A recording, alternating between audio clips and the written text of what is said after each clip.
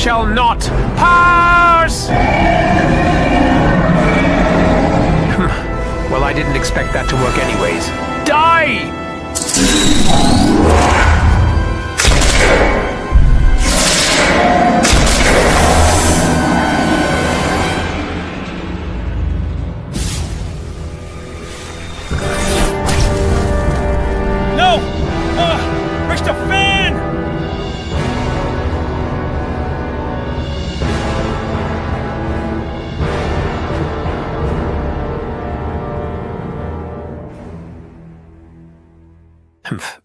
Auf Wiederschen, Wiener Schnitzel.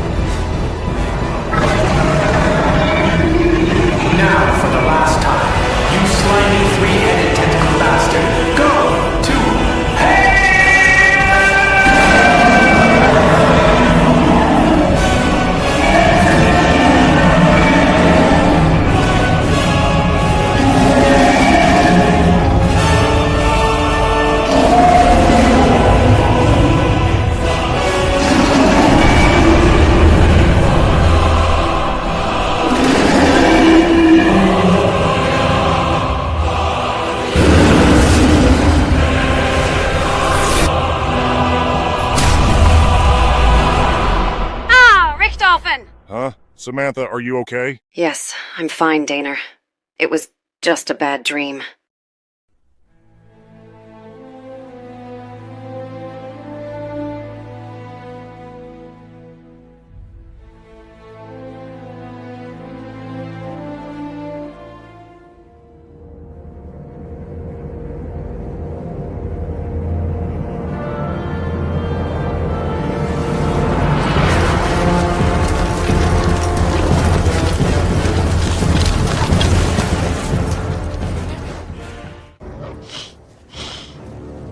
What is it? What do you smell? Man flesh. They picked up our trail. Let's go!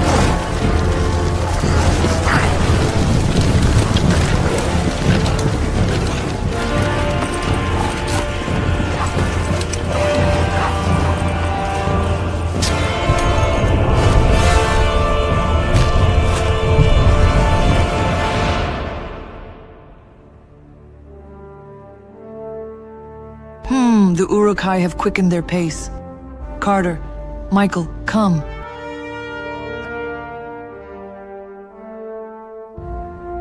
Come on, Carter, pick up the pace. We're gaining on them. 3 days and nights pursuit. No food, no Pepsi, and no sign of our quarry. But what bare furry ass can tell?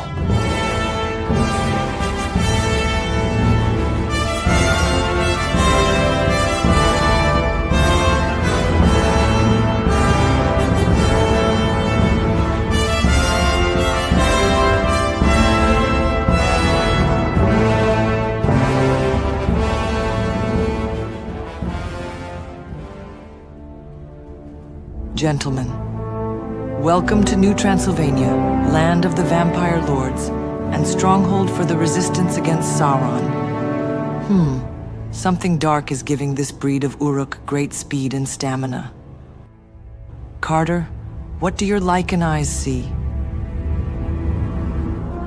The orcs are turning towards the east. It looks like they're heading for a large forest. Oh my, they're heading into the Apothicon Labyrinth. We must make haste. Time is of the essence.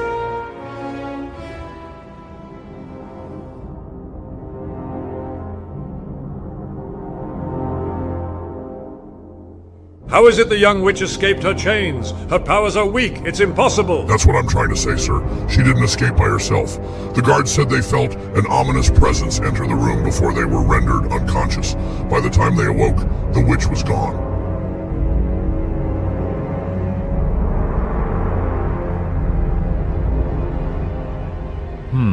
This power, it feels ancient. Dispatch a tracking unit and find her. The adolescent witch has invaluable knowledge. Knowledge we can't afford to lose. Quickly now. Yes, my Lord Saruman, it will be done.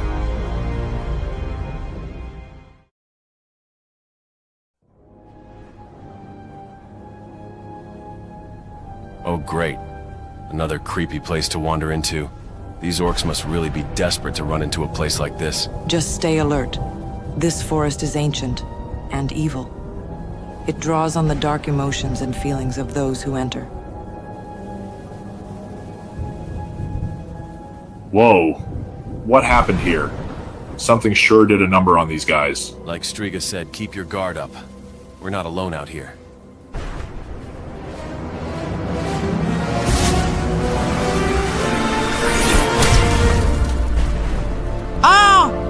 Who goes there?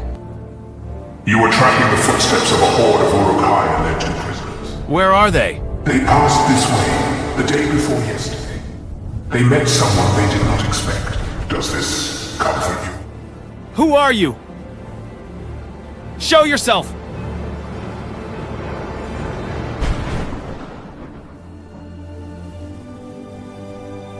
It can't be. Richtofen. But how? It's good to see you're all alive, my friends. How did you survive? You fell. Through raging inferno and eternal shadow. From the lowest cave to the throat of the world, I battled with the 3-headed abomination.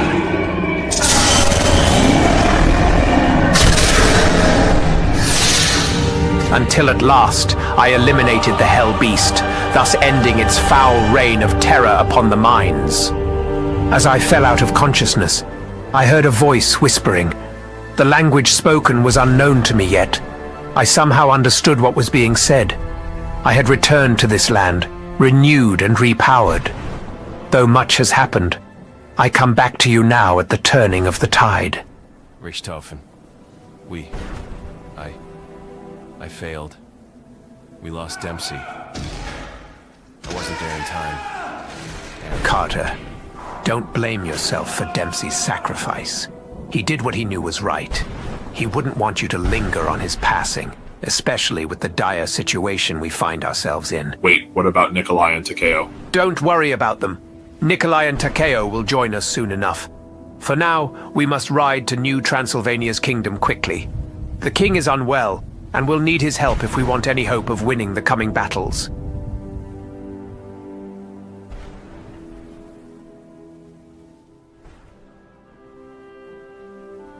Sam, are you sure you know where you're going? We've been going at this for days now. You forget, Daner. I was in the Dark Aether for a time. And even though I was in a different area, I still know the feelings of this land. And I've become an expert at feeling out different energies, specifically dark energies. There's a strong concentration of it this way. I'm sure Caleb is there.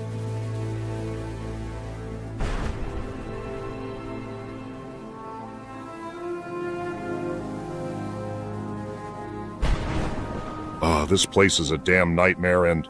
Wait. Sam, I think we're being... I already know Daner. She's been on our trail for 2 days. Wait for my signal. Knock her down with your power. Then I'll hold her with mine.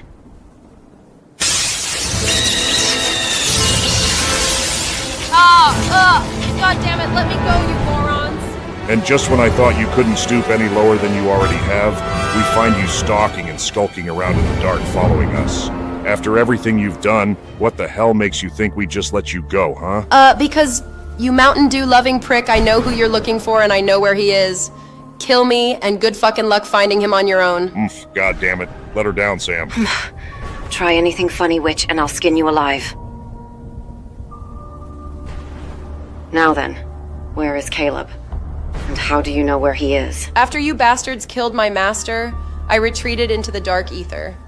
But I was captured by a being named Sauron. While he was holding me prisoner, I seen your beloved Van Clutter being escorted in the same area. But I hadn't seen him since then.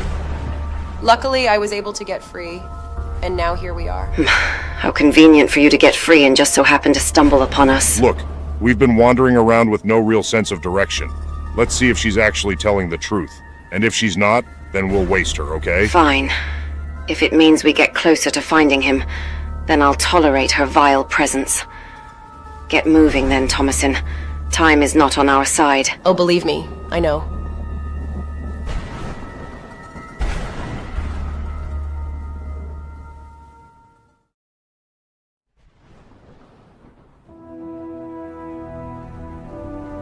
Wow, so this is New Transylvania. Humph. I can't say I'm impressed with the name. It sounds a little unoriginal. Well, my lord is very connected to his homeland. And until he can get home, this land will have to suffice. Okay, children, let's focus, shall we? Now, when we get in here, be mindful of your words. Something has affected the mind of the king, and its effects can be felt throughout his army. The last thing we need is to piss off a mentally afflicted vampire lord if we can avoid it.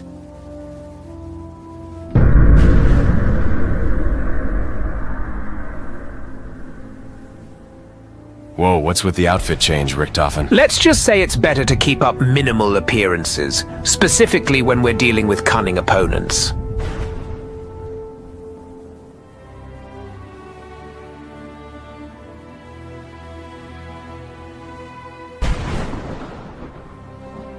Halt, the king is not accepting visitors at this time. You'll have to come back later. I think he'll make an exception for his right hand.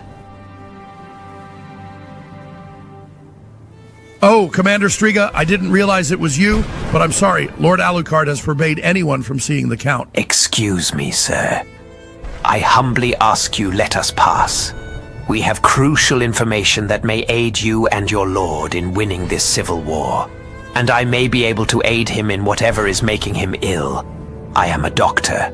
Well, if you really are a doctor and if you are allied with Commander Striga, then please help our lord.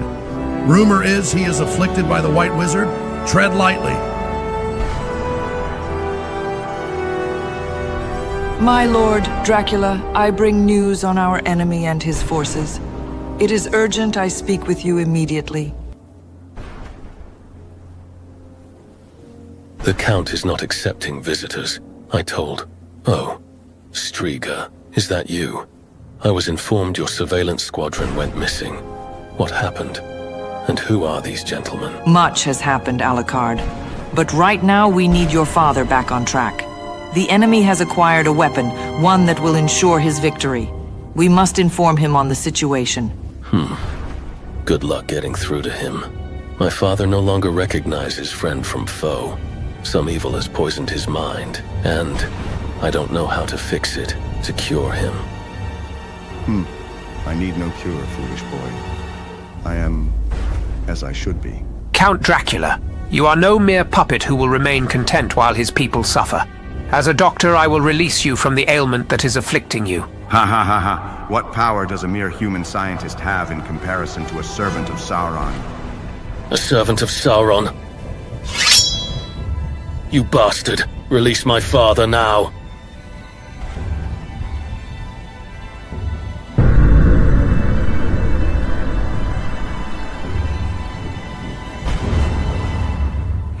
Foolish boy, you and your merry band of miscreants are outclassed. You have no power here, Edward Richtofen.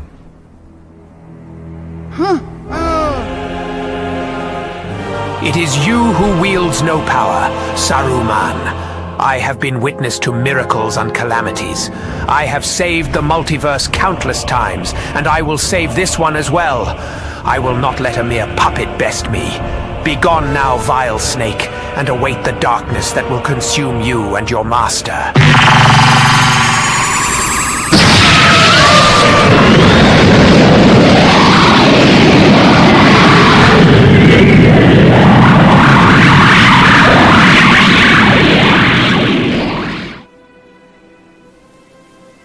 Father. My lord, are you okay? That nightmare is finally over.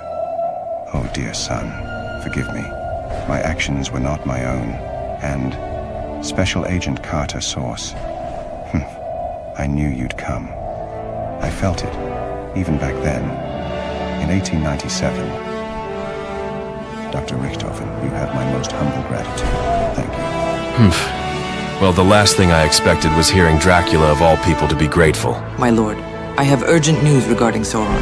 Yes, I am aware of the current situation. Sauron has finally acquired the summoning key, and I'm guessing he has the key bearer being held prisoner. Wait, do you know where Sauron is? If you do, please tell us. Everyone knows where he is, Special Agent. The trouble is that you have an entire horde of orcs, and God knows what's surrounding his fortress.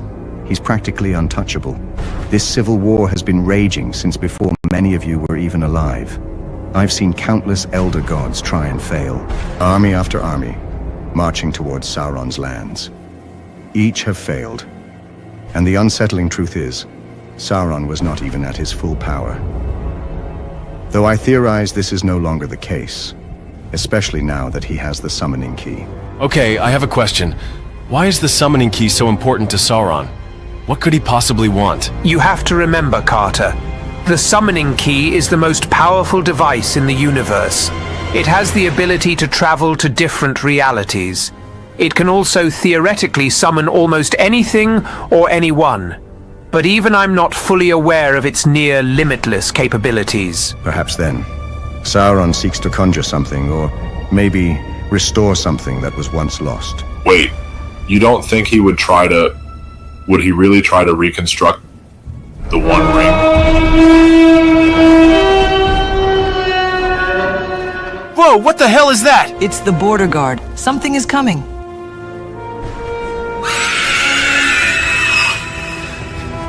Sauron has made his move, and he sent his deadliest servant to lead the charge. Father, we need to leave now. No, all of you, stay here.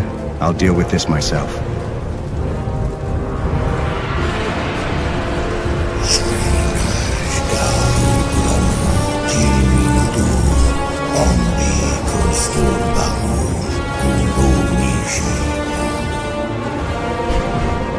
So, your master has unleashed you to do his conquest work. Well, let me show you the consequences of destroying one's land and harming a king's subjects.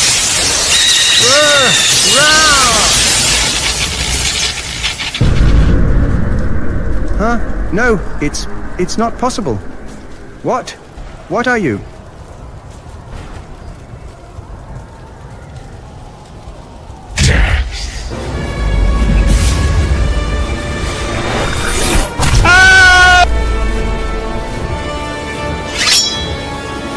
My lord! Ah, you ruthless mutt! I'll see you dead for hurting my king! Die!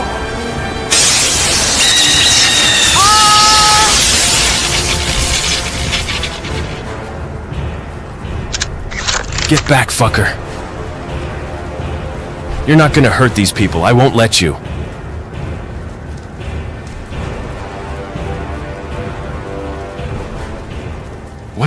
What the fuck?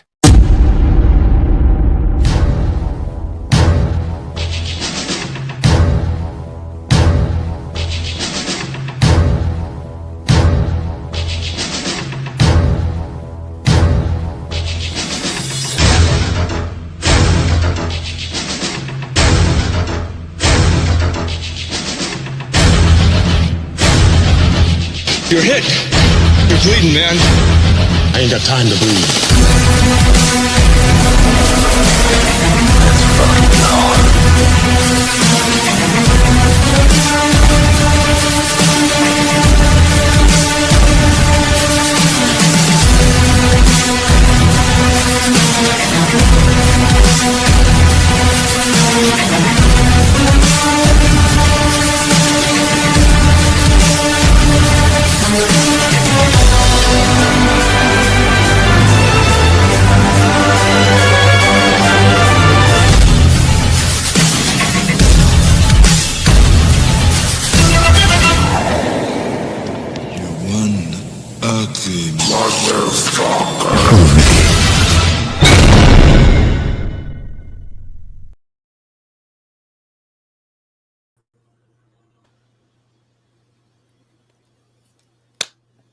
I liked it.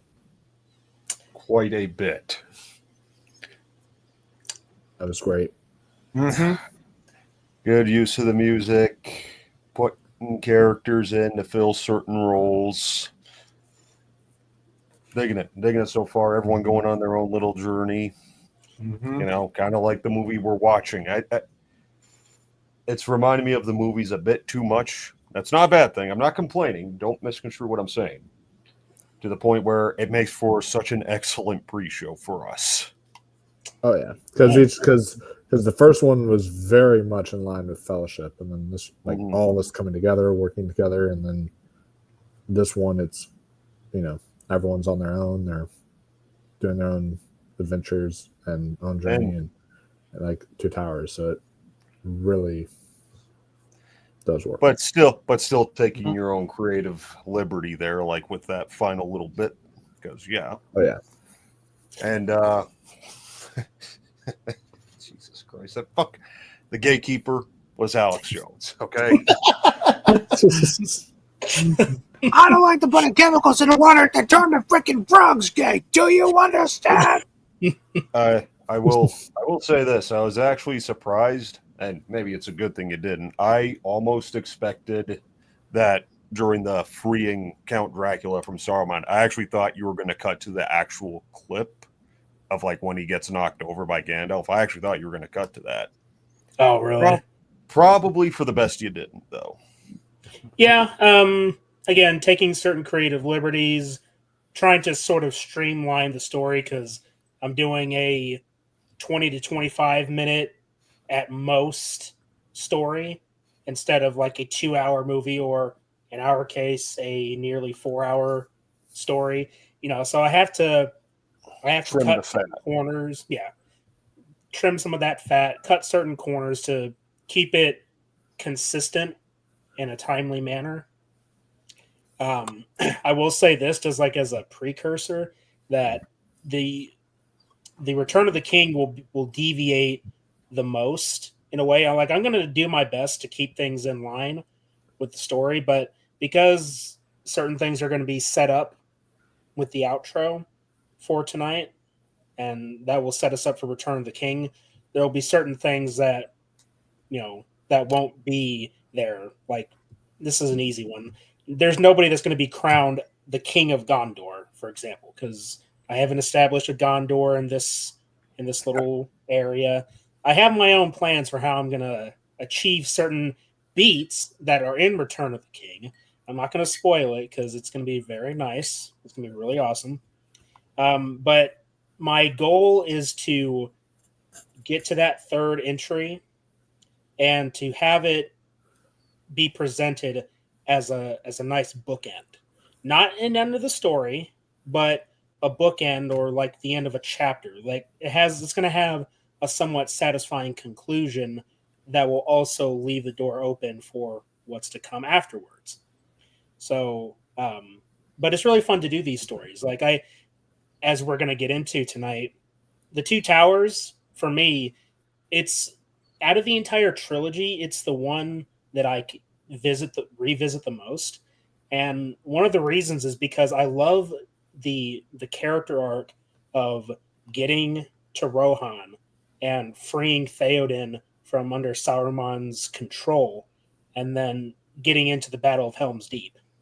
It's one of my favorite arcs in the entire trilogy, and it has a great payoff, especially in Return of the King, like an emotional payoff of sorts. Yeah, I think pacing-wise, I think Two Towers has probably, it's subjective, but I think it's probably got the best pacing of all three. Yeah. Maybe it's because they're all going on their own journeys and none of it is monotonous at all. Like, it doesn't feel, at no point does it feel like the plot really comes. Okay, maybe it kind of does at certain points where it feels like they hit the pause button on the main plot itself. We'll get to that. But it's not, but eventually they all do become a little more intertwined. Right. I mean, in a way they already are, but I mean, we'll get to it. Yeah. And I love Two Towers as well, but I can't pick a favorite. They're all 10 out of 10s for me. So it's one of those ones that it's like I can't for me there is no I revisit this one the most.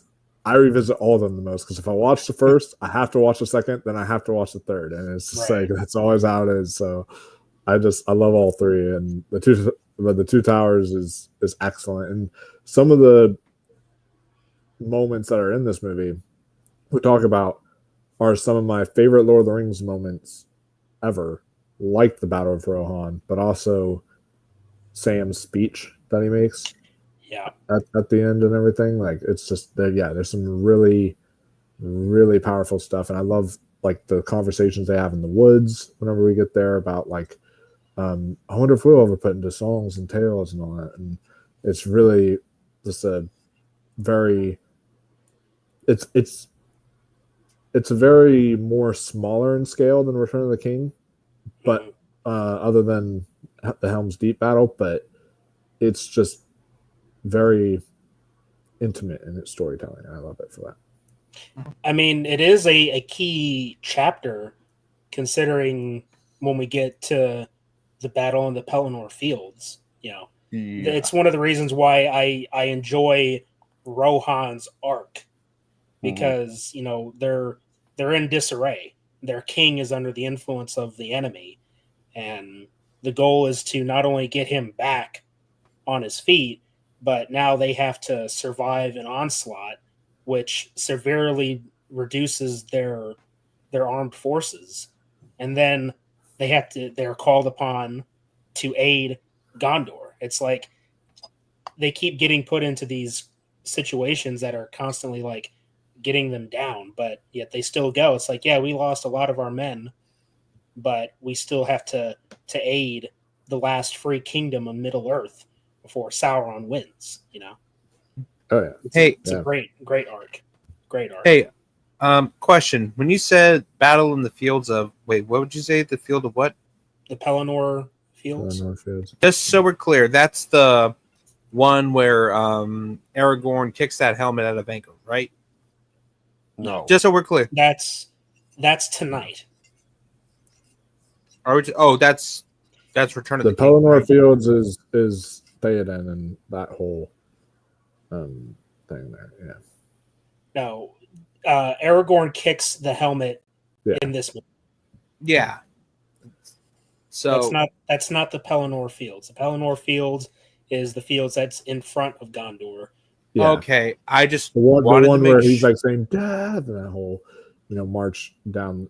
With all the sparks flying out of the violin behind the scenes. I gotta say, the arc, like this movie, is still very important to Theoden's arc. Like you have to have this movie to get to Return of the King. But I don't have any flaws with this movie whatsoever. But I will say this is the one where he's like a whiny bitch. Even once he's out of the spell, he's all like, "It has begun" and all this stuff. And he's like, all sad. He's like, "So this is it. We are going to lose." And all that. He's like all depressed during the battle. He's like not really.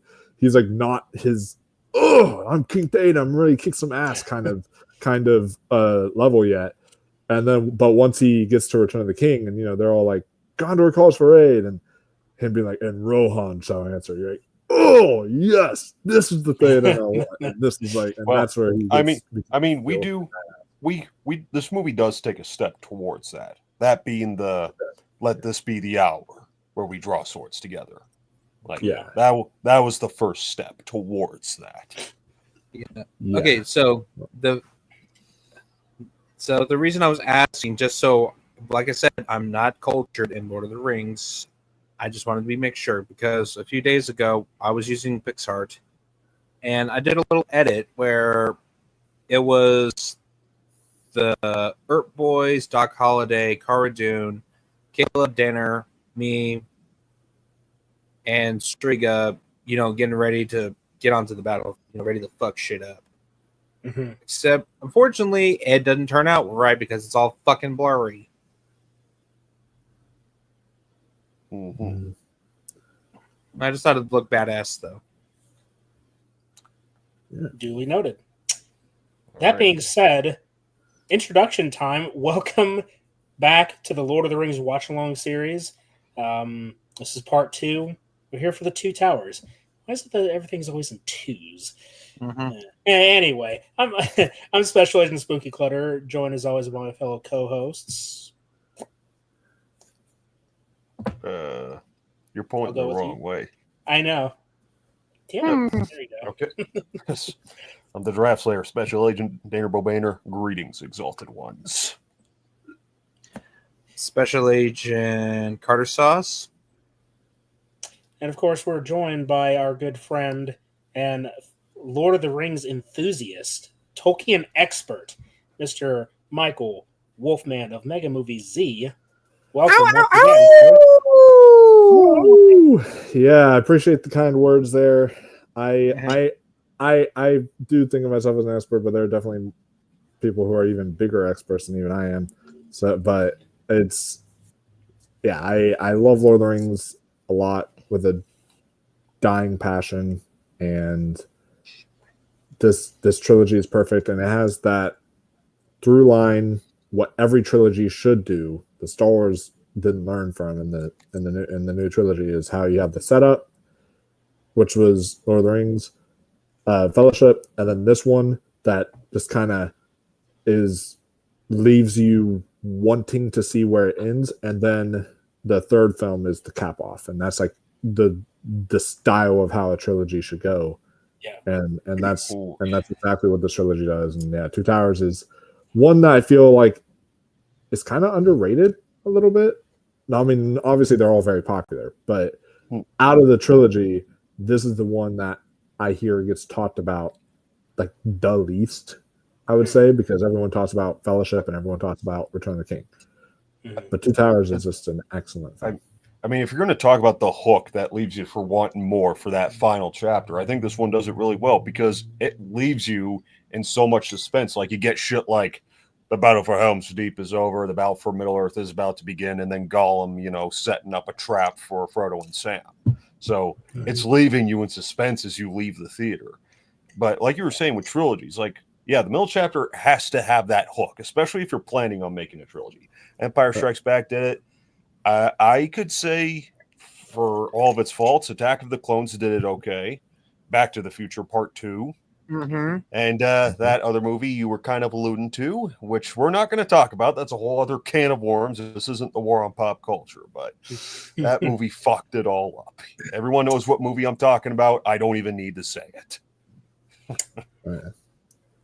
But yeah. But I will say, related to Middle Earth, the Hobbit trilogy followed the same way. I mean, the Hobbit trilogy is not perfect, but the Hobbit trilogy, the second one, it did end with that cliffhanger that left you in suspense of wondering what happens in the third film. And even if it didn't fully pay off, it did follow the model of the trilogy. You have your setup with Unexpected Journey, then you have your Desolation of Smaug cliffhanger, and then you have your Battle of Five Armies ending. So, well, it's funny that we mentioned the Hobbit trilogy because in the scene in our intro where Dracula fights against this Sauron lookalike, when Sauron or when Dracula asked the question, "Who are you?" and then the character responded with "Death." That was actually Smaug from the ending of Desolation of Smaug, where he said, "I am fire, I am death." But I was juggling with whether or not to include that entire line, but I thought to myself, no, less is more. Instead of him saying, "I am fire, I am death," then hits him with the energy attack, he just says, "Death." I mean, there are instances where a monologue has worked with hilarious results. You know which one I'm talking about. Maynard. Yeah. Fuck. But seriously. Yeah, no, I wanted to make sure to keep it short and simple. And to be fair, that was ominous. It's like someone asked, "Who are you?" "Death." And then, I mean, you're setting up the villain right there. A character of very few words messes shit up. I mean, So, how did I suddenly become purple? You're not purple. It's because I you're in know. the Dark Aether. I get it. I'm just messing with you. But that's the other thing. I feel like a complete dumbass for not even thinking captured by the enemy. Oh, great. Now we got to trust that bitch now. My sworn enemy. Well, look, I mean, first and foremost, if you had seen when we cut to Saruman, okay, the prisoner, the witch. I mean, we're obviously talking about Thomas in there. That is everything you're seeing is a sort of hints for things to come. I mean, it's the Gollum character, but instead of in pursuit of the One Ring, it's something else. No spoilers, but That's good. That's good. I'm digging that. I'm digging that. Although, you know what I was thinking? What if originally Pepsi Man had to fill that role? Oh my god. It wouldn't have fit. I know. It would have been too funny. Well, that, and I mean, he's not really much of a villain. He's supposed in universe. The last time we seen him was with. He's a nuisance, but he turned over a new leaf with Sleepy Joe. Basically, the Loki. Sure, we can go with that. Like maybe the supernatural Loki. Fair enough. It turned out to be Gabriel, but yeah, sure. You know what I mean. Okay, let me go ahead and address the comments because we do have quite a few comments to go through. So the Sergeant, hello Hey, there. Sarge. Hattie. Sweet music interlude before tonight's special feature. Yes, I had to go full blown Lord of the Rings music with the intro and outro tonight. I had to do it. Lord of the Onion Rings is a restaurant by that name. I don't know. Is there? This music is magnificent. Yes, it was very fun putting in the music. I mean, look, the very first thing, and I know this is kind of obvious, but the first thing I wanted to get right, and originally I wasn't even going to do this, but I was like, you know what? Screw it. Was the whole opening, just like they did in Two Towers with seeing Gandalf fall with the Balrog, had to do with Richthofen and the Margwa. There you go. Yeah. Of course, instead of chasing down a sword, he was chasing down his gun, which I thought was kind of fitting. And I mean, he's not a wizard. He's a doctor. He's a doctor. A magic doctor. Buttercup, hello there. I don't think I've seen you here before, but welcome. Yeah. No Princess Bride reference, Buttercup there. There you go. Yeah. Shouldn't they be munching on Lumpus bread? Maybe. This version of Gollum is pretty hot. Oh my god. Skulking around in the shadows, right? Oh yeah. Alex Jones, yes. Alex Jones.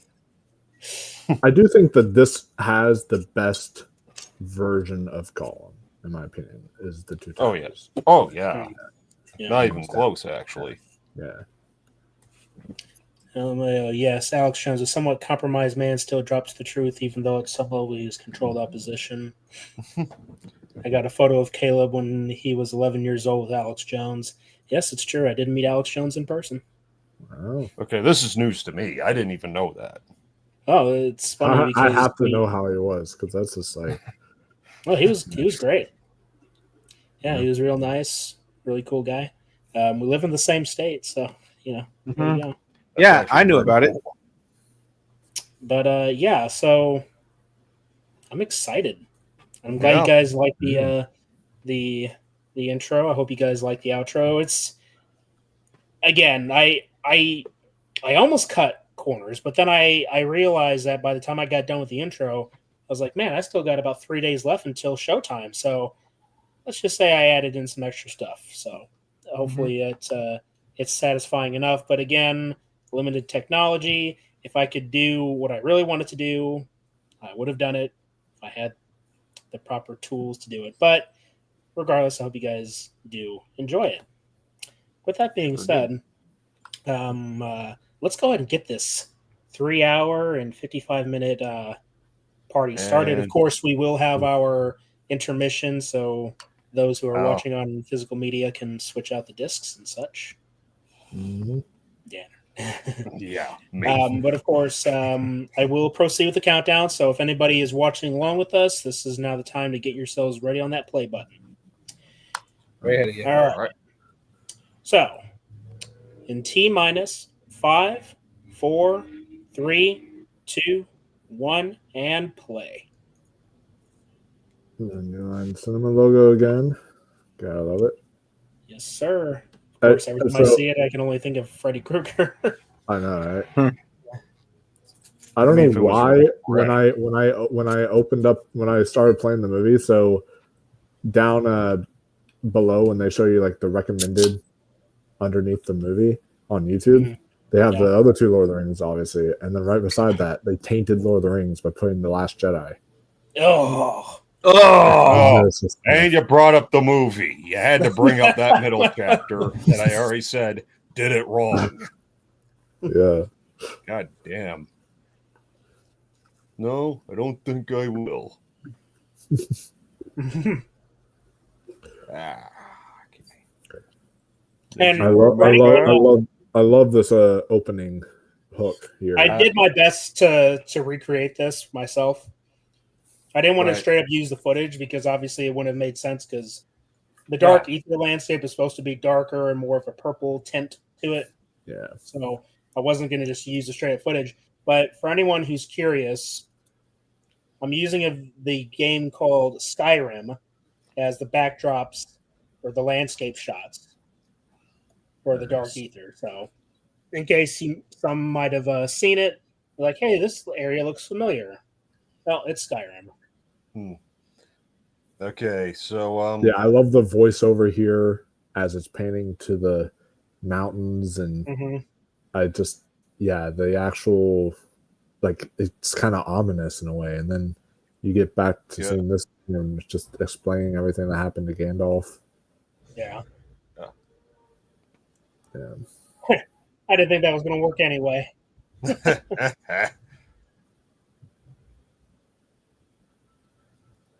Like I said last time, I've always liked the little on the Balrog. Just kind of, the fuck was that? Yeah. Some say it's a little anticlimactic, but I don't know. I love it. Oh yeah.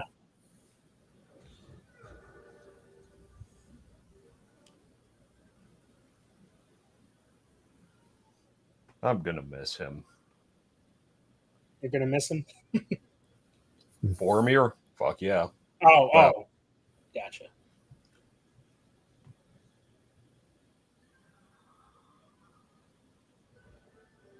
Listen, you guys have no idea how much I wanted to do this entire segment in like a full motion for the intro. Oh, I'll bet. Like if I had the ability to, I would have done it. I would have done it. But I believe you. The Skyrim version of Barad-dûr here, the fall is very short. Yeah. Very freaking short. I was like, man, this is messed up.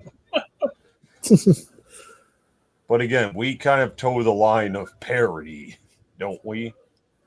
Yeah. Yeah. I mean, the fact that Richtofen literally says, I didn't think that would work anyway. The fact that he literally says that shows the self-awareness. Backtrack Cinema, what's going on, J-Man? Welcome. Yeah. What's up? Good to see you, bub. Oh yeah, this part right here. I know this is Jason Knight's favorite of the entire trilogy, so yeah. Good to, yeah. That drawback, seeing the entire cave with the water, I want to get that too. But in Skyrim, for the mod I downloaded for Middle Earth, they didn't have a big open cave with water. It literally was just that. I can't remember what it was, but I couldn't get. That is a shame. Yeah, I wanted to get that shot. I wanted to. It's such a beautiful shot too. Now I'll tell you one thing: the part when Frodo wakes up screaming Gandalf, watch that in the French dub. It's hilarious. But just the way that it is delivered. Yeah. Hearing a French guy try to sound like Frodo. Especially, Frodo's so distinct in French. And when I hear French voices, I always think they're so kind of deep and monotone, like the way French speak, while Frodo's very more like higher voice range. Yeah. Oh, Sam. Roast chicken. I mean, would you like it if you lost your Montreal steak spice? Or your 4-6 seasoning. You have any idea how mad I go if I dropped a bottle of ranch? I can imagine. Or a Mountain Dew. That's my last can.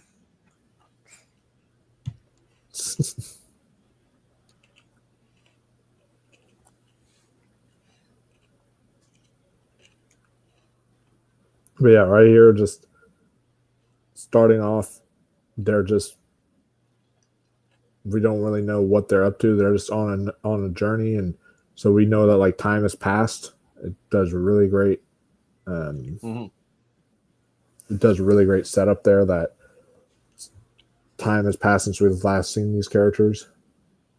Yeah, it's actually amazing to see how much that they cut into the actual version because I play the movies at work, and every time I get to Two Towers, like I had just recently noticed how when they meet up with Gandalf in the forest, they cut out the entire dialogue of "I am Saruman," or rather Saruman as he should have been.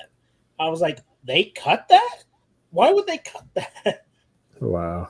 It was so bizarre because I see Legolas, kneel, but then he doesn't say anything. And then Gandalf is just sort of looking off in the distance like, what the hell's going on here? It's bizarre.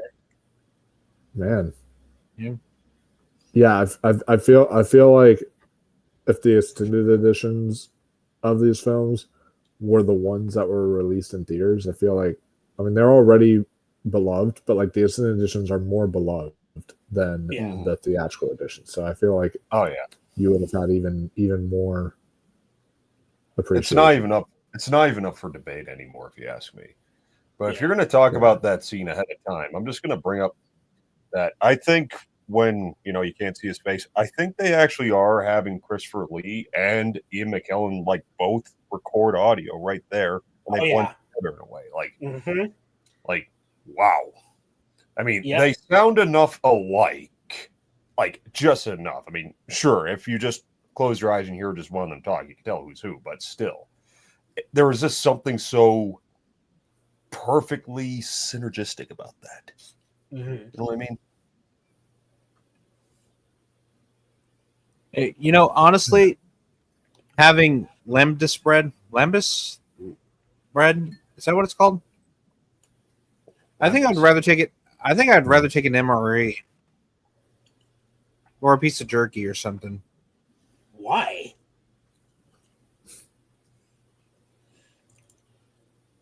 Yeah, then this bread, I feel like, would very much be good for a journey like this, especially if one small bite is enough to fill a grown man's stomach. It's like, yeah, don't you remember what Legolas said in the previous film?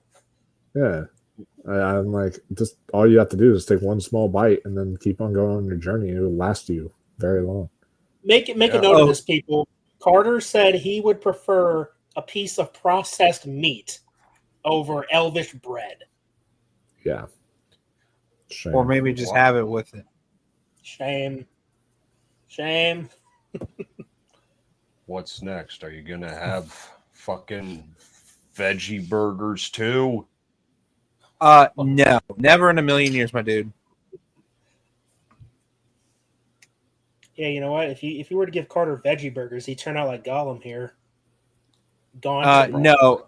Nasty. Are you kidding me? If you give me a veggie burger, I would rather be hovering around a toilet bowl like an Olsen twin. Here's our introduction to Gollum. Speaking of, and what a hell of an introduction! Just so ominous and creepy, and just. Ugh. And the CGI, which, it might actually surprise some people, even by today's standards. He is CG'd. Even though he looks very fucking real while still being otherworldly at the exact same time. It's strange.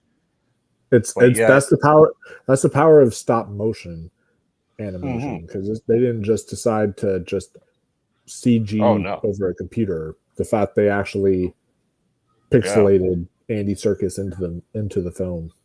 Yeah. Oh yeah, like doing the motion capture and actually being there on set, interacting with Wood and Aston at the same time. Like he's actually there on set shooting these scenes. Like, right.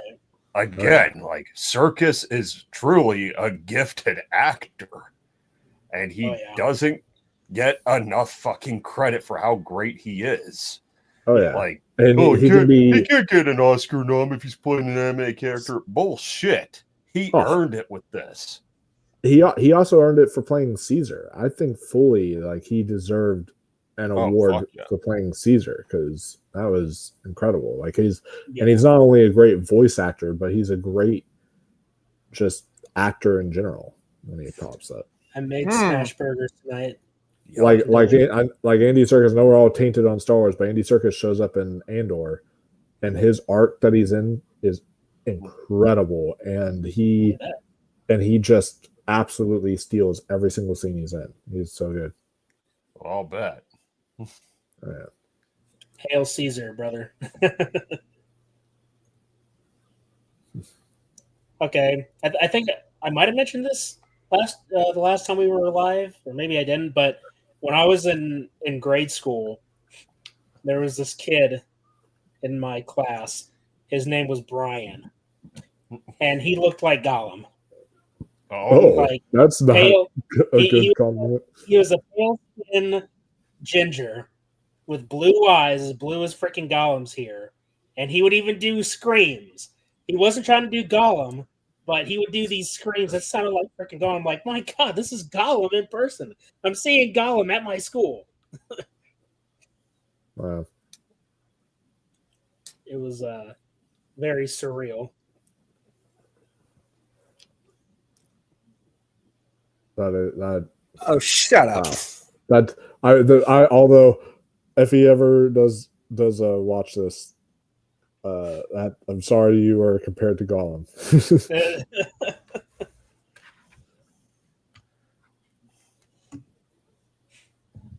Just do your best impression and you'll reserve all dignity. Yeah. I heard Andy Serkis did a lot of like mouth exercises and then made his own like specialized drink or something that he invented to really make his mouth like kind of a little more stickier and kind of and more dry so he can sound like that in his actual way he talks and everything. So very interesting. Yeah.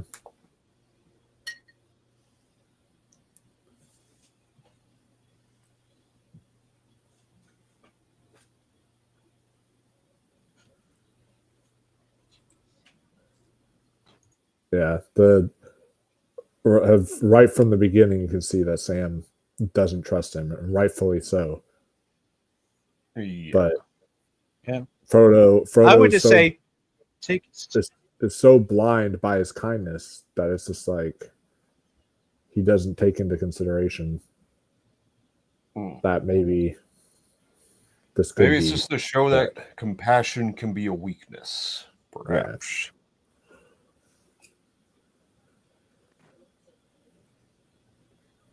You know what? It is as Gandalf said in Fellowship that Gollum has a part to play that is yet unknown.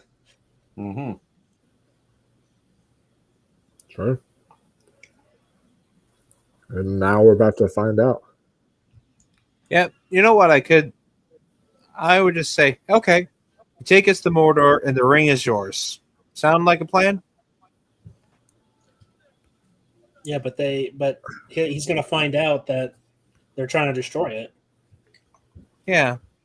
You know, while the films aren't as good, you should find a way to eventually us do like a watch along series just to continue Middle Earth, like do a watch along series of the Hobbit trilogy and find a way to seep the story that you're doing into the Hobbit trilogy as well, and like make it almost like a prequel to kind of your story that you're building, which would be interesting. Yeah, I could do that. Yeah. I'm down for it. Bring you back on for the Hobbit trilogy. Why not? Yeah. I mean, because with what I have set up right now, there's plenty of backstory that can be explored. I established that in the Dark Aether, there's a civil war going on, and that can tie in with Sauron. We can see Dracula's early days in the Dark Aether. I mean, there's a lot we could do. Hmm? By the way, I just want you to remember they have families too that they don't want to get separated from. Yeah, I bet these guys really miss their families. Oh yeah, that I'm very sure of. That's why Especially if they do they're- sadistic things like this. Yeah. I mean, hey, they're thirsty, right? They just needed a drink, and Yeah, sure. they gave them.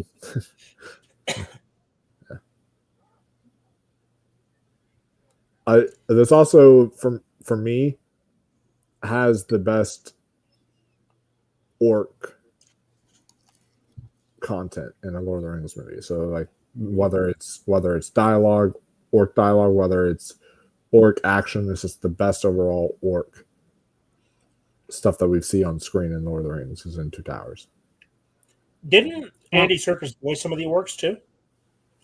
I believe he did. It's like, but I don't think he's credited as a specific orc. I just think it's just, voices kind of credit. But yeah, I mean, look, like I said, he voiced the Witch King. Yeah, that's true. And then also, for any of y'all who may not have known it, he also played King Kong in Peter Jackson's King Kong. So he was two roles in that. So yeah, because he was live action in that movie and he was also King Kong. So he did it both, and that's just telling you how good of an actor he is. And also one of the kindest human beings. When I met him, he was one of the sweetest people in the universe. Yeah, I bet. Oh, great! What do you guys think of this scene that I parodied? Oh, perfect! yeah. Actually, like So, the, yeah. like the no dialogue food, with no Carter. Pepsi. Oh, come on! Wow, really? Kind of a poor bare furry ass can tell. Fuck off! I had to get that furry joke in there somehow. Of course you did. And making Carter like Gimli is like perfect, basically. It made sense with what I had to deal with here. Yeah. But he's like the way he lags behind so much. It's just like, oh yeah. But still, you're not gonna really spend too much time making fun of it because you're just fucking taken by that music. Like the music itself is a character. Yeah, it's so good. That's why I said it's like a dream of mine to one day when they go on tour to see these films with a live orchestra, and just because the music itself, it's like Star Wars. How Star Wars, the music in Star Wars is very key to what makes the movies as great as they are. That's the same way with Lord of the Rings. And here's our amazing meme right here. Uh-oh. I used to have that as a ringtone. They're taking the harvest to Isengard. Oh yeah.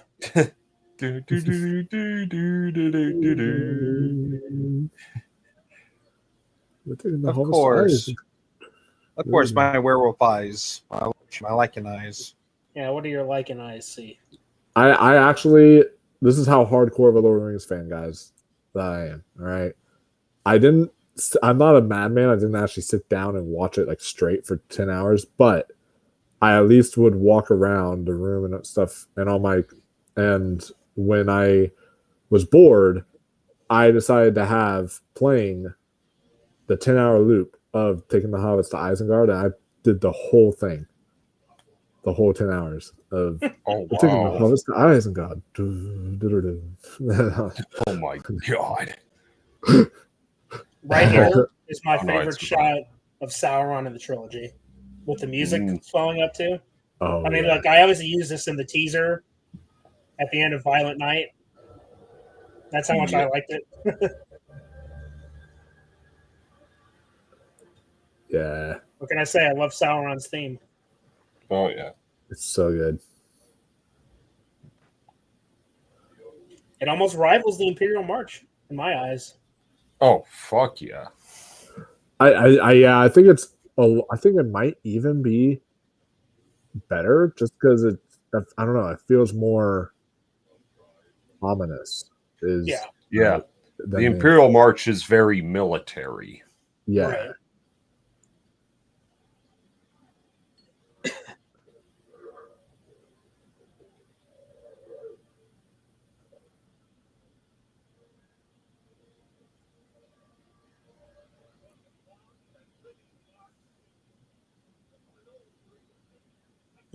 This guy. That is a pudgy orc. And one thing that's amazing about all of these orcs is that it's all practical effects. So Yeah. each one is just makeup, and that just blows my mind. It's kind of what irritates me about the Hobbit trilogy is that they decided to go with CGI orcs. Mm-hmm. Yeah, that is where I think they made a big mistake in taking notes from Lucas. Yeah. That's something I hated in the prequels. Like, why did all the clones have to be CG? That was pretty just bizarre. have some, at least in the wide shots when they're on the battlefield, sure. But when they're up close and personal, just get some guys in suits. Even if they're clones, you can still have Tamara Morrison, do the ADR and everything. Well, that's the crazy thing. So if you remember in Revenge of the Sith, you get to see Commander Cody without his helmet on. But even that outfit is CGI. I know, I hate that. So it's just like, I don't understand. See, as much as we adore and love George Lucas, and we do for him creating Star Wars, he also fucked it over kind of with Carter. What he did with the decisions that he made. It was that's Dr. K. Come on. That's Dr. K. Wait. RPM. I was about to say. Dr. K. Wow, that's her? Mm-hmm. Yeah. Also, you know what this scene reminds me of? The evacuation. It reminds me a lot of the evacuation in England during World War II. You know, when civilians had to send their children to the countryside because they didn't want to get killed during the Blitzkrieg. Mm-hmm. That's what it reminded me of. I actually like this little very minor plot point here with that little family there.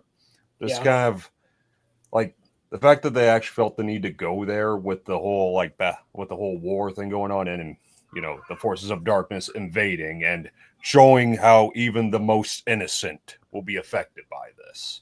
Right. Like, you quite literally have a mother going, no, you two go without me. And like, you just get introduced to these characters and you're invested. Yeah. It's that relatability. Mm-hmm. Well, especially for the younger viewers who are watching. Well, it's like, yeah, we're going to showcase the horrors of war in a very real way. Yeah.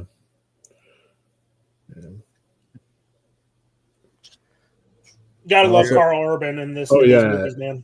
He especially in this one, he is awesome in this movie. Yeah. Did he even do anything before Lord of the Rings?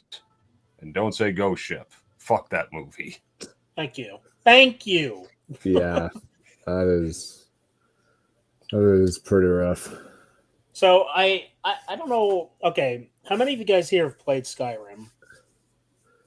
I not only played it, but I got it for my birthday, and I was so addicted to it. I've never shared you guys the story, I don't think. So I was so addicted to Skyrim that for 2 days straight, I stayed up for those 2 days all night playing it.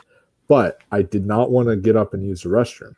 So what I did is I made myself an invention that was a tube that was attached, and it went down my leg and into my ankle, and then the ankle had like a water bottle there, attached a tube to it and all that stuff. So I could really just sit down and play Skyrim like the whole time.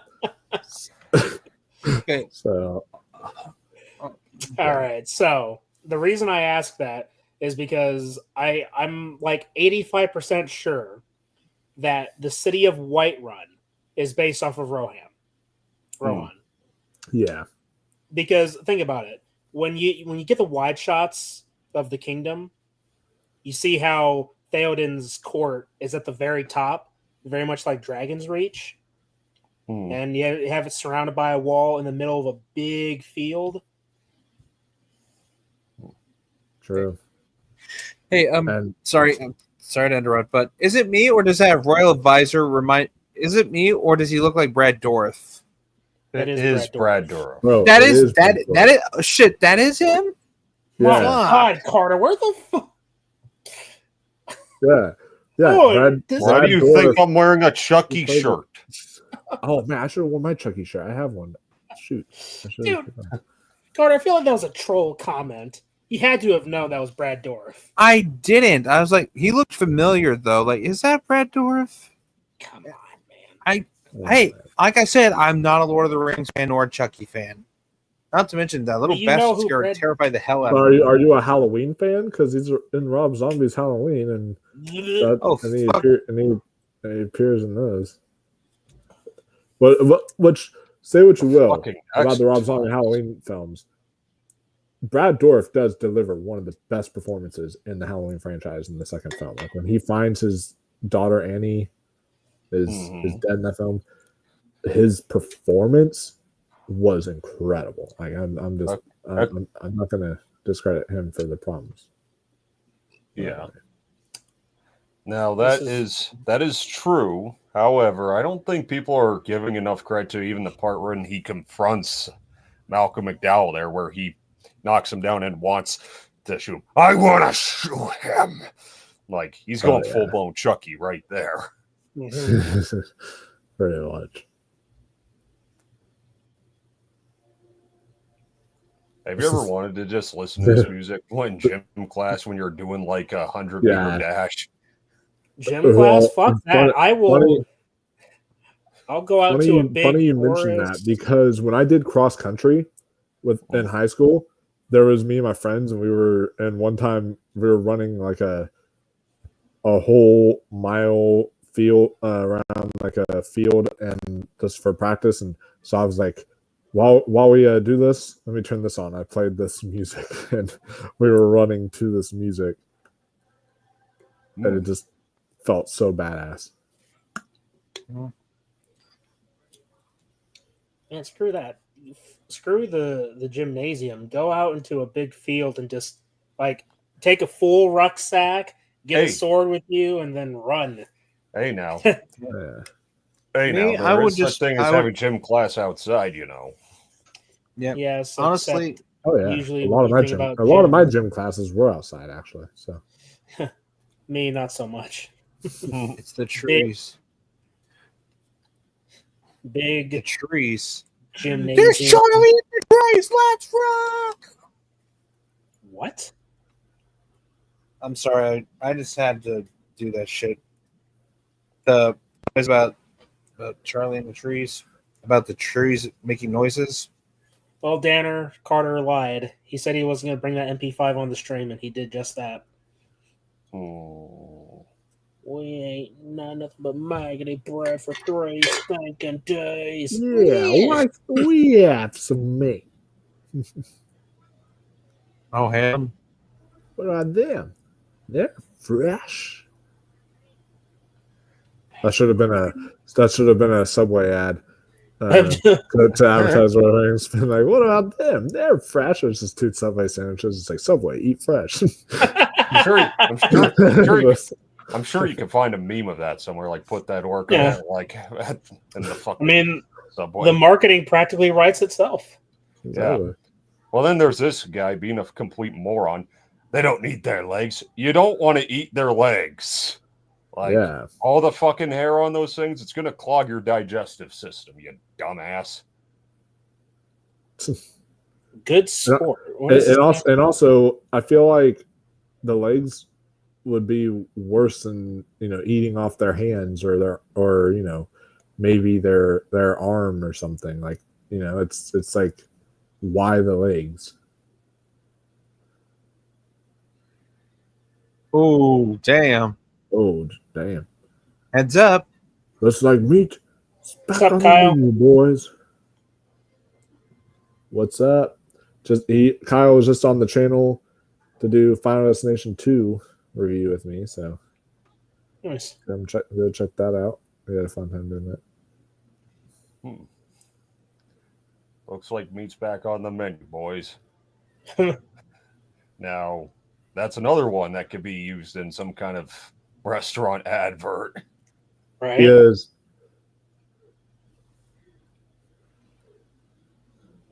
What if someone made a Lord of the Rings themed restaurant? Dude, that is something. Lord of the Onion Rings. I would do. Yeah. The one onion ring to rule them all. It's like this gigantic onion ring that you get. That's like on your Like plate. the size, super size, size. like size of your fucking plate. Yeah. And then inside that is like, I don't know, your nachos or your poutine. Ooh. And then you could have like so juicy sweet fish or something like that. You know, it's like your fish meat. You know how Gollum's like so juicy sweet, and he would like hit the fish over and eat it. You have something like that, and like Stew, salted pork.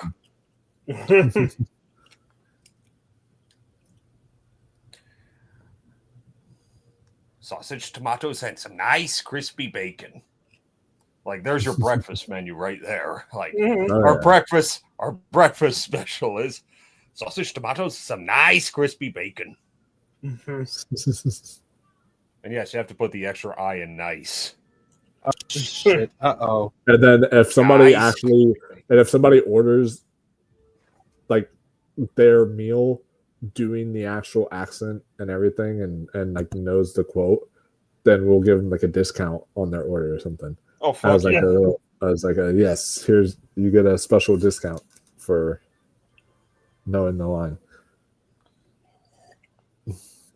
Because one time I went to one of those dine-in theaters, and they had a Royale with cheese, is what it was called, which is, you know, referencing the film behind me, Pulp Fiction.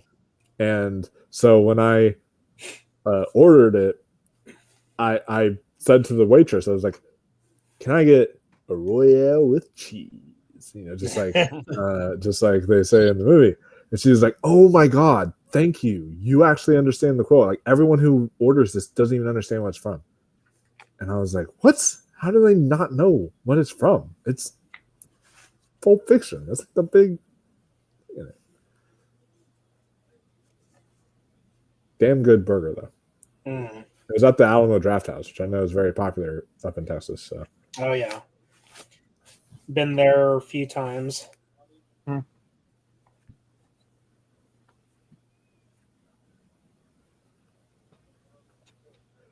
know, now that I think about it, in our intro, I realized that Alucard is kind of like a combination of Eomer and Eowyn. Yeah, and this is our introduction to Eowyn, and a very strong introduction. This movie, but she becomes even better in Return of the King. Well, yeah.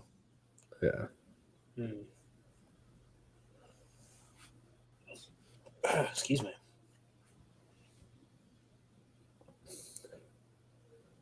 What do y'all want to bet that throughout this series, Carter starts getting the names confused and starts calling Eowyn Arwen, and then like Arwen Eowyn and such? I think Galadriel Hermione. Oh, shut up. Oh, shit. That'll be like one of the biggest insults you could dish out to a character.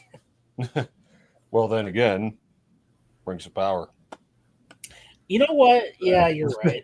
I don't think any insult would be. I don't think any insult can be worse than that. So exactly. Hey, Peter Anthony, what's going on, man? Hey, what's up, man? Yeah. Hey, how's the knee? Yeah, get well, buddy. I feel like Sarah Connor asking that. Hello, Dr. Silverman. How's the knee? Oh, you're doing well, Peter. Yeah. That's what I say when I head up to my hometown. We ride north. Which, by the way, speaking of Rings of Power, this was announced in February, but apparently, I guess some idiots are watching the show because it's been renewed for season 3. Oh, yeah. God. Can't wait. Yeah. Well, Way I just better. can't. Well, thanks. Yes, sir. Well, I just can't wait for more nerdrotic and critical drinker to dissect that basket. Hey, that is a show in and of itself.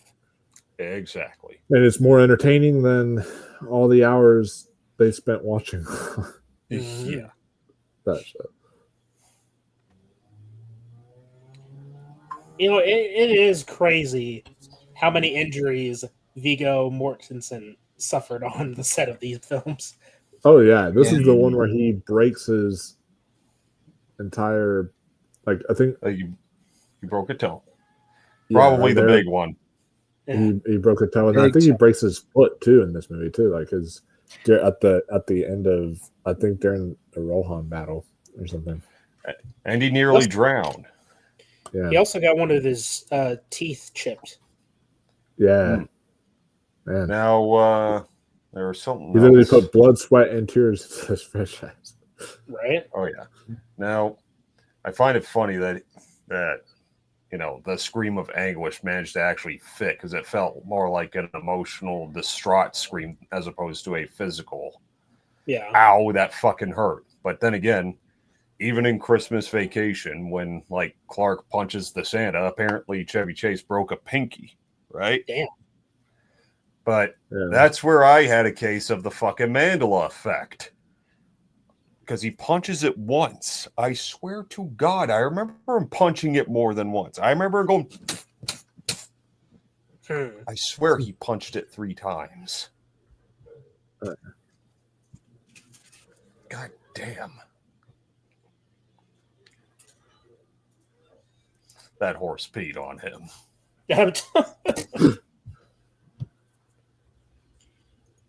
Crazy how Viggo was naturally talented with a sword too. Yeah, that's the really cool thing about this movie, that he actually trained with a real sword. He refused to have like a fake like plastic or stunt sword. He trained with an actual sword on set, even going as far as even off, like not during filming, he would carry a sword with him. It's like, man, that is dedication. You gotta salute and appreciate that. Oh, fuck you, Jared Leto. That's method acting. It's almost like a like when French film, like when Heath Ledger. Sorry, but like Heath Ledger. I'm sorry. You know. No. You go ahead. I'll put a pin in that. But there's this film. It's a foreign film called Come and See, which is a World War II movie that's really hard to watch. It's extremely hard to watch. One of the hardest movies you're ever going to watch. But one of the things that made that even more difficult to watch is when you know the fact they actually used live ammunition for the film. Like real, like it was like, oh, like they made sure to put vests on people so they didn't actually get hurt, but they would actually shoot people with like real ammunition and everything. It's like insane. It's just like, geez. Wow. Yeah.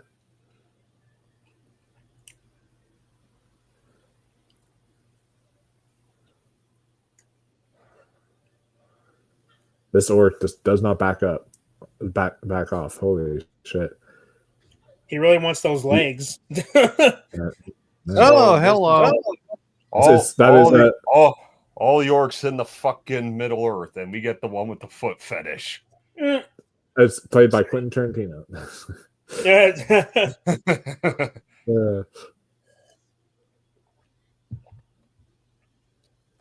Now, also, if this was made. Has a foot fetish and gets crushed by a foot. There you go. Now, if this were made today, if you ever see like those videos where it's like, if this movie was made today and it had like that Marvel humor, you know that orc would have said, "There's something bad behind me, isn't there?" They would have gone there. Yeah, and I hate the mere thought of that. Just a simple. That's good enough. Yeah. Oh yeah, and this voice of Treebeard is our very own Gimli, who is voicing Treebeard. So, damn straight. What do you Treebeard? Yeah. Well, what would you prefer, Carter? Acorn Head? Yeah. Morning Wood? You want to go that route? Oh God, shut up. Yeah, everybody. I'd like you to meet our new Ent friend. His name is Morningwood. I didn't know one of them isn't actually named that.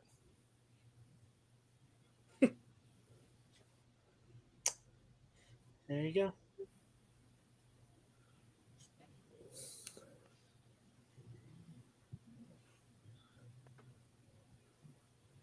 But yeah, John Rhys Davies plays both Gimli and the voice of Treebeard. That's awesome. Mm-hmm. You know, I love Fangorn Forest just from a visual standpoint. It feels like a whole other world. Like, yeah, the trees are like a night sky.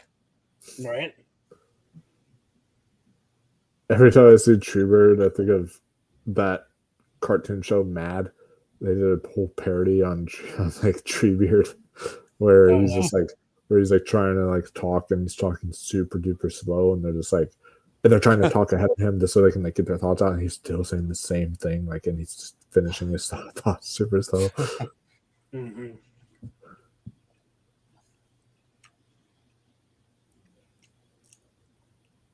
I love seeing that dynamic where it's like really sunny where they are, but then you can see the darkness in the distance. It's a nice just like just it's like Texas weather though. 1 minute it's nice sunny skies, and then over in the distance there's a dark storm coming. There's something very subtle though I noticed is that if you see the sun is like actually shining on Frodo and Sam, but there's no sunlight beaming over Gollum. It's a little subtle, but that's something I just noticed. So it's like showing you just the darkness built within Gollum. That you gotta love when cinematographers pull tricks like that.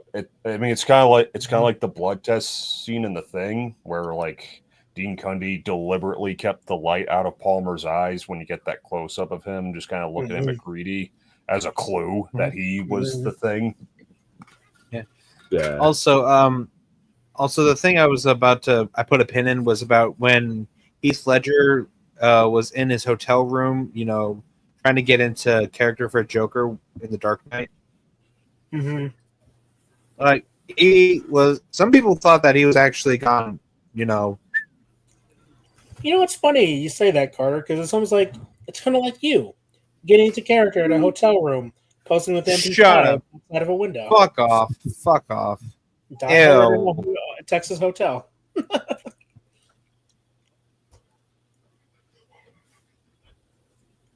What does it eat?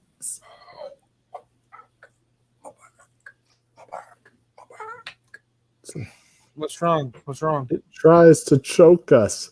That's how I feel when I eat like something I cooked or something. That's like I'm a terrible cook. I'm like, it tried to choke us.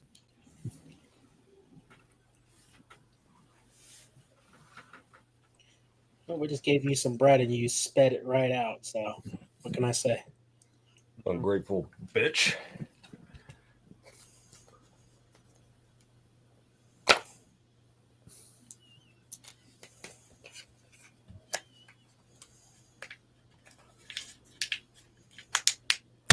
Creepy little bastard.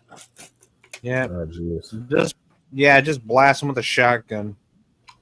What? So there's only one thing, and it's the only thing that I thought was kind of interesting about the Gollum game. I played that because I'm a Lord of the Rings fan, and hated every minute of playing that game. But there was one aspect that was kind of cool, is that sometimes when you would make decisions, you would have to. It would be like a quick time kind of decision, almost like an Until Dawn kind of thing. And if you messed it up, then Gollum would make the decision instead of Smeagol. It's like it would be sometimes it was like if you like it would put you under tests, and if you failed the test, then Gollum would make the decision. But if you passed the test, then Smeagol would. So then it was like you were actually making the right choice rather than the wrong, and it's like or vice versa. So yeah, a shame that I'm pretty sure that Until Dawn movie is going to suck ass. I have heard. I mean, we can never really trust. Again, we can never really trust those early Twitter reactions because they always know who to bring to those events. So then they can get them to tweet about it because like fucking Rise of Skywalker had kind of glowing Twitter reactions when it was very first shown at like its red carpet premiere, and then later the reviews completely tanked it once the film came out. But that being said, Until Dawn actually does have some early reactions that are calling it an absolute blast. So I'm hoping. Here's my thing. Why even call it Until Dawn if you're not going to do an adaptation of the actual story? Like I see what you're saying. I am okay with it in this case, and the reason why is because the movie or the game is already practically a movie. Like if seeing it in person, it's not like a situation in The Last of Us. Like The Last of Us still is a game, but playing Until Dawn feels like you're actually stepped foot into a movie.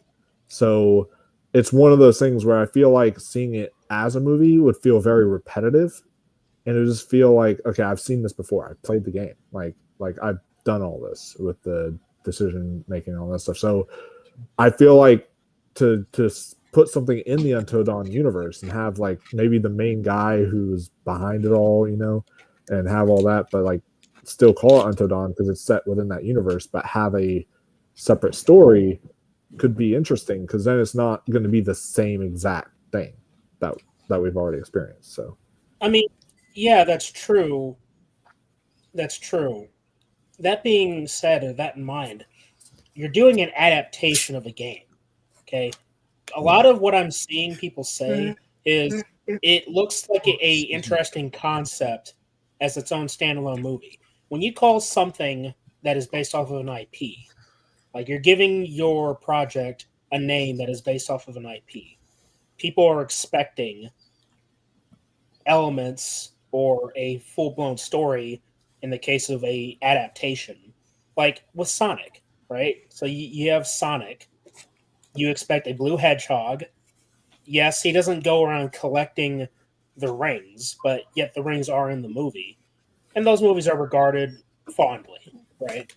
Well, something like Until Dawn, yes, I understand because you couldn't necessarily do a solid ending or solid outcomes because Until Dawn's very nature has it where you can have everybody survive or you can have everybody die, right? Like there are multiple different outcomes to the story. So adapting a story like that in such a way, I understand the difficulty because it's like, well, how do I decide how to do this? Because you can't go with a perfect ending because then it wouldn't be a horror movie otherwise. Like if everybody survives, where are the stakes?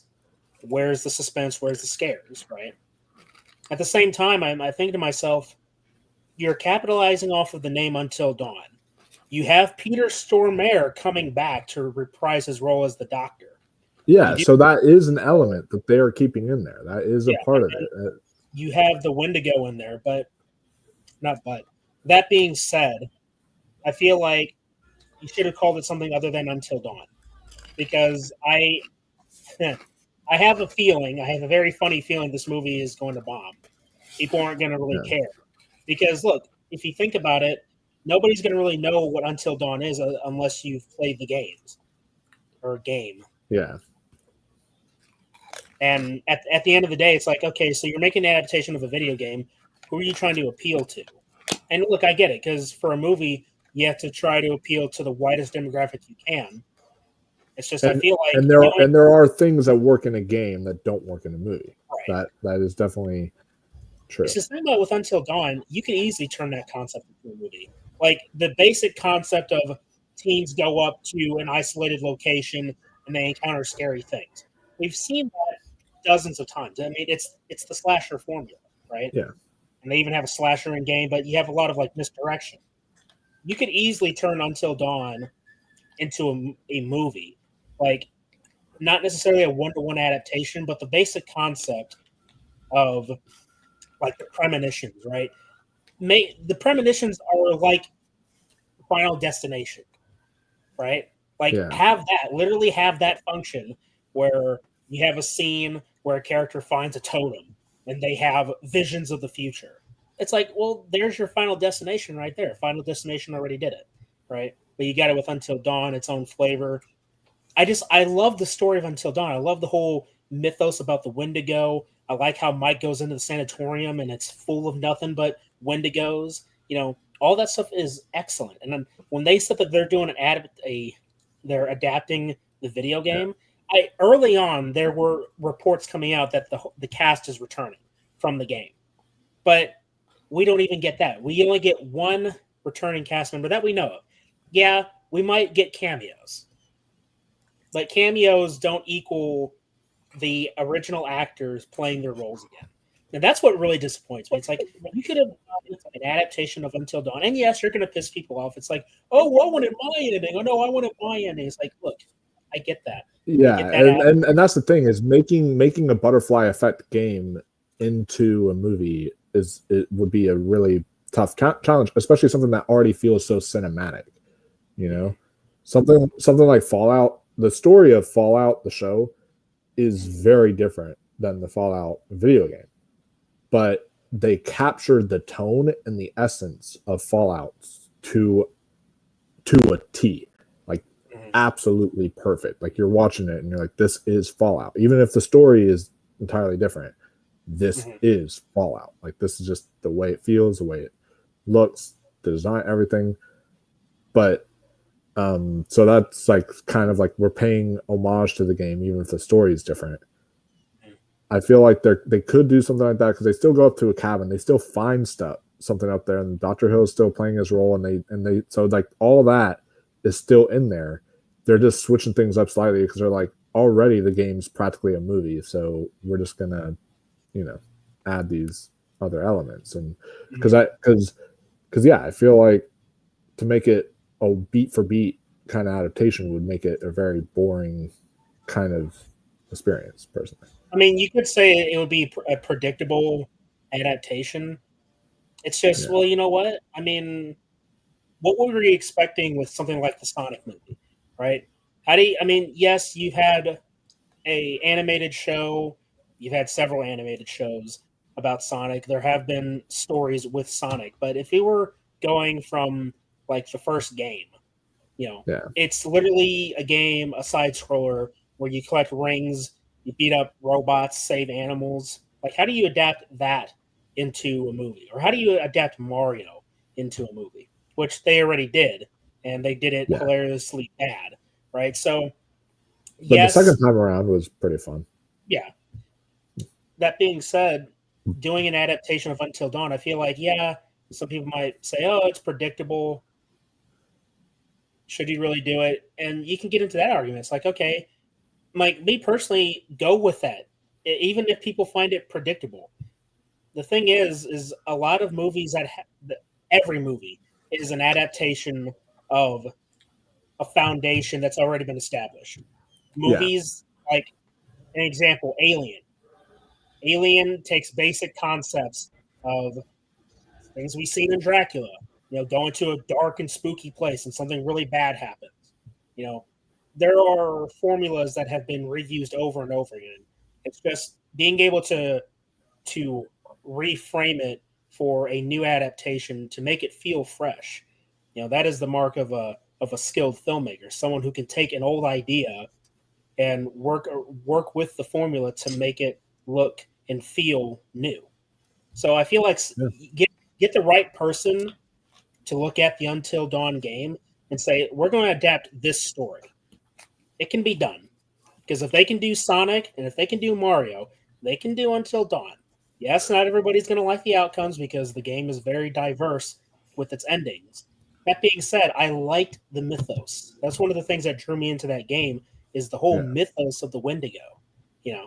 And we're not going to get that because instead they're adapting Until Dawn's gameplay, not its story. Yeah. And at that point, I kind of question, like, okay, you slapped Until Dawn onto this movie, but it's the only thing that's going to have is going to be references. And maybe I'm wrong. Maybe this takes place in the Hopefully. actual Until Dawn universe, right? With the presence of Dr. Hill. It's like Maybe. maybe there's like a bigger story. I mean, but who knows? I still want to go see it. I want to go see it. Oh yeah. And I will go see it. I'm just not having high hopes for it. The trailer didn't sell it for me. It looks like an interesting concept. Hopefully it's good. And I mean, watching The Last of Us right now, I feel like a lot of video game adaptations need to kind of learn from that, because that is a full-on adaptation. Like, there are scenes that are beat for beat, you know, and the whole like, swear to me that everything you said about the Fireflies is true, and then I swear, like, there are scenes that are beat for beat like that, and then there's stuff that is newly added that we've never seen in the game that they decided to throw in there, because they're like, well, we're not going to beat for beat copy every single scene of the game, because then that's just going to be a boring adaptation for people. So we're going to take key elements of the game and adapt those and make those basically the same that you saw it in the game, but also add some new stuff that will tie in and fit. And yeah, I mean, taking creative liberties with the source material, I get it. Certain things only, it's like you said, certain things work better in video games than they do as movies. Like, for example, I never watched it, but I watched clips, I watched reviews of the Uncharted game, movie. And how, no, like, I didn't need to see the movie to know, why would you cast Mark Wahlberg, of all people, as Sully? They only cast Tom Holland as Drake because he's big right now with Marvel. That's why he's there. And it's a Sony movie, yeah. Yeah, they ripped off Uncharted 3's airplane scene in the desert, and it's just like, that is something that you shouldn't do in the movie. Like, it was really cool in the game, and it should have been left in the game. But again, key jangling nostalgia. That's why they did it. Yeah, and don't. Oh, you want key jangling nostalgia? How about when Nathan Drake and Zendaya walked out of the water on the beach, and they find fucking Nolan North, and he's like, "Oh, fell out of a plane, huh? Happened to me before." Yeah, but I feel like if they're going to do an adaptation of Uncharted, you're going to have Nolan North make a cameo. So, big whoop. Yeah. I mean, the adaptation of Uncharted that I wanted was what they did on YouTube, that where they had Nathan Fillion as Nathan actually the Nathan Drake role, and then you had what's his name from Don't Breathe, I think, was the guy who from who played Sully. I'm blanking on the actor's name, but I can't remember. He was like an Avatar, and Tanner knows the name, right? The old guy from Avatar and Don't Breathe, the general in Avatar. What was the actor's name? Oh, Iroh. What? Stephen Lang. Stephen Lang. That was it. Yeah. So yeah, I was like, man, that was perfect casting for Sully, you know. So like, I loved that. That was awesome, dude. I loved it. That was just. Cool.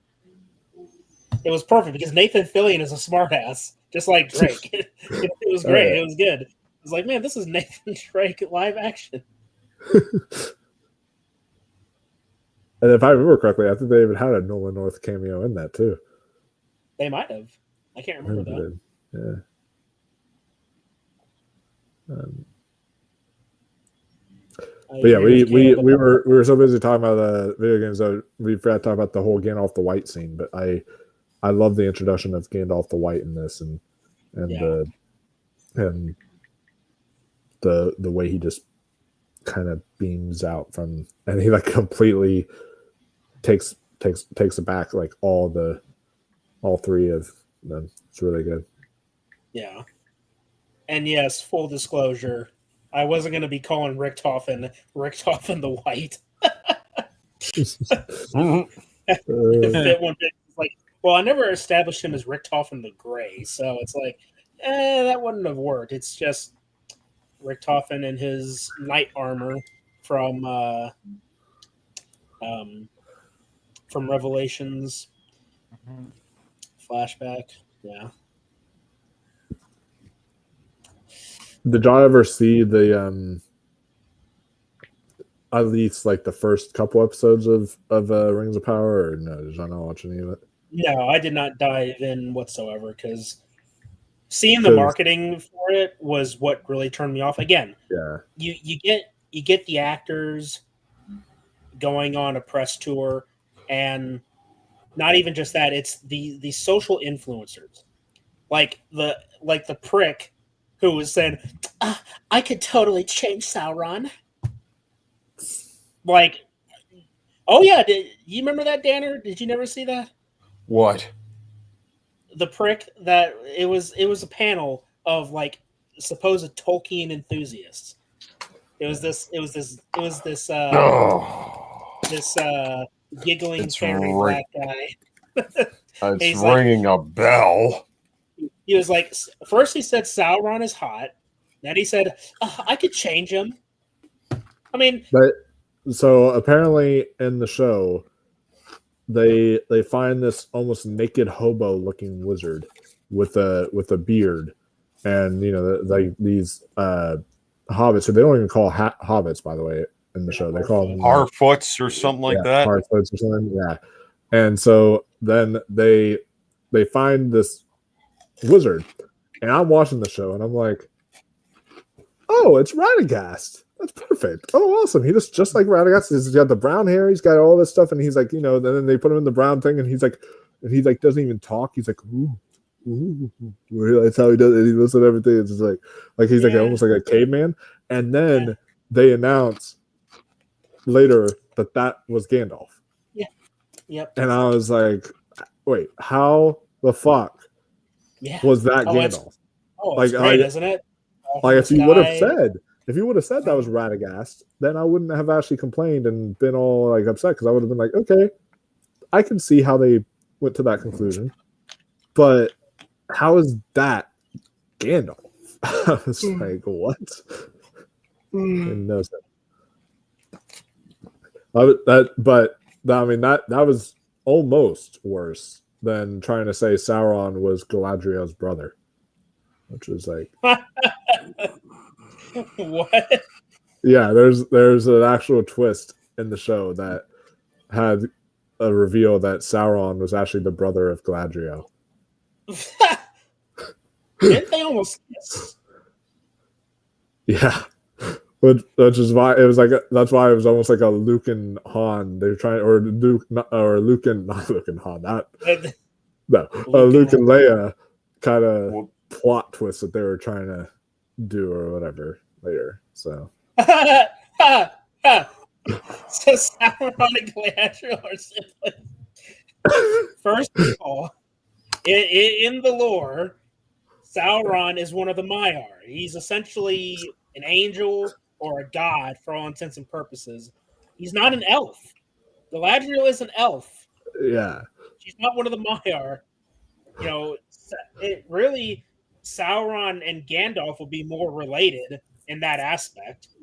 I mean, not entirely, but Gandalf is closer to that sort of race than he would be with, Galadriel. But that fucking, so make him siblings and then have them almost kiss. Like, okay, all right.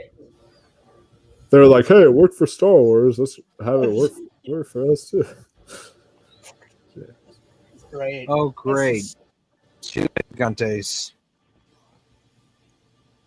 What am I going to say next?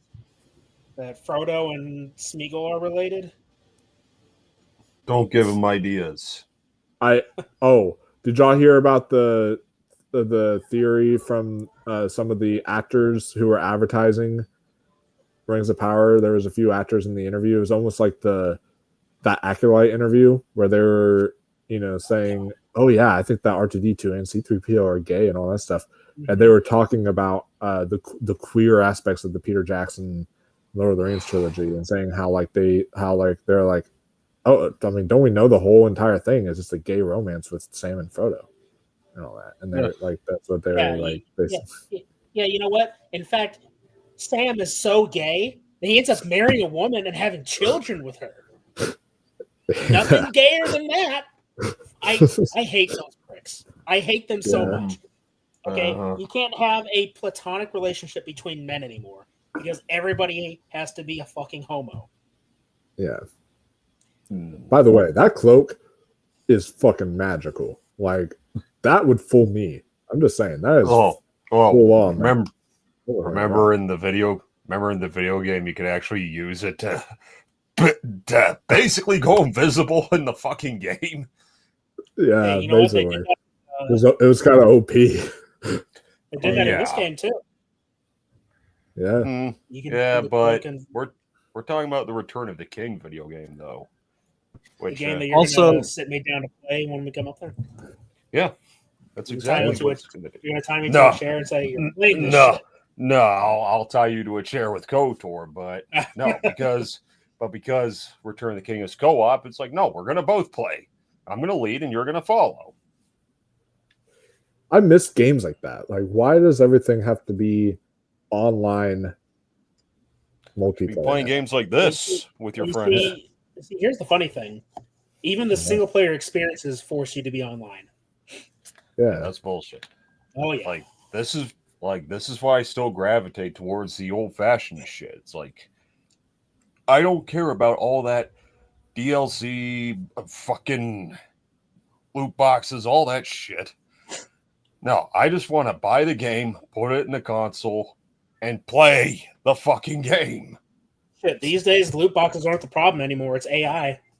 Well, whatever it is. Again, I'm not the most technologically up to date person. I see. Back in 2017, the loot boxes were a big issue because fucking Star Wars Battlefront 2 came out, and I mean that whole game, brother. You want to talk about controversy in a video game? Like returning pre-orders, people requesting refunds out the ass because they locked Vader and Luke behind a paywall. Like it was bad. It was a huge, huge deal. I mean, the game's been improved since then. It's just these days it's all the concern of AI, like AI pictures being used in video games. You know, it's a whole big thing. Yeah. Also, the way those guards were marching in, it reminded me a lot of the Winky guards from The Wizard of Oz, you know, at the Witch's Castle. That's what they reminded me of. Yep.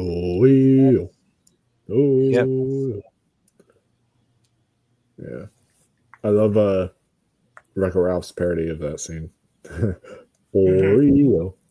Oreo.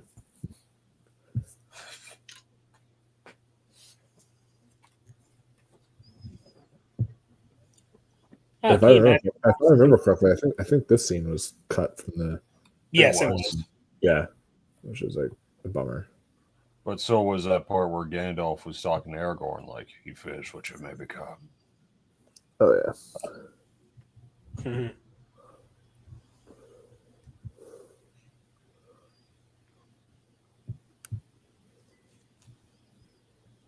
Just as long as the trees aren't speaking Vietnamese, we'll be fine.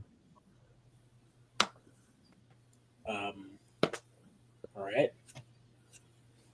Sorry, it's just something that they said in Vietnam that like sometimes the enemies like to hide in the trees, and they're saying that there's Charlie in the tree.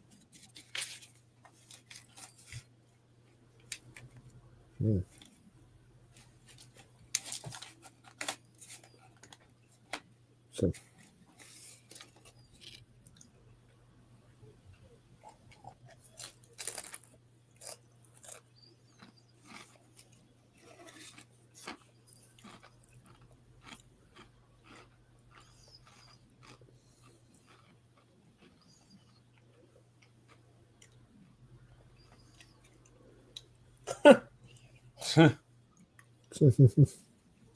Still so short by our terms.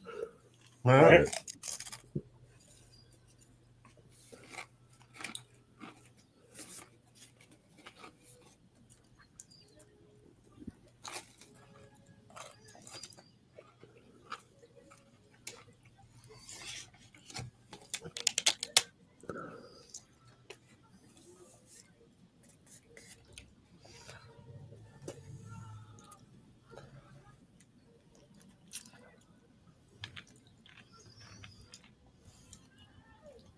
Oh God, this is like the tree rape scene from Evil Dead.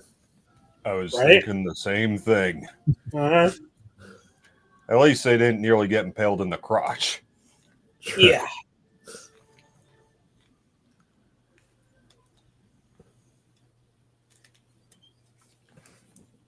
Oh, thank God for Treebeard.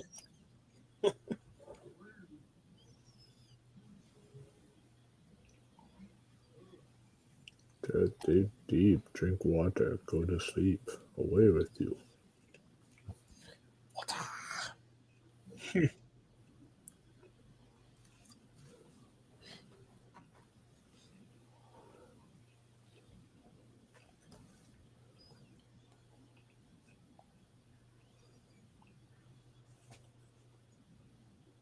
I had a dream once where like all the trees on the earth did come to life, and it was like a tree beard and the Ents situation. Did they all start marching towards Isengard? They all started marching towards the White House to. Now here's the thing: I had the dream in 2016. It was before the election results happened. So it was like it was a future where Hillary won the election, and so they're all marching towards the White House and like destroy the White House. So, Careful. Oh, don't worry. We already had that situation in a movie called G20. Yeah. Oh God. Yeah, I just all I did was read the description of that and then saw the poster and was like, you know what, I'm good. I'm gonna be watching a lot of shit this year, and I'm gonna even because I like to do worst of the year lists and I like to do best of the year lists. I'm even gonna prioritize some shit this year, like some really shitty movies, but that's not gonna be one of them. I'm sorry. I just have zero interest whatsoever. See? Whiterun. Yeah, I can see it. Mm-hmm. Although, so fun fact in Skyrim, I decided to kill a chicken in a Whiterun one time. This is like I think my second playthrough, and then every single time I would come back there, the entire village was just hunting me down.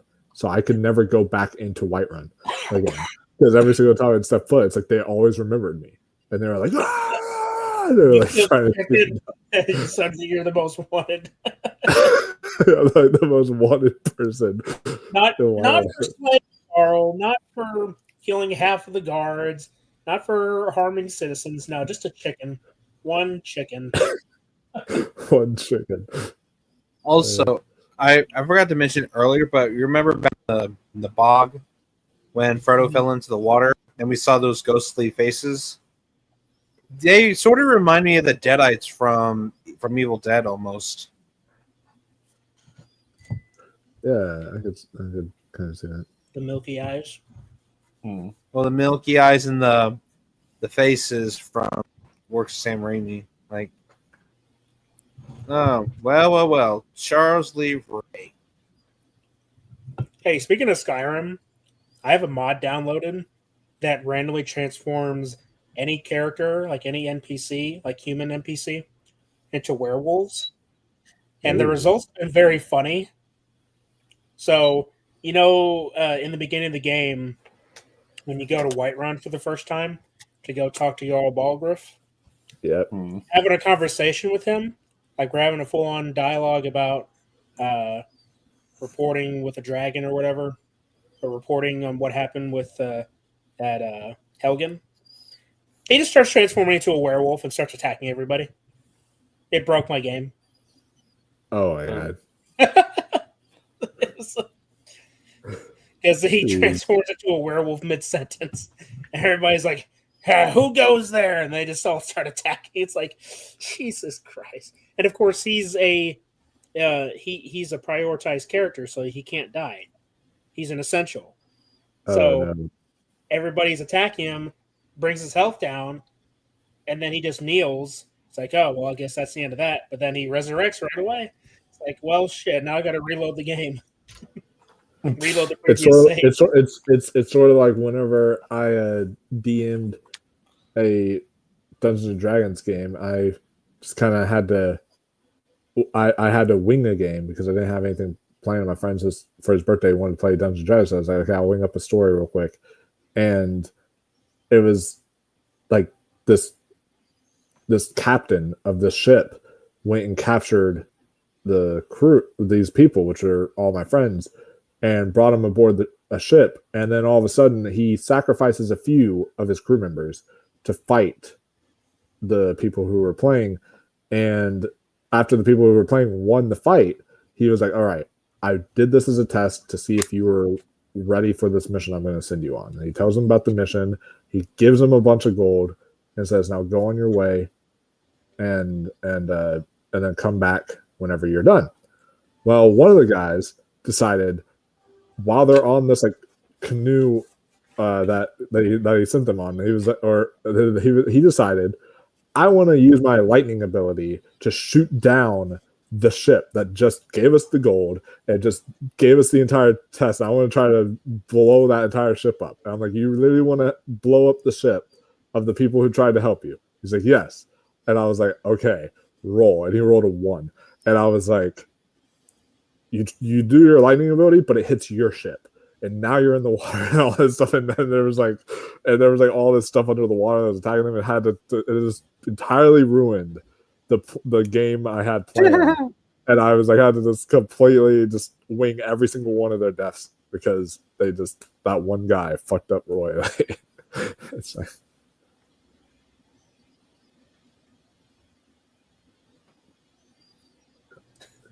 Look, it's the Alex Jones character. Yes. I'm sorry. I'm never gonna watch this the same way again. Thanks a lot. I don't go anywhere without my weapons. Well, really, if you're a doctor, then please help our master. I love how he gives a wink to everyone. Yeah.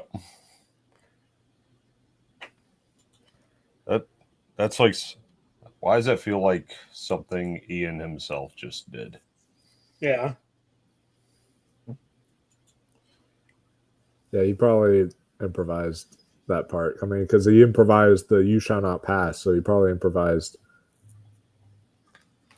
that wink. Yeah.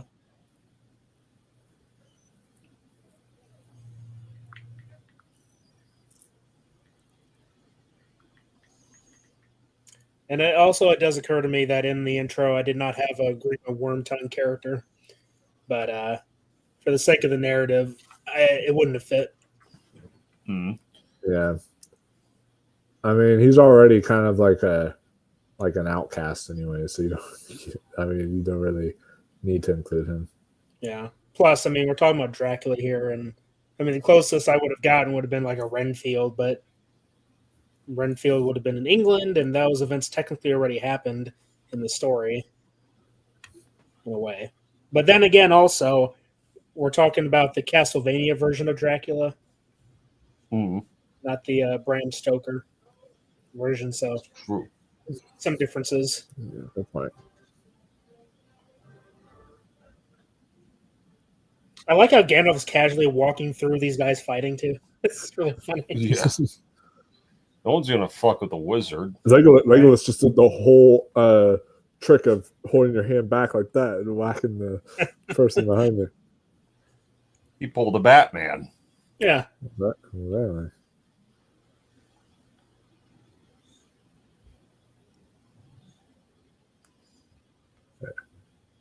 You have no power here.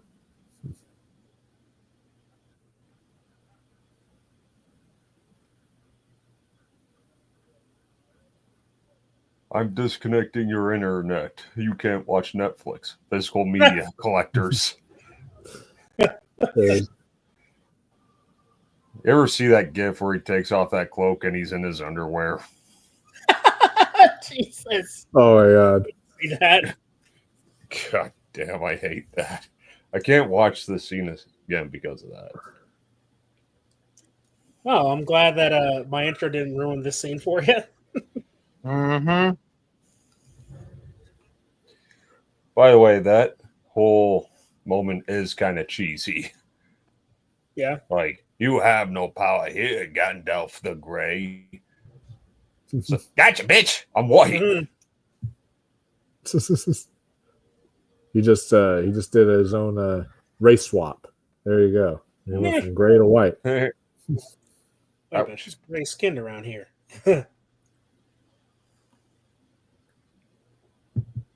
And also, here's the ththing though, is wouldn't they have noticed, like, Gandalf the Grey clearly has a gray beard, but like here it's a white beard. I saw a meme that was like the cloak, I guess. The cloak is kind of like 3 Clark minutes Kent's after calling out of glasses. work, and it's that whole thing, which is funny.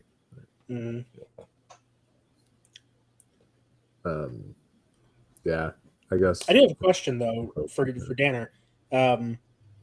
When does the movie cut off for you, where you have to put in the second disc? I believe it's at the part where Frodo and Sam get captured by Faramir and Co.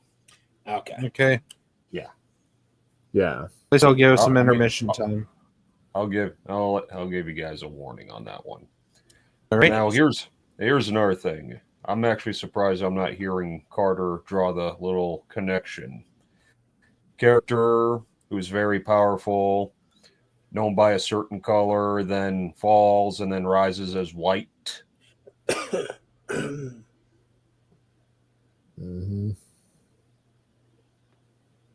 What do you want me to say? Wow. You fucking and you call yourself a Power Rangers fan? Like, wow. He got it. Wow. Yeah. Take someone who's not a Power Rangers fan to see the parallels that a Power Ranger fan cannot see. Shame. Oh. Yeah. Hey, I'm sorry. You guys were talking too much. I couldn't understand what you were saying. No one was talking but me. Take your excuses and shove them. So, everybody was talking at once. They're putting the chemicals in the water that turns the friggin' frogs gay.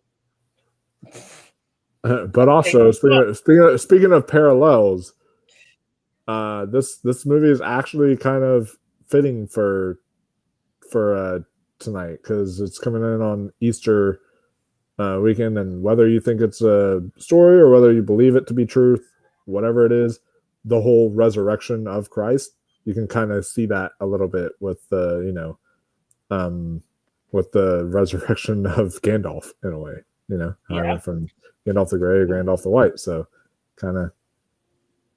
Yeah, I can see it. There.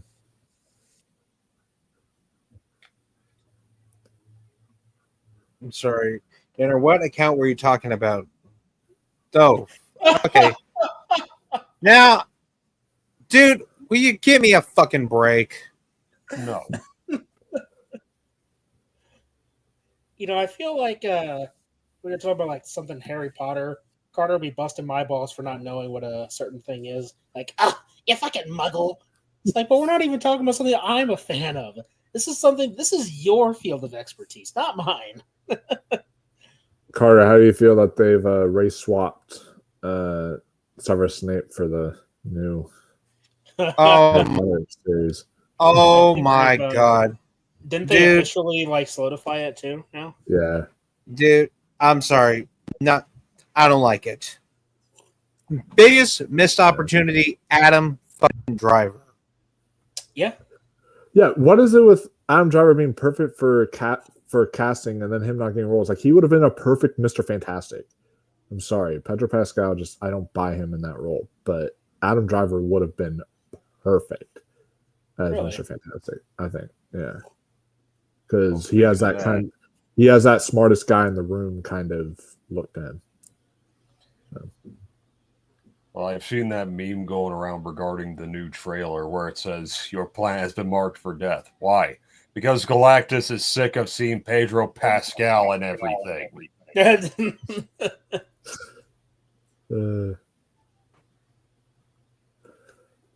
I saw another one. today, actually, like that.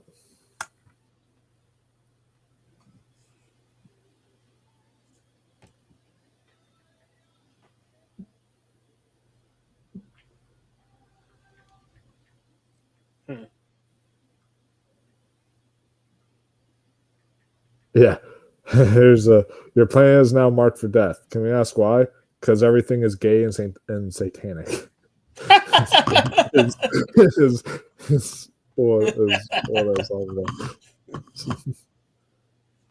I mean, do we even need to talk about the design of the Silver Surfer? And yes, I'm very much aware that Silver Surfer has a sister.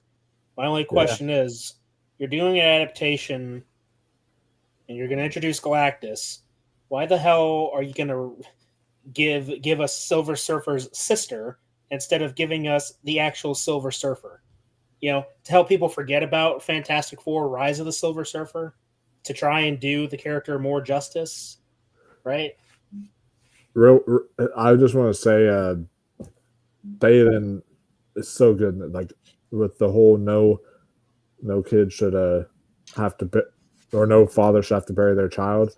Bernard Hill delivers the hell out of that scene, and I do want to say, fuck you, Academy, because Bernard Hill was not on the in memoriam for the Oscars we actually brought that up in a War and Pop Culture episode. Like, how fucking dare you? We're talking about the fucking guy that played the King of Rohan and has great moments like that, and pretty much says something I'm sure every parent watching Two Towers could relate to. Yeah. Like, that was a powerful Also, moment. the landscape shots as well with the scenes, you know, seeing him get on his knees, you see the mountains in the background. It's really good. Yeah. Oh, yeah. Oh, yeah. And then the music. I mean, it's just... you guys already know. I've praised music several times, especially when talking about Predator. It's like, you get the music wrong, it changes the whole movie. Oh, yeah. And then sometimes there are some movies, like I just saw Warfare in theaters not too long ago, which is like that military movie from A24. That was actually written by a veteran, and it was really interesting. But that movie has no score whatsoever, like not even a single bit of music in it. And the reason why is because they just wanted you to live in the shootings and the screams of the soldiers and all that. Like they just wanted you to experience all that without any music. Like that was the horror itself. So sometimes stuff like that can work. Yeah. But most of the time, music can be a very emotional way to connect us to the characters and to the story itself. So yeah. Also, the saying where they had no warning, it reminded me of that bit from a Twister when the F4 attacked Wakita. Yeah, I can see that. Oh my gosh, that's like me trying to drink or eat anything. All this stuff just falling in my beard.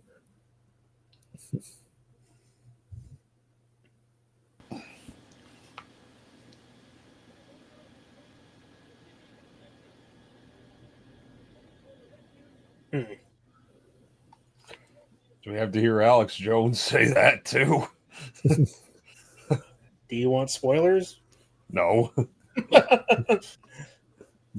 I did a Dungeons and Dragons campaign, I was playing the game this time, wasn't DMing, but I had a dwarf character who his personality and his backstory was based on the Hound from Game of Thrones, but his look was a lot like Gimli. And so I kind of had that mixture there, and it was like a dwarf who always was like constantly getting drunk because he like lost his family and lost the only people he cared about, and all he is on now is a revenge spree to kill the dragon who took his daughter and his wife from him and like his whole village. And so like it was such a fun character. I wrote like a huge backstory for. Wow. Oh God. What? A horrible thought crossed my mind. Oh.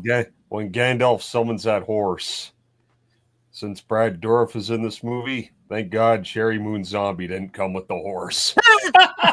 Oh god, yeah, the white horse. Oh god. Yeah, God. Lord of the Rings, directed by Rob Zombie. Fuck that. Just imagine that. The movie Oh, is over, non-existent at that point. It's like this isn't even Well, fantasy. This is just here's the $1 million question: who would he cast Sherry Moon to play? Galadriel, Arwen, Eowyn? take your He would- fucking pick. He would just have her Probably in all. Galadriel. He would have her just in all three roles. He's like, I love my wife, guys, and so he just have her automatically. Bill play all three Moseley roles. as Aragorn, Sid Haig as fucking God. Gandalf. Okay, Wait a minute, you know no. what? He would be more like a Gimli, wouldn't he?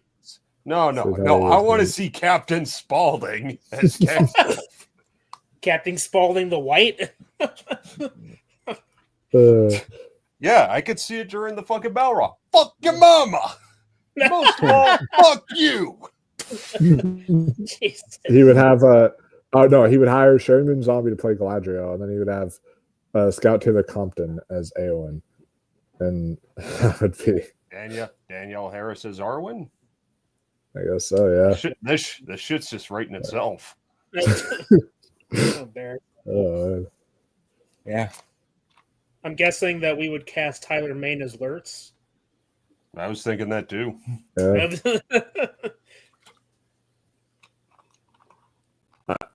Quick side don't give him any ideas, because now next thing you know, tomorrow they're going to announce a Lord of the Rings movie is being developed by Rob Zombie, and it's just like, hey, it'd probably be better than Rings of Power.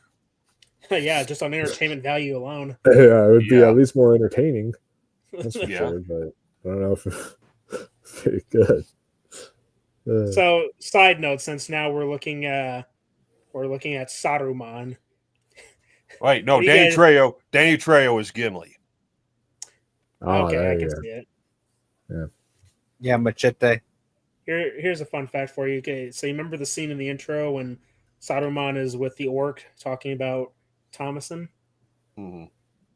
I don't know if you picked Yeah. up on it, but the voice of the orc was Alex Jones. Oh, God. Wow. And the way he said the name, he said, "My Lord Saruman." Oh. God damn it. It's a case of the AI Oh, just yeah. fucking up on names. It's like Saruman. It's like, Yeah.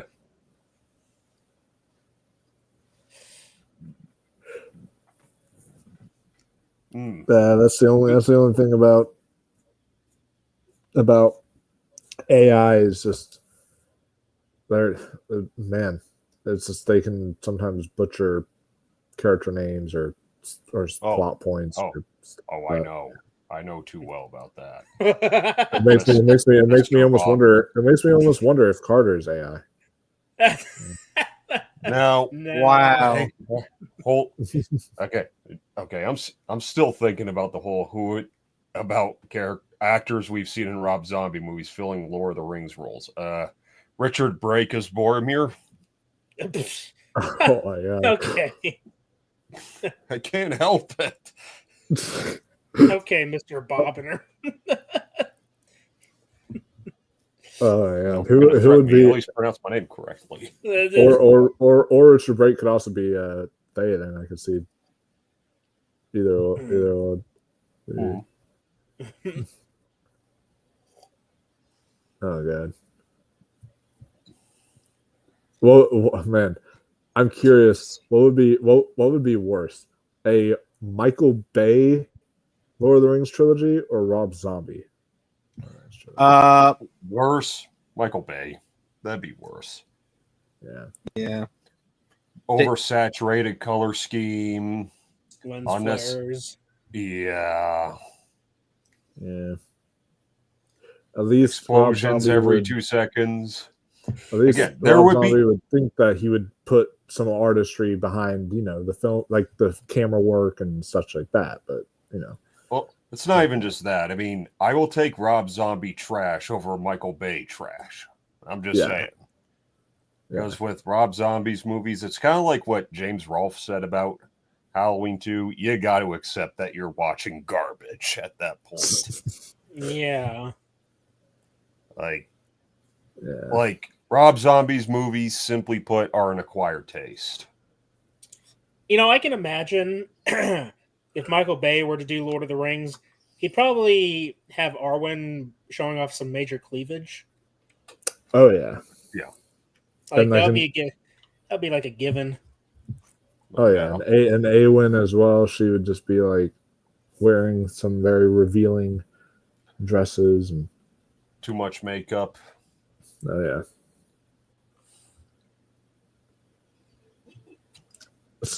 If Quentin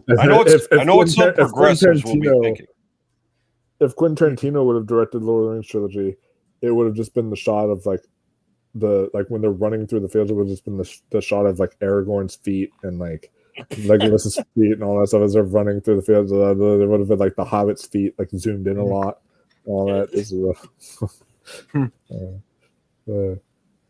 Dagger to see, Mr. Murdoch.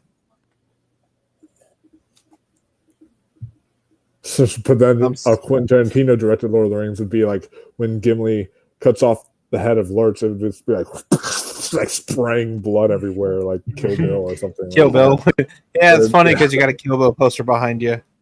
Yeah. Or, okay, how about John Woo? How many doves can we shove in? Oh, God.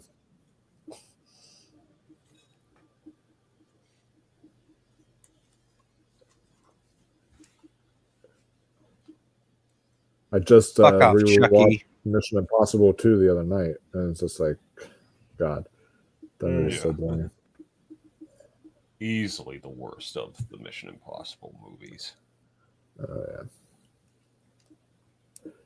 If it was like a situation where the rest of the franchise wasn't that good, I would actually look fondly on that movie probably, but because the rest of the films are all bangers, it's just like, yeah.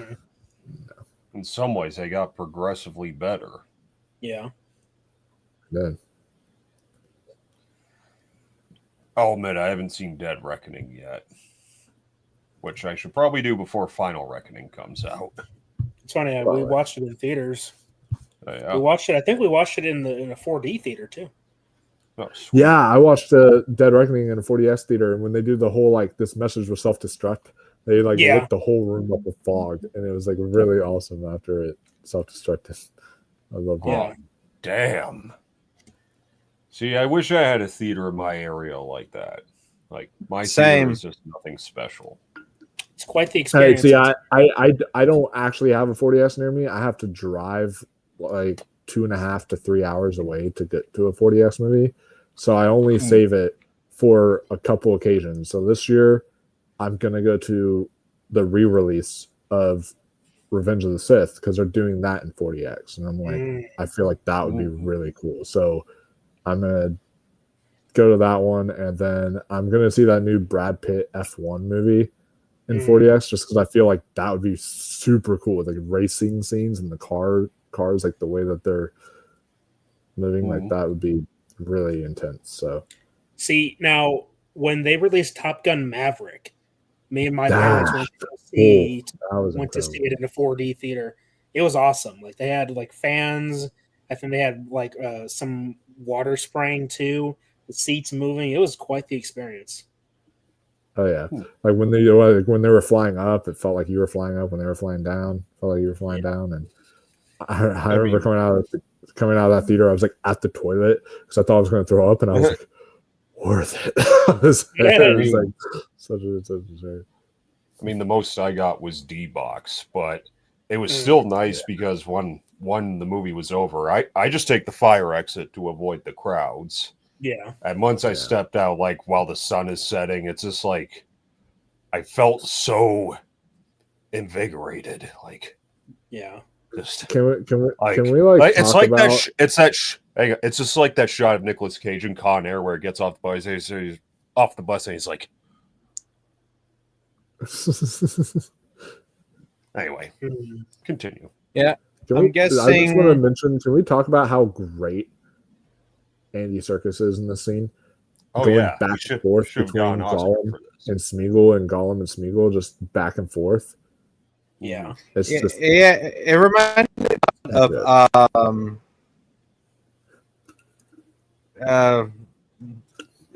damn it, why am I blanking his fucking name?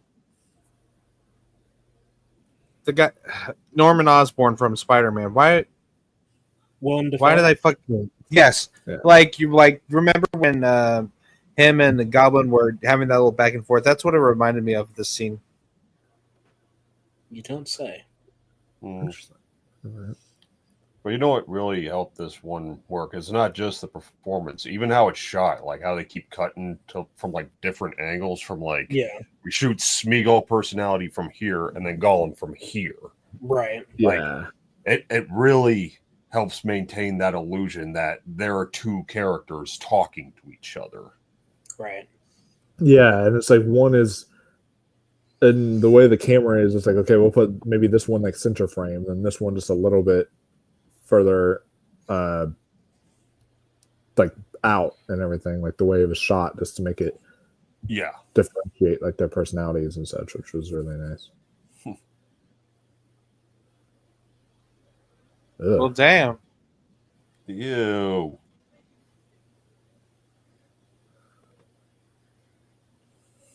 Well, at least it's not a bear trying to make you eat one. Right. Oh. You know what? That stew looks delicious. That does. I mean, it definitely looks better than. Yeah. Yes. I'll leave the cooking up to Samwise Gamgee. Fuck yeah. Precious, what's taters? Potatoes, boil them, mash them, stick them in a stew. This would be the famous dinner that we would have at the Lord of the Rings themed restaurant is Sam's stew, is what we could call it. And spoil a nice fish. Well, guess what? What you call chips, we call fries. Sounds so dirty. I know. Even the way he licked his lips there, it's like, are you you coming on to me?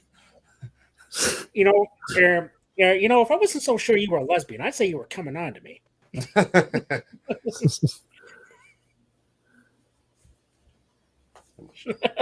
yeah.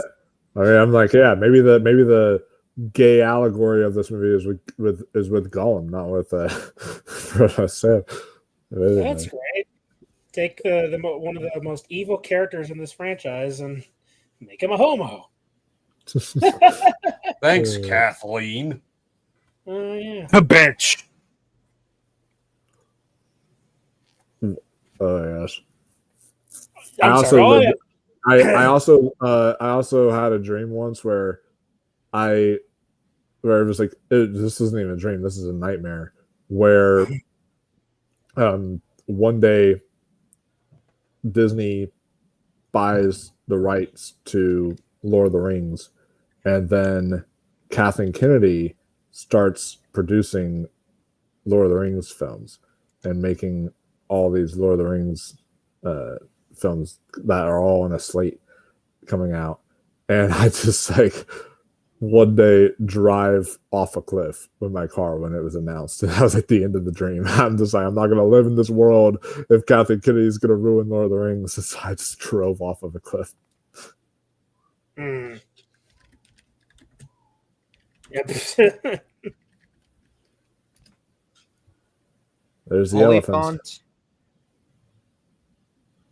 Oh yeah, all those are just basically elephants, but made bigger. And wait till Return of the King, where they have thorns on their horns. That's right. Tusks, you mean? Tusks. But yeah, could you just imagine if Kathleen Kennedy was producing these films and Disney picked up the rights to Lord of the Rings? I don't want to know. Yeah. There's just some things I'd rather not think about. I mean, it's already close. Think about if that guy could have landed on Frodo and Sam when Faramir shot him. Yeah. That would have been funny.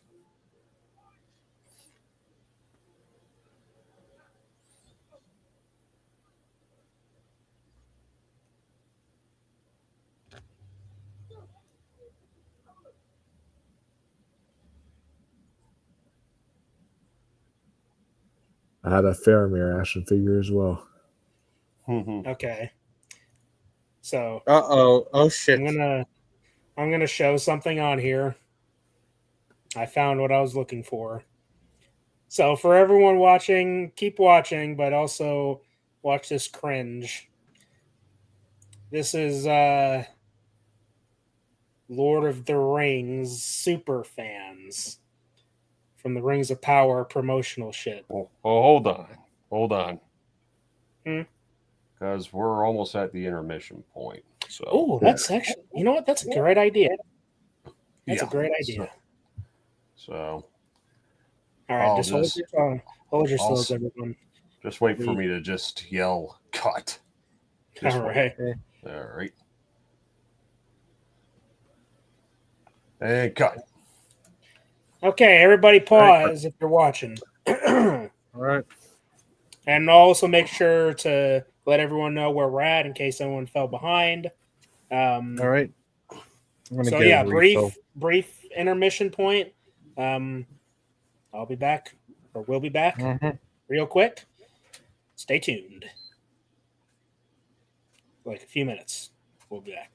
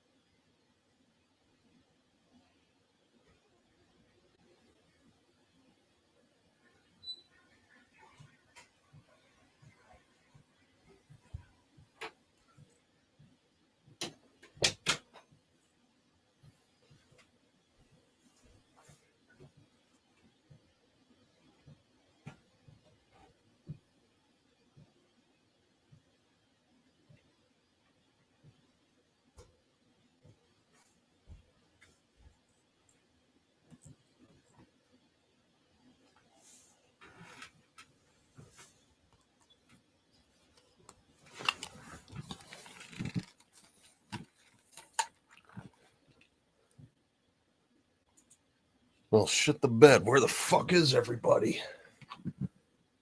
Huh. Well then, shit.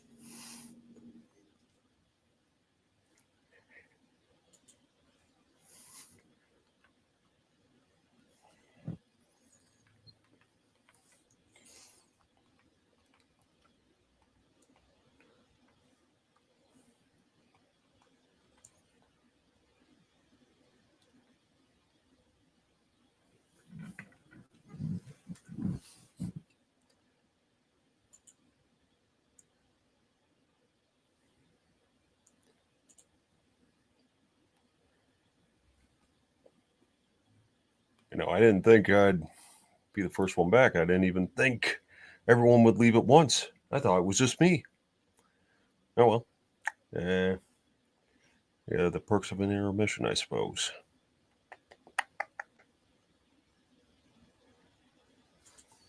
Sorry, you don't need to hear this.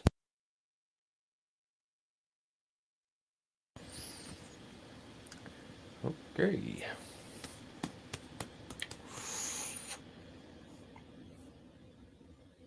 This thing's getting heavier. Is it foreshadowing? Yeah. Yeah. This is awkward, isn't it? It is. It is kind of awkward, ain't it? I don't know how to keep the potential audience entertained. I don't know. Should I show this cringe video now, or should I wait for the boys to get back? I mean, I I don't know. mean, Kind of want to get it out of the way now. yeah. It's a 2-minute video. Oh god. Well, something to keep. All right. So when you have these people come on, say, "Oh yeah, we're Lord of the Rings super fans," Well, it says Rings of Power super fans, so that's pretty telling. Growing up. Well, okay, so this is the promotional part of the promotional material that they got before the first season of Rings of Power went live. Before the first season. Before. You So gotta be these shitting. are Lord of the Rings fans. Okay. Like I was still excited about being an elf or a hobbit and joining in with it, even though I wasn't represented, like even like my disability or my queerness wasn't represented. It just makes me so happy. It makes my heart warm. With it, even though I wasn't represented, like even like my disability or There's something very cool with prequels in the way that they can make you love the things you already love even more. So the fact that we're going to be seeing things that are potentially going to make us love the Hobbit films and the Lord of the Rings films and potentially the books as well. potentially the books as well.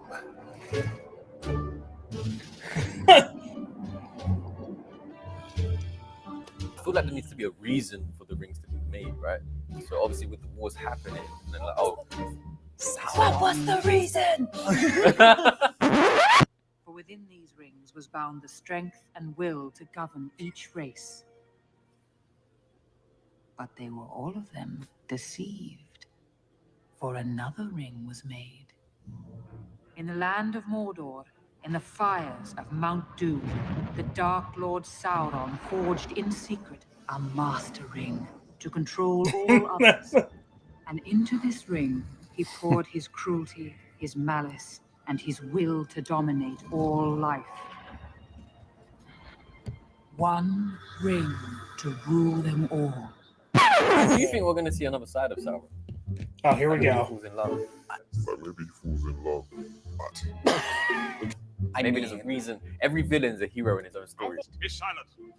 Keep your full tongue behind your teeth. People are going to fall in love with him and be like, I can change him.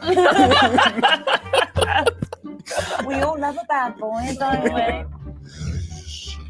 cursing evil wish entish on the tongues of men for this treachery. That was like the worst thing I've ever seen. Oh, you didn't think I just walked in on just a few seconds of that, and that was one of the worst things I ever watched. Yeah. This is what I mean, right? You take a source material as beloved as Lord of the Rings, and then you put it in the hands of activists who claim to be fans. Slacktivists. No, there you go. And they exert or they display their fanness, if you want to call it that, to demonstrate their love for a franchise. But then you realize that they're not fans; they're merely there for social clout, to sort of be represented, to get themselves out there. But they don't care about the franchise as a whole. They care about what the franchise can do for them and their, whether it be political beliefs or social clout. That's what they care about. I was watching, I think it was a Critical Drinker video on the first season of Rings of Power, where he was comparing the diversity in that show to the diversity in Game of Thrones, where in the areas of the world in Game of Thrones where it was, say, colder, right? You saw more fair-skinned people because that's typically what you would see in colder, darker climates. You're going to see people with a lot more paler skin versus something like in a desert region where you see more, darker skinned folk, right? This makes sense. And there's your diversity. You have particular skin tones in the appropriate climates. Mm-hmm. Yet in Rings of Power, in Numenor, you have skin colors of every diverse, and you even have Asians in there just to the like in Game of throw in the Thrones, you had the Dothraki, where they would be able to be like their own kind of ethnic race, and then you had the wildlings were a good example of like you had an interesting diverse group of all sorts of different people in there. Yeah, it's just it frustrates me every time because you get these, and I think the only way to describe them is just like not fake fans. There's a better way to describe them. They're like fans in name only. Like they say that they're fans, but it's like, go ahead, Danner. What's up? I think you might be giving too much credit by even using that word. I mean, again, like it's obvious from what they're saying. They don't give a shit about what's being presented in terms of storytelling or well-rounded characters. It's just, I am here for validation. Mm-hmm. Like, this isn't fandom, it's narcissism. Mm-hmm. And people can look at us and say, well, that's so easy for you to say. Yeah, because I don't get hung up on these things. You do. Yeah. And then your assholes in the media run with that narrative. Yeah, rather than let's focus on a good story that everyone will be able to connect with, it's more so let's write this character so this certain minority can look at it and say, that's me on screen. Like now I can say that I've seen myself on screen, and that's their whole purpose, is they think that they're being inclusive by doing that. But they don't realize the limits that must be taken, because there's the age-old saying, if the fucking shoe fits, you can't just shove it right in there for the sake of appeasing these fuckers out there. You just simply can't. And you can't please them because they'll find something else to complain about, even if you attempted to pander to them. Like, because they'll say, oh, it wasn't progressive enough. Like, why didn't you represent people from that walk of life? Like, because it's fiction. You can do whatever the fuck you want with it. I've returned. Fuck your validation. Welcome back. All right. Okay. Well, the gang's all here. Are we ready to resume? Yes, we are. Okay, let me just double check, make sure what we're at here. Okay, we got the people of Rohan just kind of walking along in the grass here. Yep. Yeah, it is correct. All right, Caleb, I'll give you the honors with the countdown. All right, everyone. So, like Danner said, we are at the part where the people of Rohan are in the middle of walking. You have the beautiful mountains in the backside there. You got the little pond in the middle. It's a very nice. Yes, I know. I just said backside. Weird. Weird. Yeah. Shut up! Don't say that. No. I already made a bad one about that, but I'll wait till you do the countdown. So sure, proceed. All right then. So we are resuming in 5, 4, 3, 2, 1, and play. All right. Okay, so in the Misfits chat, Chad sent something that was like one of those, like, I guess sort of an AI GIF, if you will, or video where, it's showing Rachel Zegler as Snow White, but you're hearing Simple Jack from Tropic Thunder. Oh, Jesus. So I decided, because I'm seeing a lot of people do this. Like, I saw someone shit posting Halloween and Killer Flicks, like saying how, the original movie came out in 1978, doing a full parody of that little spiel. Mm-hmm. So I decided, you know what? The original Nightmare on Elm Street came out in 1984, and very evidently so. I mean, the story follows a girl who quite literally dreams about a burn victim child murderer who literally stalks her. Weird. Well, yeah, that's kind of the point, isn't it? To be fair, Yeah. there actually is a scene in the original Halloween that kind of is creepy, where that one guy, he says to, he's like, "Well, how about I take your clothes off? You take my clothes off, then we can take Lori's clothes off or Lindsay's clothes off." Yeah, and Lindsay's like the little girl in the movie, and it's like, oh, what the fuck? I mean, I do interpret it as the guy just joking. Ew, the stew. Is that supposed to be a potato? I thought it was shrimp, and there was a hair in it. Was that hair or was that like vegetable? It looked like hair to me. So you're telling me that Aragorn was eating fucking hair? Yeah, that's what I'm telling you. Probably a lock of her hair. She's like, "I love you so much. Here's a lock of my hair." God, that reminds me of that one episode of Family Guy.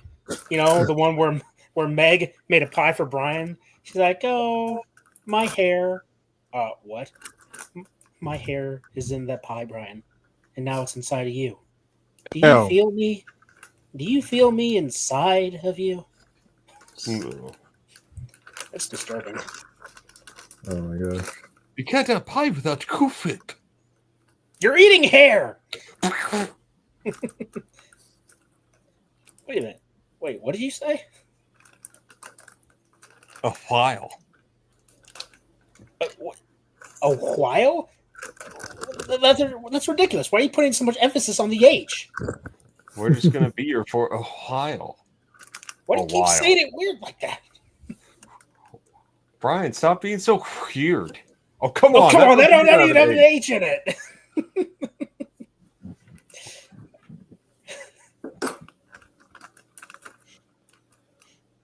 Isn't it funny that Arwen here eventually becomes freaking Betty Ross? Oh, yeah. I didn't, I did not think about that. And then they brought her back in Captain Not America. Wait, what? Yeah, they brought her back in a post-credit scene. Yeah, they did. Oh. Well, no, it wasn't even a post-credit scene. Let's not forget us fuckers who actually watched the Brave New World movie. That post-credit scene was literally the bad guy in a prison cell saying, "Hey, in case you weren't aware, there's a multiverse and there's more people out there." That was like the entire post-credit scene. It's like, no shit, Sherlock. We've been in the multiverse saga this entire time. Thank you for that. And yet everything feels so disconnected. Yeah. Kind of makes you wonder, what's the fucking point?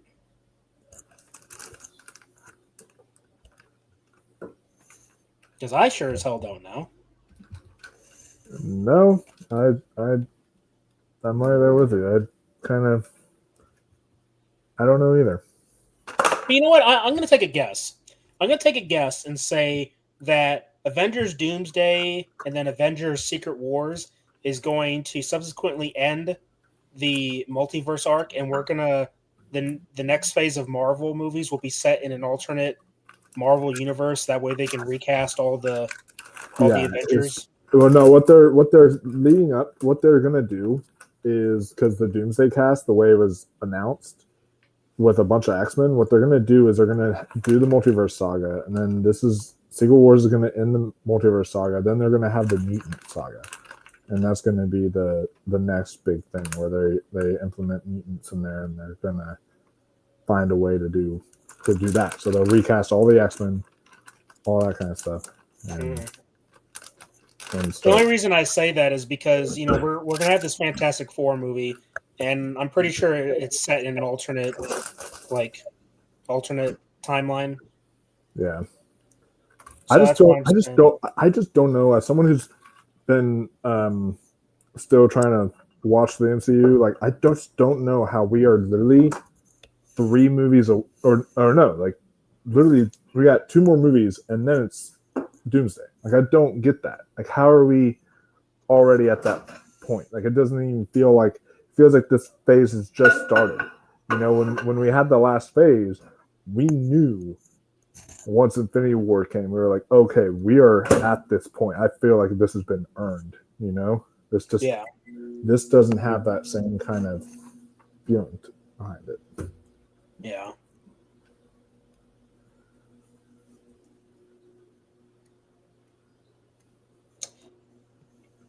Yeah. I'd like for it to be good, but I have no trust in Disney. I mean, have the fact they're so desperate. They're like, oh well, we killed off Iron Man, so let's get Robert Downey Jr. to be Doctor Doom. I don't. Yeah, they have no ideas left. And here's another reason why I have no faith in the Fantastic Four movie, because they decided to say that, oh yeah, Johnny Storm being a womanizer, yeah, I don't think that's going to fly these days anymore. It's like, yeah, you know what? You're also in an alternate universe. Mm-hmm. So, it really shouldn't matter anyway. Because Johnny, that's why, I mean, Chris Evans is a fantastic Johnny Storm. He was entertaining. He was funny. And then I'm going to look at this guy from Stranger Things like, yeah, you're not even going to hold a candle to Chris Evans.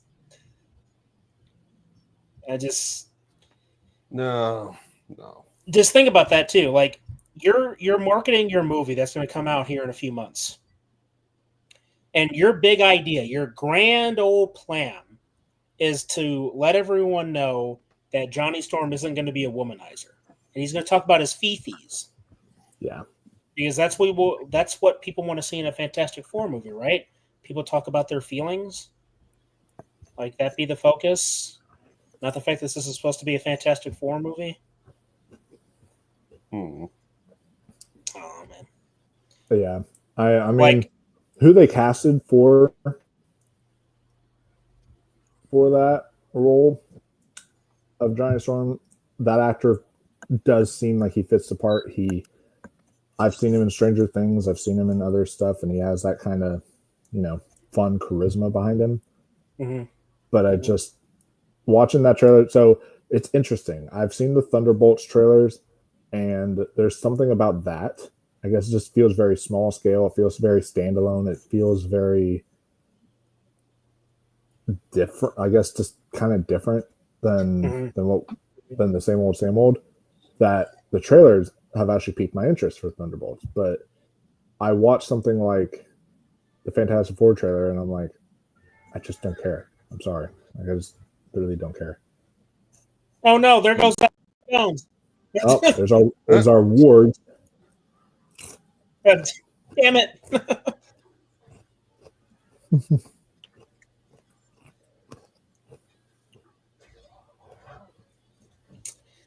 Oh, there you go. The introduction of the wards right here.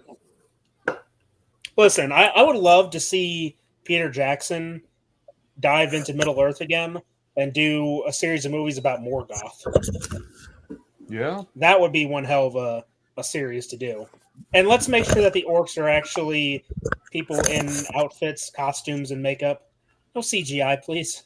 And are CGI actual forces of nature. And not, they have families too, you know.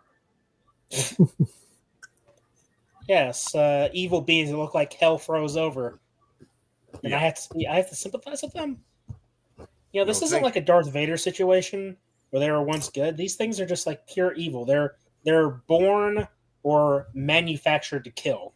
That is their function. It's like, oh well, guns have lives too. Gun families, right? The AR rifles give birth to pistols. That almost reminds me of the bad lip reading for like it was the Last Jedi one, the one that was like, but it was the one of like the Yoda "My Stick" song where it's like, "My stick is better than bacon." I don't know if you say it's like the sequel to the sequel song, but it's like really funny. And he was like talking about his special stick that he had, and he was like, one day I found a log, and I said, that log had a child.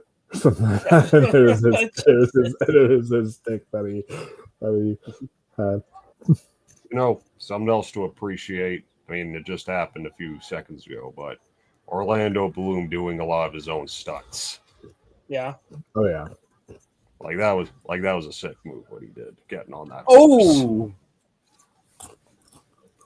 Can we just say how sad it is that the Oscars are finally giving us a stunt category when the Mission Impossible franchise is ending? Like they're not going to have it this year. They're doing it the 100th ceremony, and it's not so. Mission Impossible would never get to have that award. Yeah, that's bullshit. I mean, fuck the Oscars, anyways. Yeah, I just don't give a shit anymore. No, I thought I really cared in the beginning, per se. Like, I mean, having movies get recognized is one thing, but the show, it's become a soapbox for politics. Like that's really what it's become now. The circle jerk. Yeah. I liked how they played it safe by getting Conan O'Brien this year, just because Conan O'Brien literally never gets political with his humor, and he didn't in his monologue. So it's like, excuse me. I guess they were trying to do that to not anger people, but then they still got political in their speeches. So it was like, okay. Yeah. Well, it would have been worse had they once again gotten fucking Jimmy Kimmel to host it again. Because then, we'd just be all, by the way, I'm really sad because of who won the election. Oh, shut up. Get Ricky Gervais to host the Oscars. Yeah. He gave the best speech of all time at the Globes. Yeah. I mean, fuck, I've memed that shit. It's like that scene in Dream Warriors where you got the Dick Cavett show and then he turns into Freddy to kill Zsa Zsa Gabor. The way he says, "Who gives a fuck what you think?" That I meme that into when a celebrity starts talking about their politics. Who gives a fuck what you think? And and I'd be okay, and I'm okay if a celebrity wants to believe that way. That's fine, but believe that way in your own privacy. You don't have to. Well, long gone are those days, I'm afraid. At least on a massive scale. Because a lot of them don't know when to shut up to the point where a producer has to fly all the way to them to tell them to shut up. Hi, Rachel. Yeah. Take a seat. Have a seat over there. There are some where, like, I know that they tried to ask Denzel Washington or something in like 2016, like who he voted for, and he was like, "It's none of your damn business who I voted for." He told the reporter that straight up, and it was like, so there are some celebrities that are still sane, but for the most part, most of them are like, they're gone. Well, yeah, I mean, the moment you start talking politics, especially on a press tour for a movie, you're sealing your fate as far as your audience is concerned, because the moment you start talking shit, people are just going to say, you know what, fine, I'm not going to go see your movie.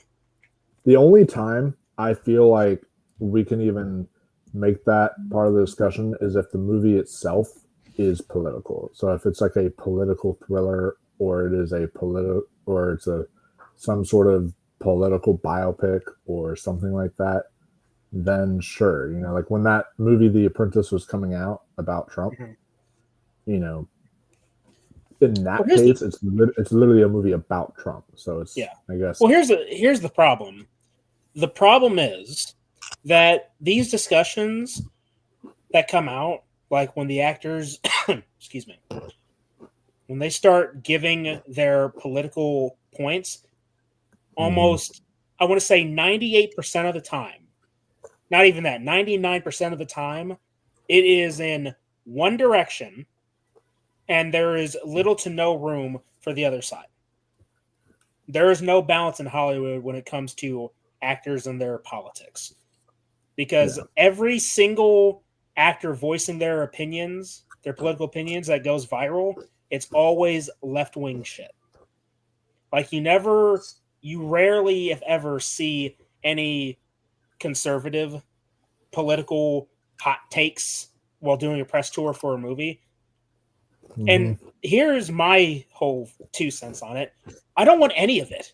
You're here to promote a movie, entertainment, fictional stuff. Okay, there is no room There is zero room Yeah. for politics. On all sides. Yeah, it's not just. It's not us I don't want to hear catering any of it. to. Yeah. Yeah. You're here to promote a movie, not talk about politics. That's it. That's all there is to it. Mm-hmm. So is Helm's Deep like? So is this place like the Alamo or something? No, it's Helm's Deep. It almost reminds me of that Robert Downey Jr. interview that he had for Age of Ultron, where the interviewer wanted to start bringing up personal questions about his like drug addiction and talking about his dad and like the relationship he's had with his dad before, and he and Robert Downey Jr. was literally sitting there being like, "Are we here to promote a movie?" Like he was like and then he walked out on the interview because he was like upset, and it's like, dude, like, these people make it all about themselves. Yeah.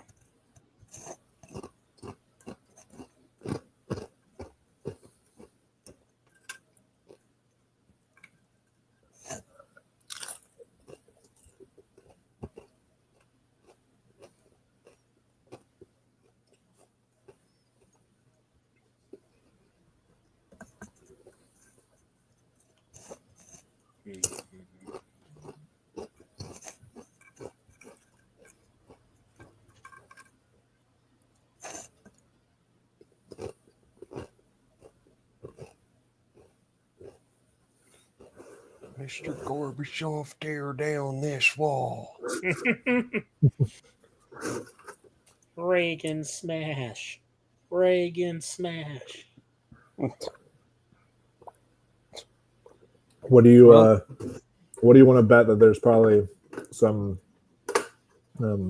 like Rings of Power actors or whatever they'll say like the wall of Helm's Deep is supposed to resemble wall like almost be like Trump's wall or whatever, you know. Oh God. Oh, they'll find a way. They'll find a way. Be a pretty bad allegory though, because it means that the ones that are trying to destroy the wall are these orc villains. Yeah. Gonna make them look very good. Yeah. Mm-hmm. Whoops.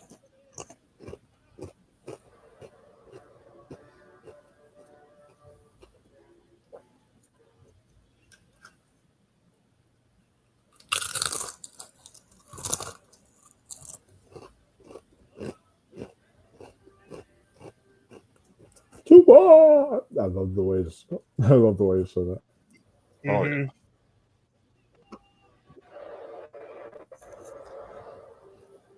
Let's get wasted.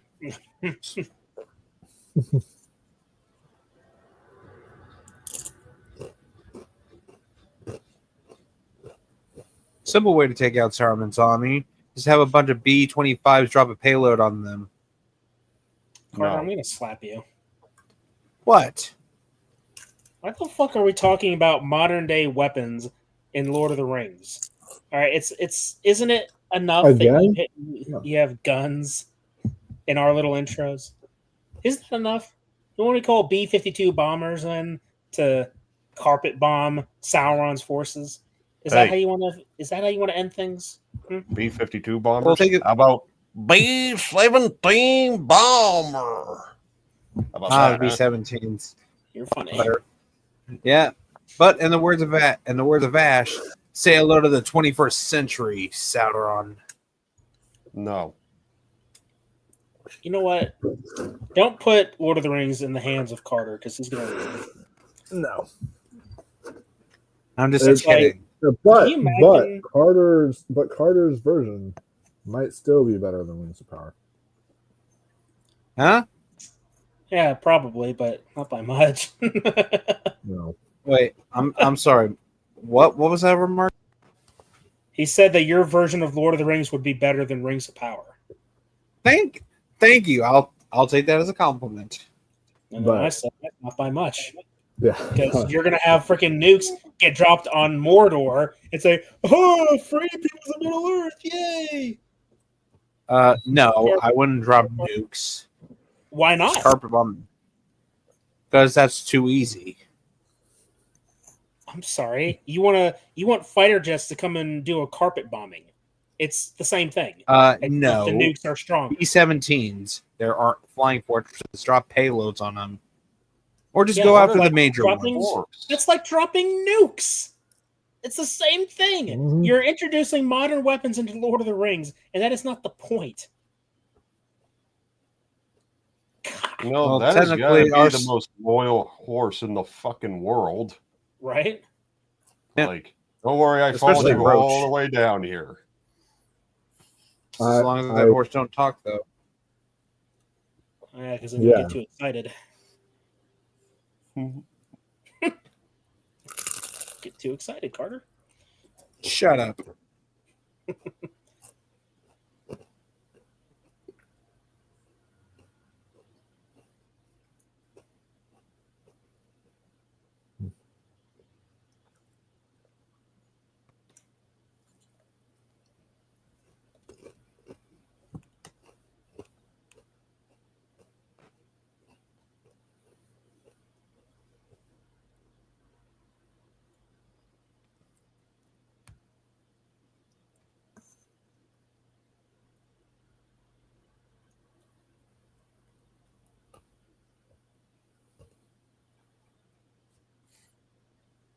But at least that horse was loyal to him. Unlike my damn horse isn't fucking Red Dead. Very funny. Okay. Is it weird, though, the way she's walking through the woods? I'm not sure what it is, but it reminds me of the woods from Dino Thunder. Remember, Danner? No. Where are you in the movie? Hold on. I'm at 209. I don't know if I'm ahead or... I'm on her with an old man Aragorn. Yeah. That's where I'm Yeah. at. Fuck. This little, Yeah, well- this little funeral. Like, Yeah, this is where we are. We're in the funeral. Are you watching? You're watching the right one, right? You're watching the Yeah, extended, the extended version? one.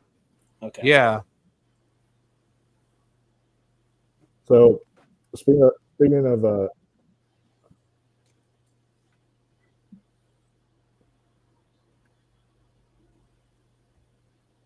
Yeah, so I'm at speaking the of, part where it Michael says, Bay I have your love. and Lord of the Rings, how does this movie tie into Michael Bay? What's that?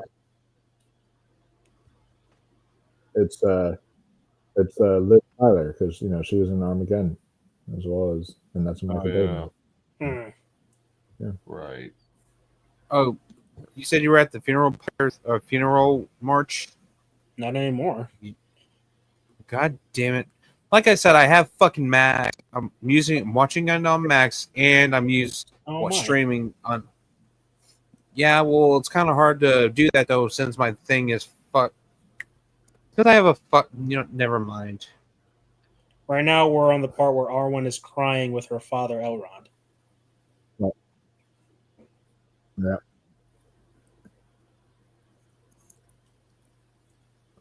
And I'm watching it on YouTube.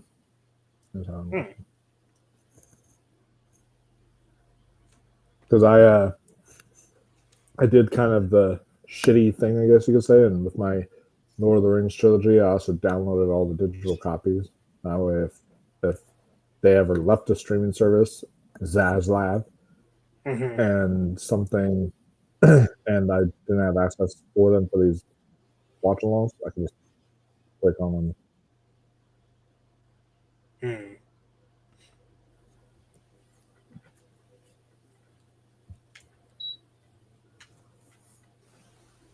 That's why physical media is so important, though. It's because there are like David Zaslav, but also Disney Plus, that will literally be taking stuff off of their service. Yeah, and it's really dumb. And then you can't find those films. Yeah. So I'm at 2. It's better just to tell us what you're seeing. The time isn't going to say anything to us. Okay. I'm seeing Frodo and Sam walking with a bunch of masked archers. Brother, what the fuck? What? That's not where we are. What the Nowhere near. I see. Dude, well, where are you now? Wait, are you talking about the part where Faramir captures Shadow over Osgiliath? Yeah, I can't even fucking explain this shit. Now I see the fucking blonde elf talking, looking at us, and talking about the time of elves. And now it's back to Mr. Anderson. All right, you're like a few seconds ahead, but all right, yeah, you're just a few seconds ahead. You're good. Okay, just want to make sure. The way you were describing it, it made it sound like you were like way either behind or ahead. Okay. Yeah. Okay. Now I'm at the part where they're looking at the map of Rohan.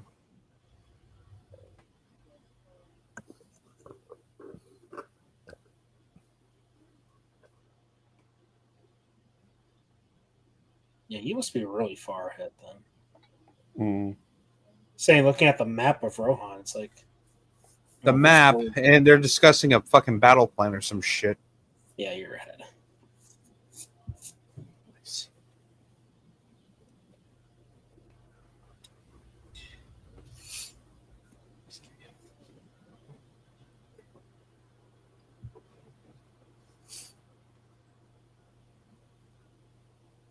The time of the elves is over. It's almost like imagine that line of the time of man is over, the age of work. Yeah. Now we're on the map of Rohan. Yeah. Well, not just Rohan, Middle Earth itself. Right. Yeah.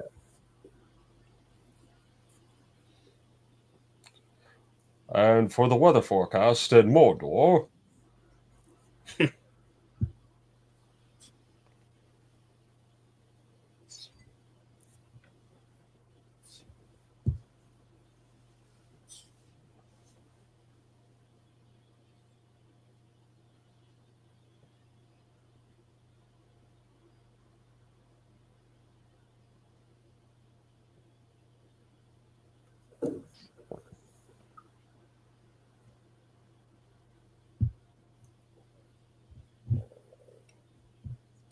I didn't realize that Gondor and Rohan were kind of like back to back, sandwiched between Saruman and Sauron. It's pretty interesting. Yeah, back on both fronts. Mm-hmm. Here's a shot that might have aged a bit poorly. Yeah. Yeah. Slightly. I mean, again, you can see the effects work that were done to make them a small way. Yeah. Yes.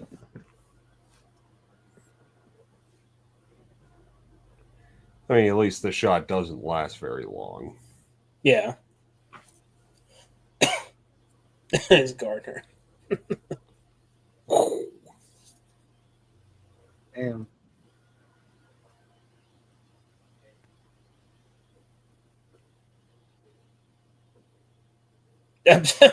Sam was like, "What?" Like, you seriously gonna let him off the hook? He abandoned us. Fuck him.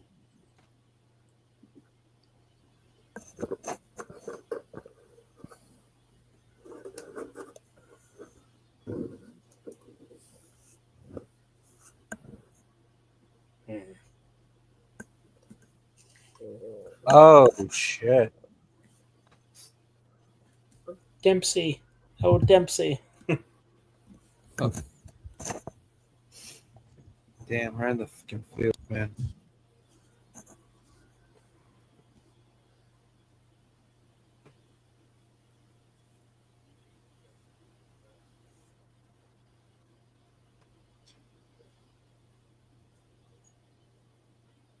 Oh dear.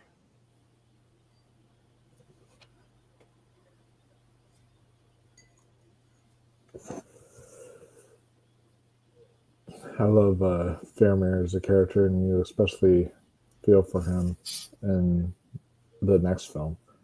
Yeah. Because of It's been this memed film. into oblivion, though. Yeah. Kind of irritates me just a bit. Yeah. Well, Okay. He's always getting the short end of the stick. Yeah. I mean, Boromir has been memed Yeah. way more because of the okay. one son of something. What's wrong? Okay, how? How the fuck did that boat survive? What? Bro, this is like a vision. Oh shit.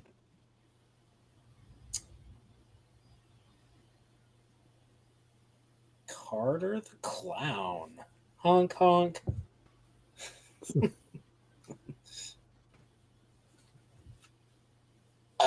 How did that boat survive being in the river for 7 days?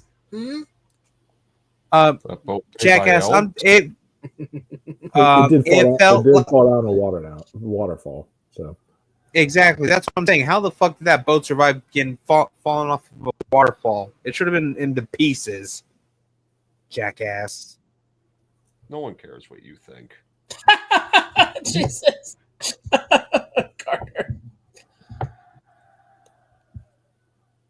Except for when he can't pick up on a Power Rangers reference. Right? You know what? Hey, blow me. I couldn't hear you guys.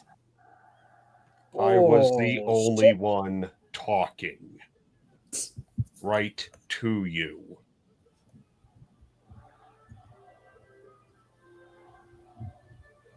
Yeah, it makes you wonder, how the hell did Carter get into Hogwarts anyway? I'm sorry? Oh, fuck off. I'm sorry? Man. Yeah, more time for drinking, right, Carter? Oh, you get to see their brotherly relationship here. You know what it reminds me of? Stand by Me. Hmm.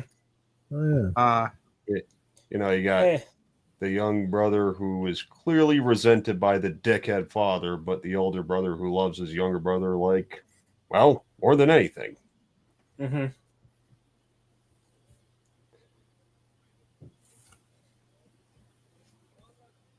That hairstyle.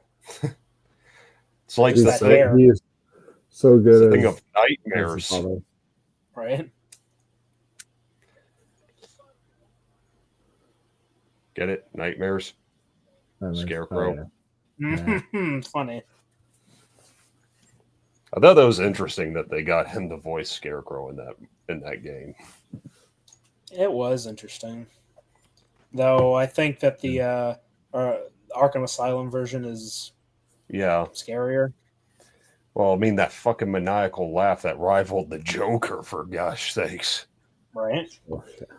The fact that his freaking gauntlet or claw was just like Freddy Krueger. It's like, I mean, yeah, he does have that in Arkham Knight, but it's a lot more scary in Asylum.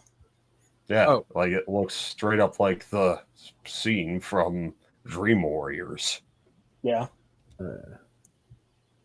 Also, Danner, what Power Rangers reference were you talking about? I couldn't hear you. My God. Just so we can be on the same page, okay? Fuck. God damn it, I feel like Frank Woods in the Call of Duty Black Ops campaign. He's got the gun up to he's like, fuck!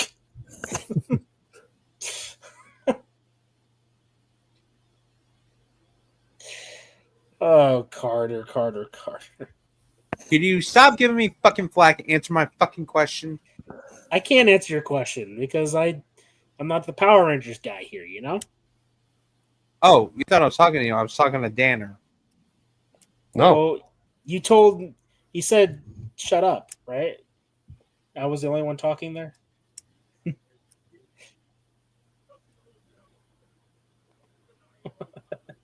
Can you stop giving me fucking flack and one of you motherfuckers answer my damn question?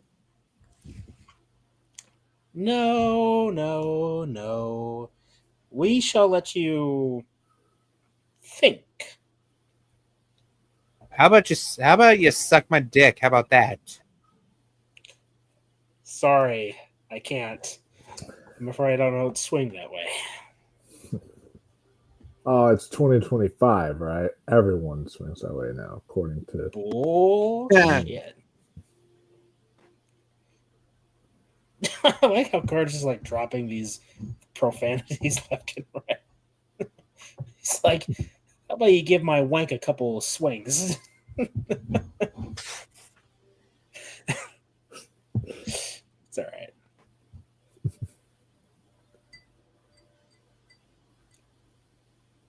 I'm actually kind of surprised that Carter hasn't asked like any questions about the movie though, because I was going to take the perfect opportunity to say, oh, just wait to the next one. Yeah. Wait to the next one. It'll be answered then. Now I can say that about the intros. Again, it's like poetry, so they rhyme.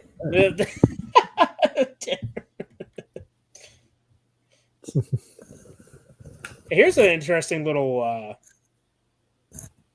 point in this scene.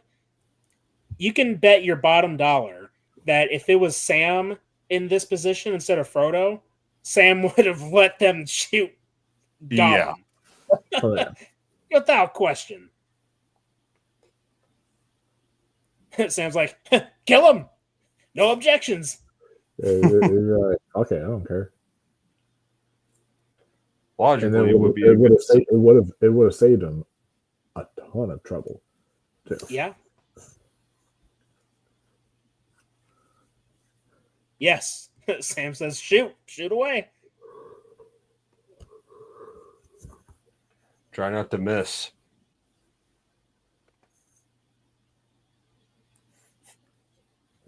What a little bastard. Those guys with the arrows are just thinking, okay, you know what? He sucks at singing. Just shoot him. Can we shoot him? Just shoot him for his singing. Yeah. For his lack of singing ability.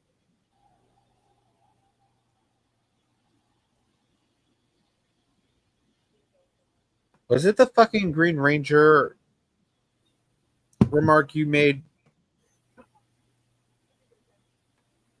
I'll take that as a yes. You should take that with a badge of shame. Piss off. And tattoo it on your forehead. I said Or a just- character who wore a color that fell and then rose again in white in Power Rangers. The fact that you didn't pick up on that immediately just disappoints me. Mm-hmm. Even Caleb got that one. And I knew exactly what you were talking about too when you mentioned it. And you salted the wound by claiming everyone else was talking, even though I was the only one talking directly to you.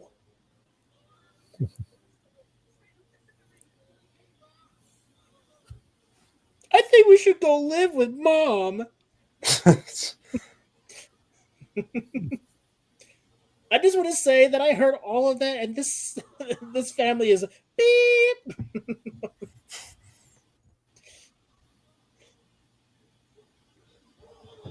So it's like, hey, he spared your life, but we're just gonna, beat you up a bunch.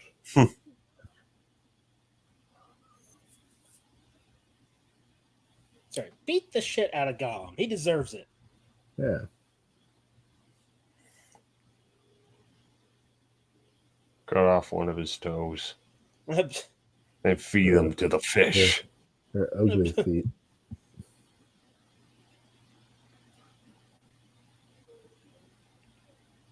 See, yeah, those ugly Gollum feet. If this is a Tarantino one, or just do a quick zoom on them, give us a straight up close up shot of those.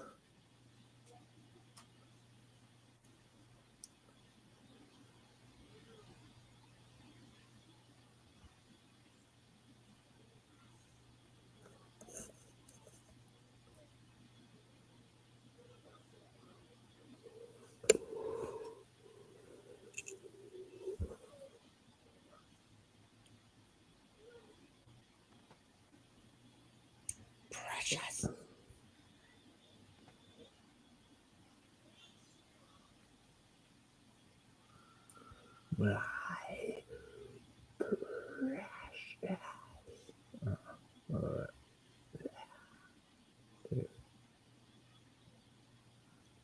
he needs to go to the dentist. Just saying. Big time. I think he's going to need more than a dentist. Yeah.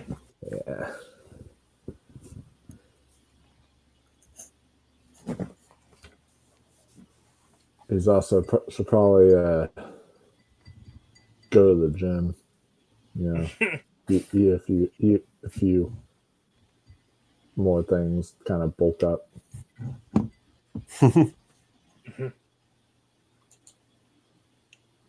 Especially being so close to Mordor. Yeah, you'll see. He sees all. Oh, like Santa Claus.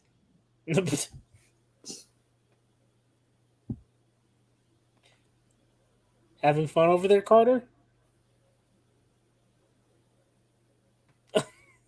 Oh, come on.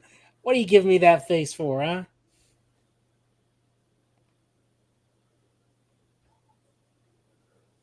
No comment? No questions? No concerns? Nope. Oh, shit. Oh, he just said Ring of Power, guys. Oh. Fuck!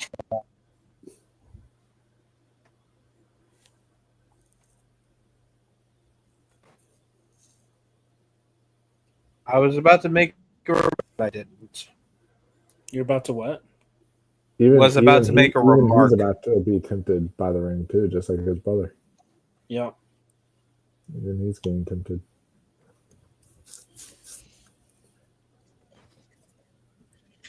Well, since Danner had shown off his Ring of Power replica, here's mine. Oh, nice. I mean, you got the chain. I don't know. Yours looks more textured than mine. Yeah, this is the Shadows of Mordor version. The words are written in blue. Oh. Yeah, I might try to see if I can maybe get it before we tell your camera to focus. Right? That's what I'm trying to get it to do. But anyway. If I can afford it, maybe I can do it for the Return of the King one. But I do want to get a tattoo of on like my shoulder of the Eye of Sauron, but it's the one ring wrapped around the eye. Ooh. So it's like, and it has all the markings and all that stuff, and so you get like, I think that'd be like really badass. Nice. Now this particular piece of music is great to listen to while you're out for a drive in the country. Oh yeah? Oh yeah. Do it all the time. Oh yeah. Oh wow. There's so much great music that that you can have for different instances. Like when I would study in school, I'd play like some of the Shire music and everything, just to more calming and peaceful to kind of study to. Nice. Very cool.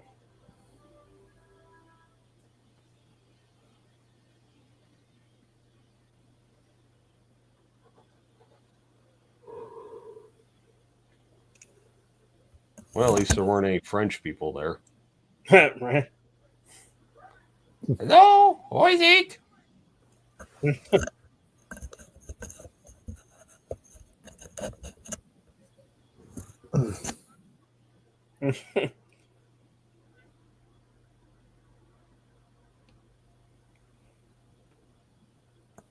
I love when he opens the door.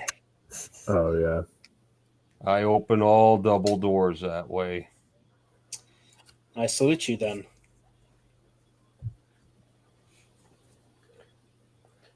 Like, I've heard that. I'm leaving the theater and they got the double doors. Oh yeah. I've heard that Mark Hamill, anytime he goes to a grocery store, he'll hold his hand out like this to pretend like it's like he's using the force on those doors. Fuck them. Yeah. I do it. I'll do it anyway. It's not because of him. I just go. Oh, yeah. It is fun. I do it all the time too. I think we were all doing it before he was. Oh, So yeah. fuck him. Oh yeah. There it is.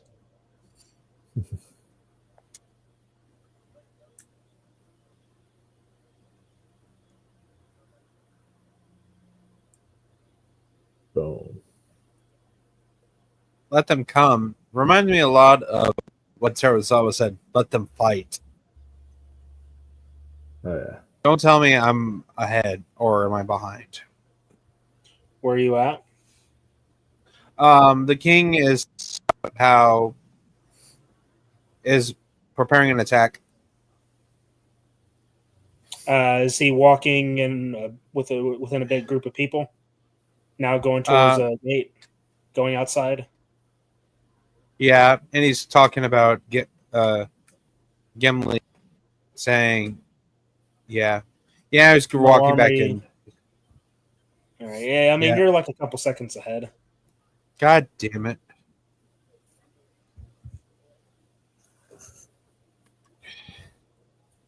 Well, just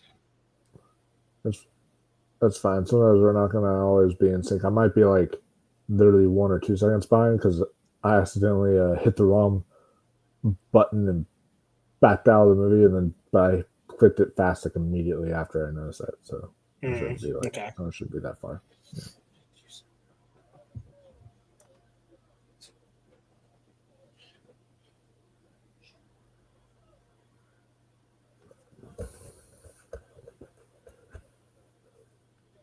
Hey, Captain Smith.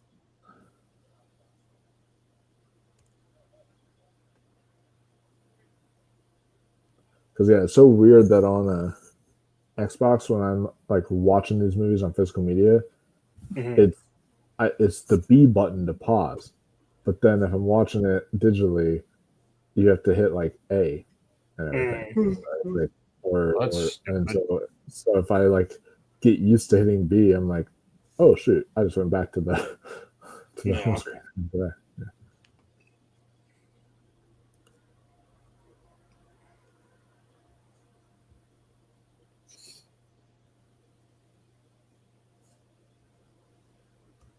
It is kind of interesting, though, that more elves and dwarves didn't show up to fight against Sauron's armies. Yeah. At least in this particular time. I kind of think that if Gondor would have lost and it was taken over, then maybe you would see elves and dwarves raise up more. Maybe. Yeah. But then again, maybe not. Who knows? It's just like the armies of man are left to fight alone.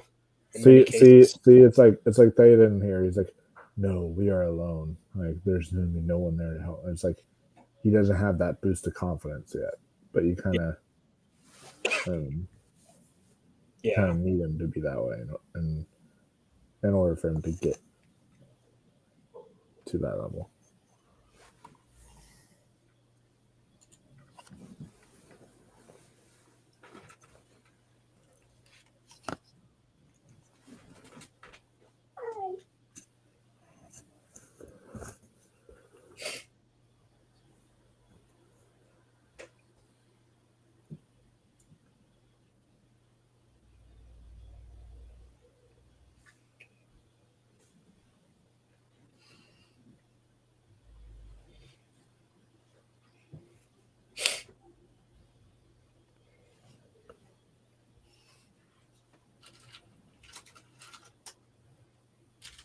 Hey, there's a bunch of other different fun trees.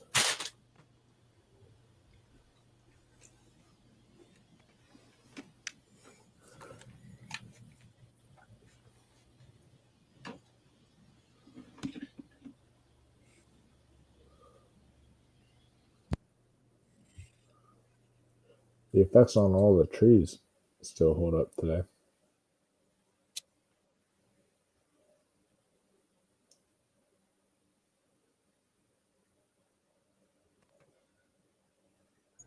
It is crazy, though. It seems like CGI peaked in the early to mid 2000s and then just started slowly declining, with some upticks here and there. Yeah, like the Matt Reeves Planet of the Apes movies and such. Yeah. Like I remember War for the Planet of the Apes when that came out. That changed my entire outlook on like what CGI can do. Yeah. And so like ever since that movie came out in 2017, I like now I always notice CGI because of that movie. I'm like, it was so realistic. I always notice when there's like CGI in a movie now. Yeah.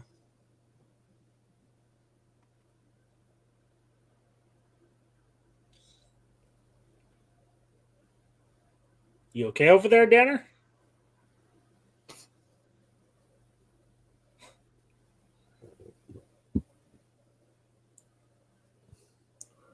He's like, look, ho, I got another woman, okay? Back off.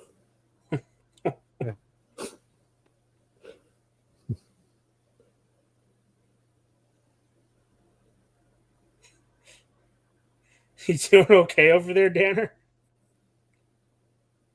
Oh, didn't know my mic was off. Looks like you were hurling or something. I was trying to catch an M&M, but then I missed it. It fell off my bed. Oops. I'm not doing that anymore. It's like you were tilting your head, and I was like, are you reacting to Aowen saying what she's saying? Trying to flirt with Aragorn? It's like, No. Are you? Yeah, you all like back off, everyone. That's my woman. It's almost as embarrassing as Boehner. Boehner the Great. He's a loser.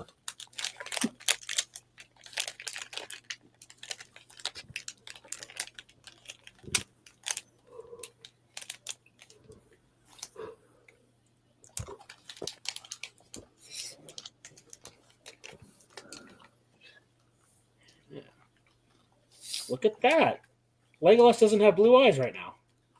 And I feel bad for the assistants because they're just like basically anybody who can hold a sword goes in there to fight, and it's like, damn. It's like it's almost like an allegory, just like Vietnam. It's like they didn't care if you could just hold a gun, then you could just go in there to fight.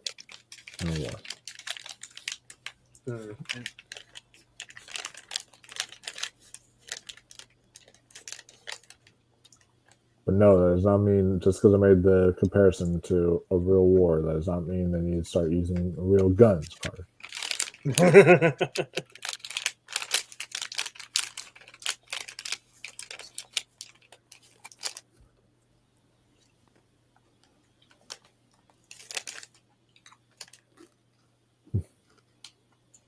Yeah. See, he's all like, who am I? Like, he's not confident in himself at all. I mean, he does feel isolated. And considering what's been happening, I don't entirely blame him. Yeah.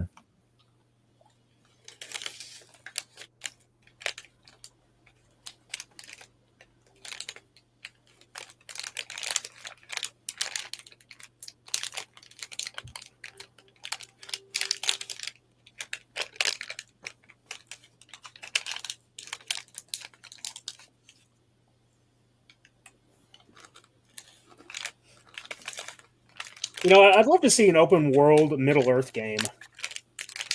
Wasn't Shadow of War kind of like that? I thought it was more linear, wasn't it?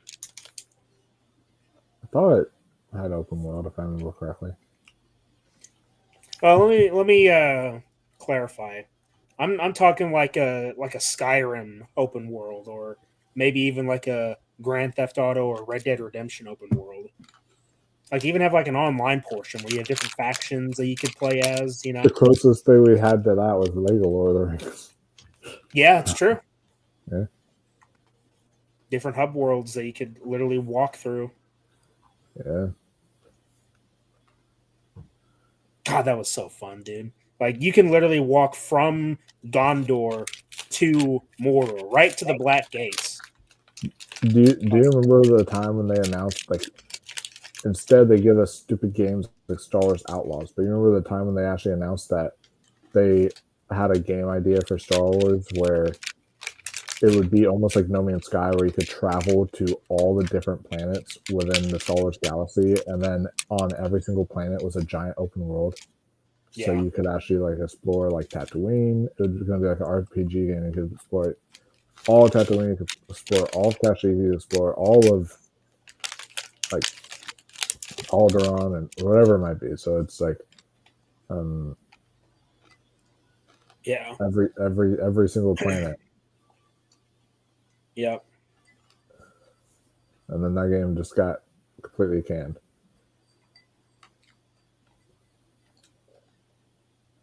I remember at one point, GTA 6, I remember a rumor they were talking about they wanted to do an open world where the open world itself was going to be they were going to use Google Earth to as like their blueprint to replicate the entire United States and have the entire United States as an open world. Yeah. But, yeah, I saw a concept map that included all the locations from every GTA game all in one world that you could travel through to. yeah. You know, you have the West Coast side be Los Santos, San Andreas, and then Vice City on the eastern side, Liberty City on the top. Yeah. What, is That'd that be cool. actually what they're going to do? I doubt it. Maybe later on down the line in the future, when they can milk the nostalgia of GTA 5 after it stops getting re-released. Right. Hey, look, he's got blue eyes again. I don't know if I'm going to get GTA 6 on launch because apparently I heard Rockstar made a tweet or something where like Nintendo Direct talked about $80 to $90 games for Switch 2. Yeah. And then Rockstar tweeted out, "Huh, that's cute." Like hinting that GTA 6 might be way more. Way more than $80 or $90. Are they high? And from what I heard, when GTA 6 launches, the online isn't going to even be launching with it. It's only going to be single player for a while. It's like, so you're not going to deliver a full experience. You're only going to deliver a single player experience, which might be buggy as hell. There might be some other issues with it, but no, yeah, that's fine. $90, $100 game. You know, that's there's rumors it's going to be $100 at launch. That's why they were like saying a collector's edition is $100 or more, not the base game. Yeah. Get out of here. Yeah. And like that, if you buy it on disc, they said this time the game might be so big that you might have to actually have 2 downloaded discs and 1 play disc. So there might be like a 3 disc that one I heard. So it's like, yeah. Ridiculous. So which one is the general? That one over there. Huh, he's quite the peacock, ain't he? That was an awkward hug. Kind of. All right. Yeah, because he's just kind of like, what the? Supposedly, the rumor is that GTA. I don't know though if they're not going to include online, but supposedly the rumor is GTA 6 is going to be 150 plus gigs on launch. So yeah, Jesus, it's as big as a Call of Duty. Yeah, and that's just at launch. That's without adding any of the other. All right. Oof. All right. Just give me. I love the setup to this battle here. Yeah. Carter, no carpet bombs. You can see where right. the Battle of Winterfell took its inspiration from this battle, but it just isn't nearly the same. Yeah. Of course Is not. that No right? carpet bombs. Don't need a carpet. Just need to bring out the old Baird 50 cal sniper rifle, armor piercing rounds. Let's see if these bastards can deal with old Uncle Sam. You know, I think we should do a new segment for watch-alongs, and the segment would be "How Carter Ruins Movies." Episode 1. Yep. Lord of the Rings: The Two Towers. Oh yeah, bring guns into the Middle Earth. Yes, sir. Well, Right, Carter? that's what my character did in the story. Yeah, you see how useful that was, though? Because they were low caliber, genius. Were they, though? Yeah. How do you know? Because the MP5 is a 9mm. Was a 9mm. The guns I'm using, they're low caliber, damn it. Well, congratulations. You're a low caliber.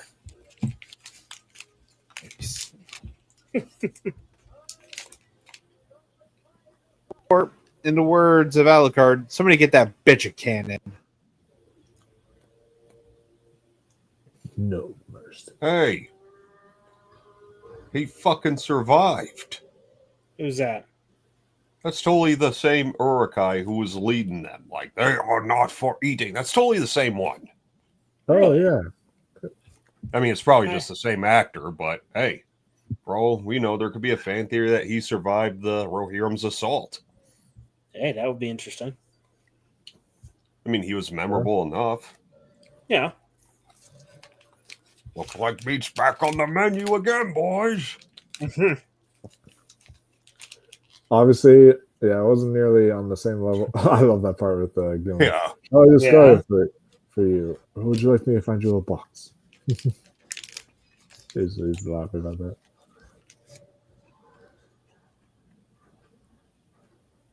Yeah, Gimli and Legolas's banter is just what. Oh shit!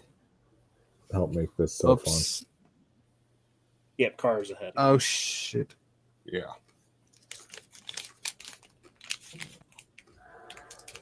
Carter, pause your movie for a few seconds. All right. I'll let you know when to play. All right. Where you at? Finger slipped. Yeah. The wind kicked up. All right, play. Oh shit! See, that's totally the same guy. I think you're right. I am right. So it begins. Yeah. Indeed. Damn, I must have hit it right on the head. Carter's actually with us this time. All right. Yeah. Yep. Yeah, nice.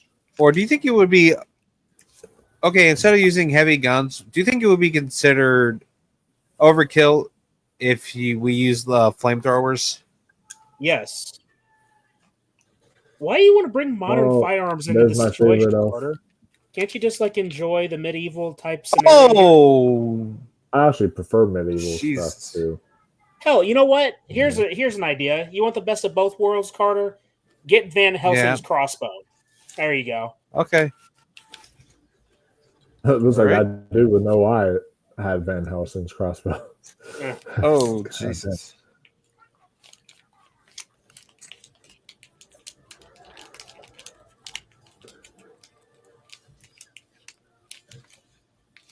Send them to me. Oh, Come on. okay. Gilly's just standing there not doing anything. Oh, or the Wilhelm scream. What about boiling hot oil or something? Well, you think they just have oil being sold at the nearest Ollie's or something? They will have a bomb for you in a second, Carter. I know you like bombs, so they're gonna. Yeah, because they do have a medieval bomb. Yeah. You'll see. Just give it a few minutes. The Wilhelm scream. Yep. There's always a Wilhelm scream in these areas. Ooh.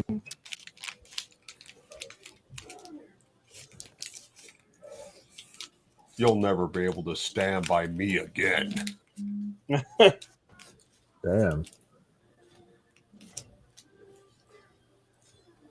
Now, cover your nards. Ooh. Mm-hmm. Oh, Gimli, you asshole.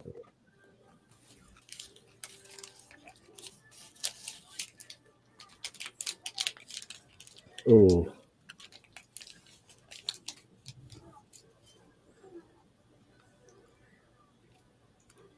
Welcome to Watertown, motherfucker! Or explosive arrows. You just don't quit, do you? Yeah, see, this is what I was talking about. Every time it cuts back to this during the Battle of Helm's Deep, that's where it feels like they kind of put the plot on pause. Just a bit. Yeah. Yeah, I can agree. I mean, look, even the hobbits are getting impatient with them. I mean, I understand they do have to set up though the all the ints. Yeah. Attacking Mordor. So still, it's just a bit slow. Yeah.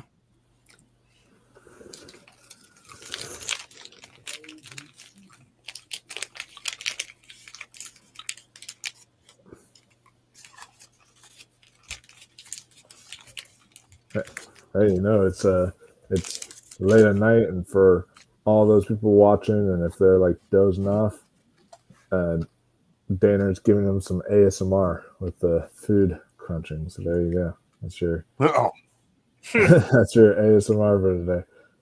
Ugh! Please do not compare me to that. Yeah. I mean, what do I gotta get? One of those stupid ear speaker things that they like to lick because apparently people have a fetish for that or something. That's a thing? Yeah. Oh, yeah. It's like a mic thing that it's like attaches to your mic, and they'll like lick it, and it's like ears. Gross. Makes me cringe. Ugh. I don't even care if they're good looking. It's just why? That's just annoying. Yeah.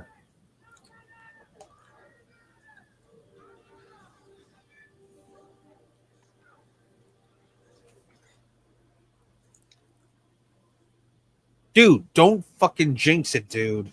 Too late. There's the bomb. God damn it.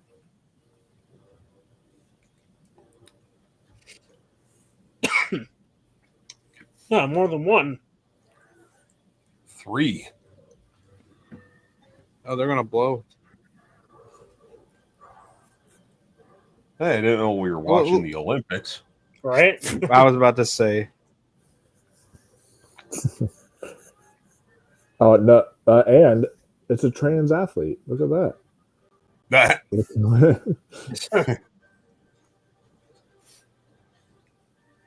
Give me some boom! Did somebody See, say boom? There's your Michael Bay explosion. Not even a little bit. It would be a lot more excessive than that. Fireworks everywhere. The only way you could have made that scene a comedy, and this would probably be something Disney would do, they would have done that while Theoden was saying, "Is this it?" in mid-sentence. Yeah. Yeah. You know, kind of going for that Marvel, well, that just happened. Yeah. I hate that kind of humor anymore. Yeah. It's been ruined. Yeah. Comedy has been ruined because now it's all been Marvelized. Mm-hmm. Disney-fied. Hey, Peter Jackson. Yeah. Another little quick cameo. Yeah. Hey, it's a kid.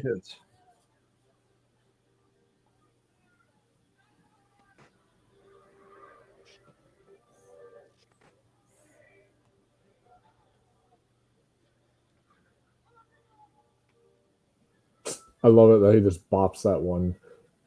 Yeah. Orc over the head with with that part of the axe. He doesn't even like chop off his head. That's the second time he did that. Yeah. Yeah.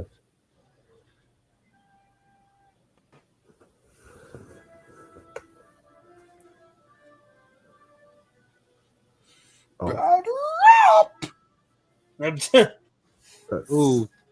So cool. Damn. I love this. Yeah, when he's like going down the stairs. That's so cool. Oh yeah. Stream sports. Ooh. And then, little did we know he was going to top it in the next one with the elephant or the oliphant. That's true. But that still only counts as one.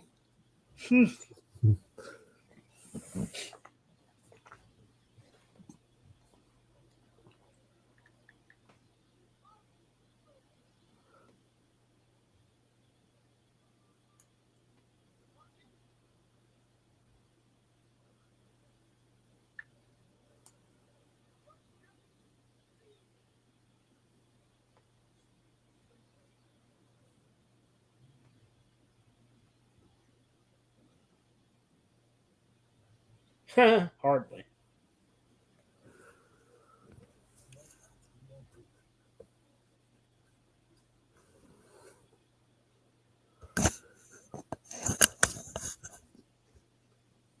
Yeah, no thanks to you. You'll be useful as firewood or a wood chipper.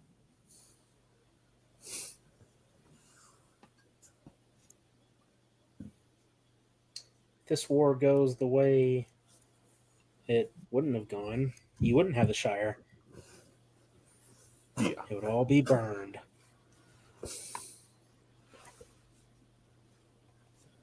Sauron will march his armies across all of Middle-earth, and your fucking Shire will be gone. All because, oh, what can we do, Mary? I got my wee little basket in my back pocket. I got my first and second breakfast. I got my little tail behind my legs. Right, Carter? Got your little tail behind your legs. Oh, shut up. Dude. Looks like furry's back on the menu, boys. Ew. Where the dude, can you imagine if Zoro was in this fight? Oh. And when I mean Zoro, I'm talking about One Piece Zoro, not This is so sad what Antonio. happens to Haldir.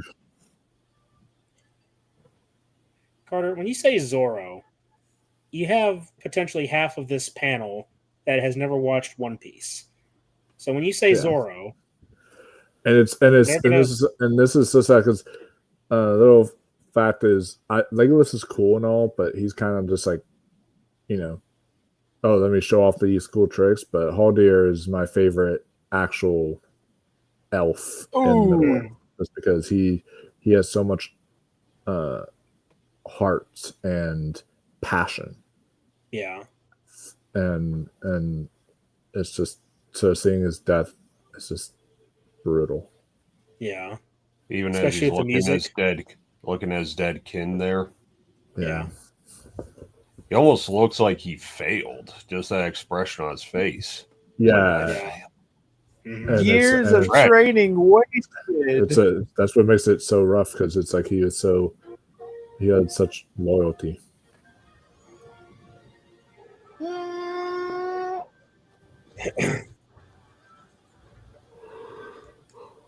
Oh, that's gotta hurt.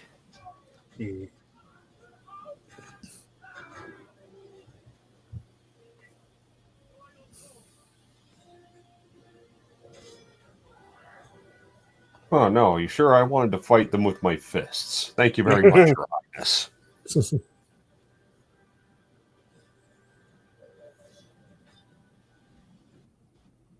Oh.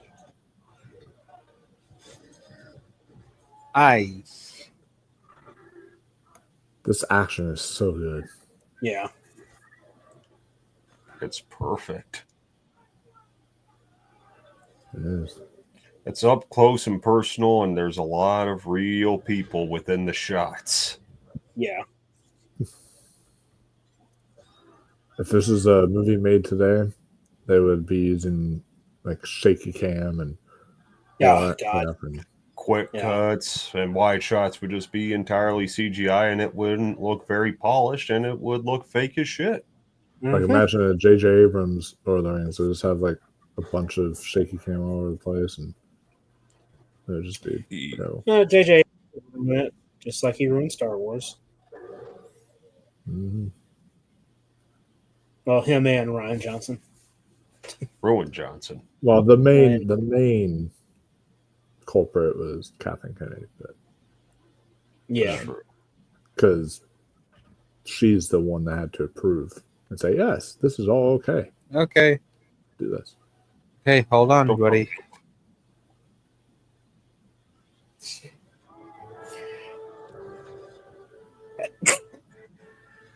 Excuse me. Bless you. Bless you. I like how they're just tanking these guys. It's great.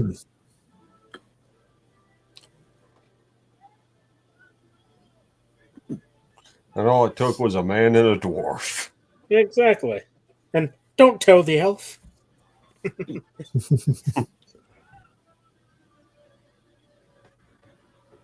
Oh, you crafty bastards. They've got everything. Yeah. They even got those ladders. Oh, I remember those in the game. The little ladders that having to knock them down. Yeah. So fun. Did that in the Lego game too. Yeah. Oh, fucking the Lego game. What? Hey man, I never played any of the actual Lord of the Rings games. You'll have to forgive me. Oh, I'll forgive you once I have you sat down and we're playing it on co-op. Fine then, I'll be Gimli and you'll be Aragorn. How about that? Sounds good to me. Yep.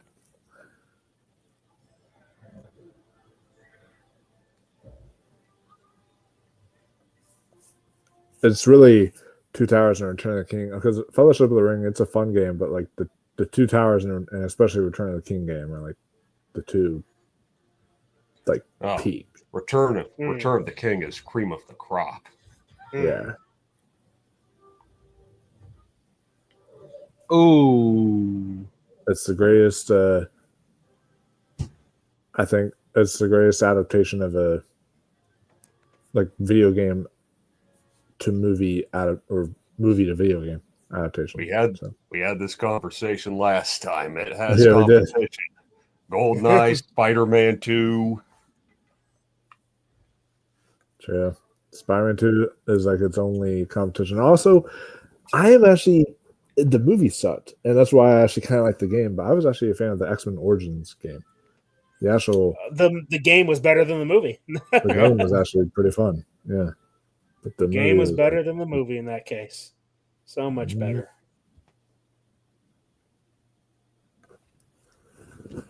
You know, that's a rare thing these days. That's funny. It is. Very funny, John Candy. Very funny. Well, no shit. Glad you got that. Yeah. Yeah, that's a damn rare thing these days. Give me my goddamn Wolverine. Kevin. Speaking of Wolverine, where's that Wolverine game? Like I heard we were supposed to begin that. I've heard nothing since. Yeah, because it's probably dog shit. And they're trying to figure out how to not make it dog shit. Probably. Sorry, I was not a fan of I was barely a fan of the first Marvel Spider-Man game, but then Spider-Man 2 comes along and I mean, don't get me wrong, Tony Todd as Venom was pretty awesome. The voice work was really good. Oh yeah. But the boss fight with a certain, you know what? Fuck it. I'm going to spoil it for Danner. One of the boss fights is where you fight Mary Jane as a Venom symbiote. What? You know what? You know what? What? I know what we're going to do after the stream. Since you're not going to play the fucking game, I'm just going to I'm going to play for you the fucking audio. Oh god. Because the fight, it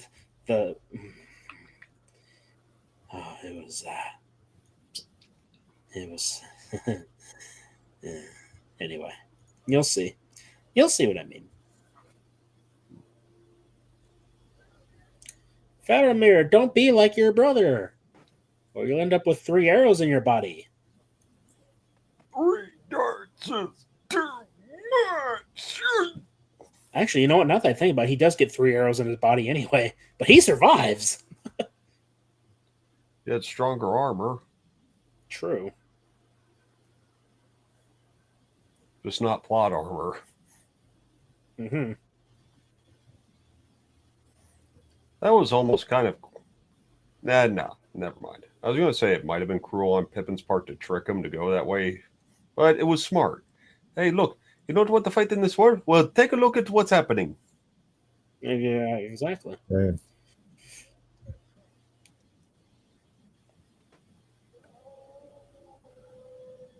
You know what?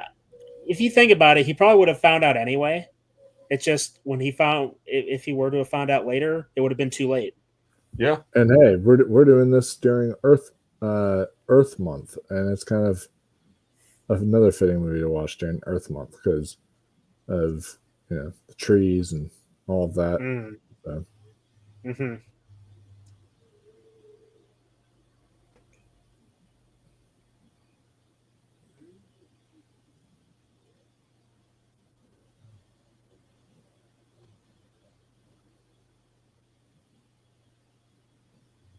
There are some ants that are like tiny, and then there are some ants that are pretty big. Yeah.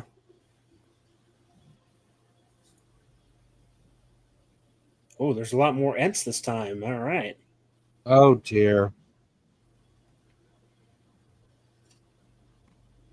That one's fucking huge.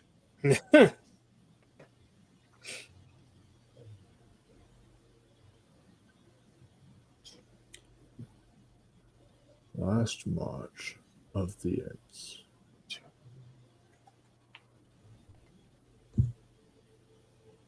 I love the music playing here when the march and the. And of course, it's very similar to when Rohan goes to the Pelennor Fields. Oh yeah. I think that one was better though. Yeah. Like this is like the demo version. Yeah. A teaser for things to come. I don't think any fantasy movie will ever top the epic scale of the Ride of Pelennor Fields. I don't think. No. Yeah. With the way things are going in Hollywood these days, not a chance. Yeah. 2 manufactured by a bunch of corporate assholes in suits who don't give a fuck. Yeah. Yeah. Hey, you know the way the city looks? Mm-hmm. It looks like cities in Europe that were that got caught in the crossfire of the wars. Don't they? Yeah. Mm-hmm. I'd like to know what Sam is saying here. I ate the last of your lambest bread, Mr. Frodo.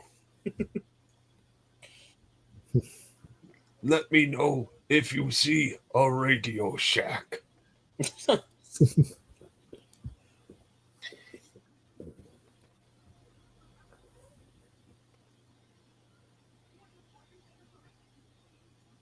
There's no. Is that what did you say about my brother? Trying to kill him. Ma!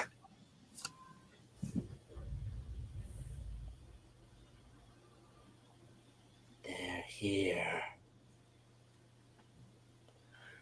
Who? The TV people. Oh yeah, he's still playing Joey, but he's not doing so well.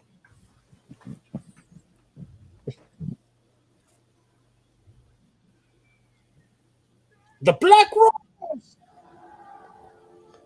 Oh, very nice. Way to make it about race, you bastard. Piss off, you southern wanker.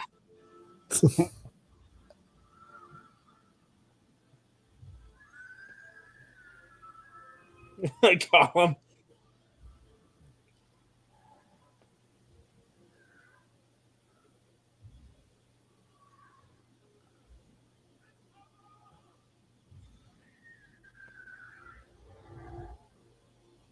Someone's behind because I still heard a Nazgul thing.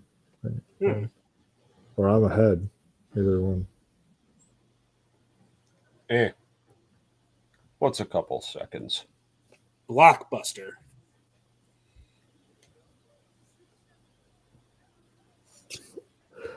Speaking of Blockbuster, I actually one of the copies of Return of the King I own is the DVD from Blockbuster. Wow. Nice. Back in the That's day awesome. when I put that up. Yeah. That's same deal with my Halloween VHS. Oh wow.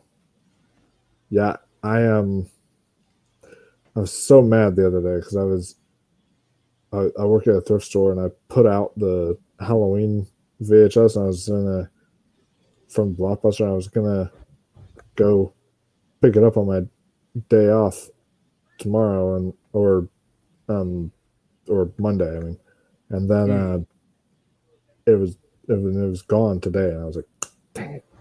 So someone took it already. Boomer. Ride out and meet them. For Rohan. I find it interesting though that while unfortunately DVDs and like Blu-rays and such are dying, VHS is kind of making a comeback, which is I find interesting.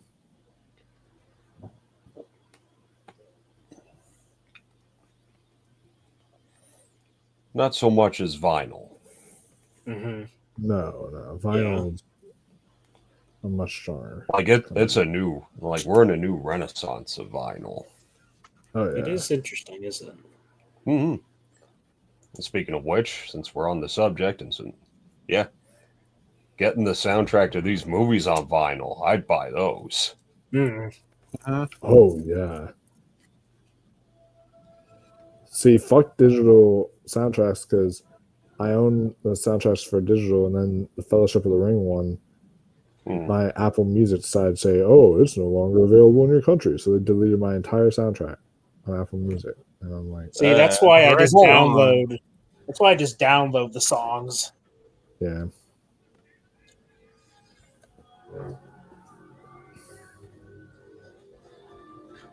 I mean, that's what I do when I do the editing for our intros and outros. I download the songs from YouTube, and then there you go. You know, I think this is the one and only time you actually see Legolas with a sword. I mean, you see him with a dagger. Yeah, but I mean like a real sword. Oh, I ain't like full blown. I ain't talking like his little daggers that he carries with him.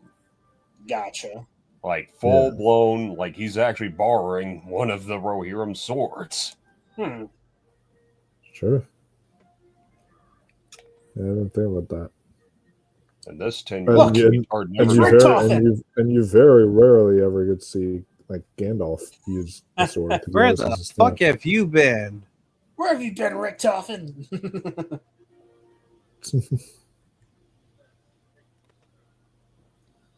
Oh, hey, Judge Dredd, too. Oh, right.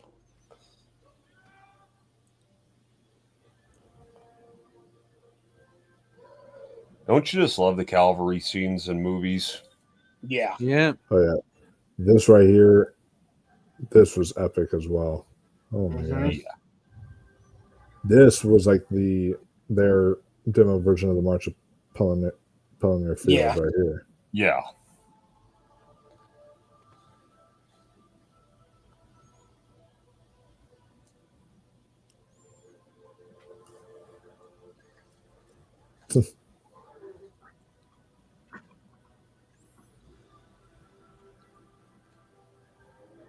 My eyes, my beautiful eyes. That's me after pulling an all-nighter and opening my blinds. That's me literally anytime I look out the window. All right. Yeah.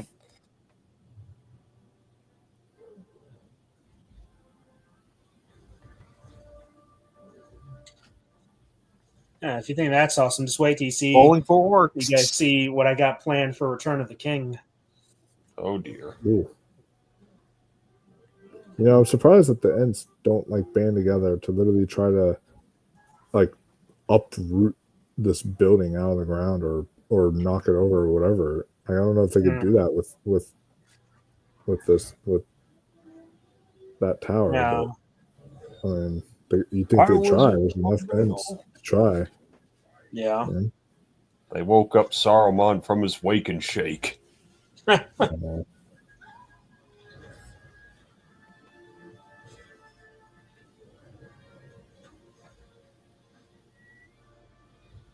shit! Hey, big guy, you're fired.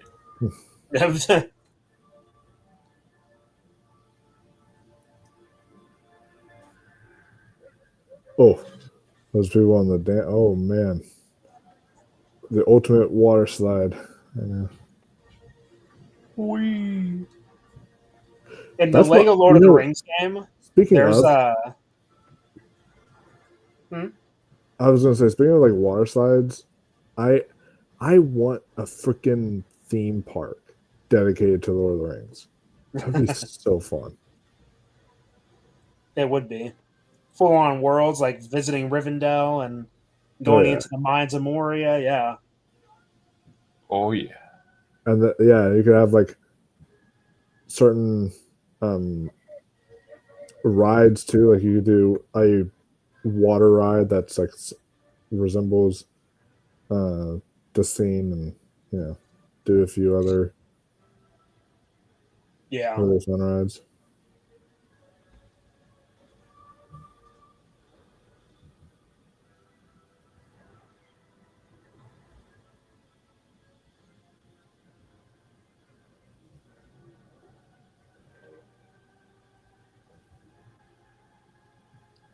Tell me that does not look like a little miniature model. It's probably because it is. You do one of those 4D rides at an amusement park, but you're like following a Nazgul or something, or Yeah. like it would be like a lot of really interesting stuff you could do there. This is pretty freaky. That's It's even worse if you end up failing. Right. In the game. If this happens to Frodo, it's almost comical when the I don't know what they call the winged creature, the dragon, if you will, just snatches Frodo.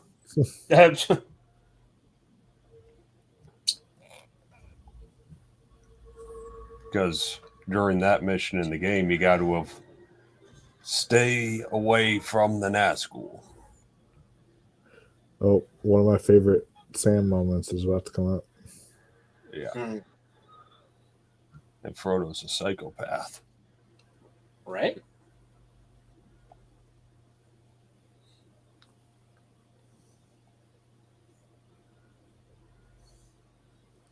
You can put the sword down now, sir. Yeah. And he's touching his neck with that thing. Jesus Christ. That goddamn ring!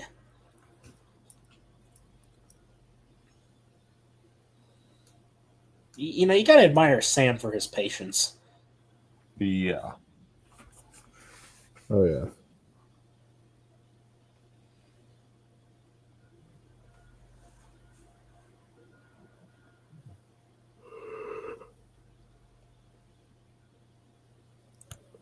Oh, man. I love this speech so much. The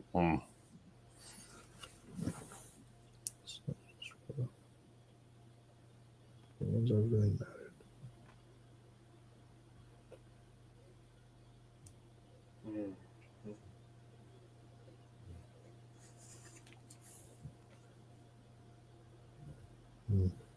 And the music that plays while he's giving this monologue is so good. Yeah.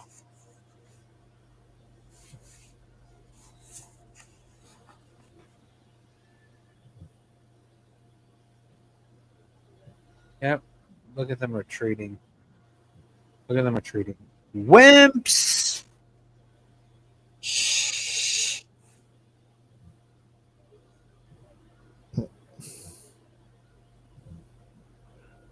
They're just going for a swim.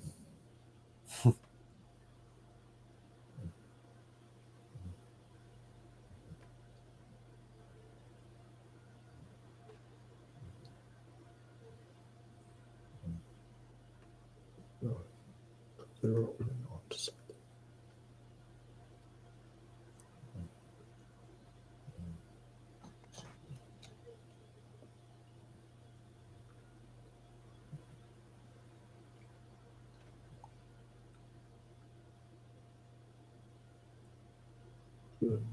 Words for and it's worth fighting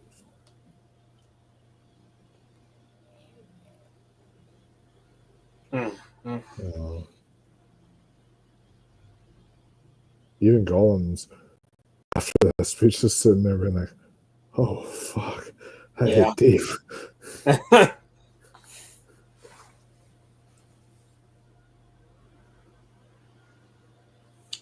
Faramir redeeming himself here.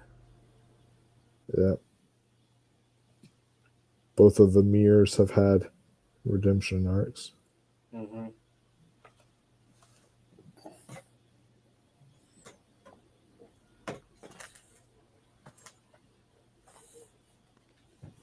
And it is forfeit.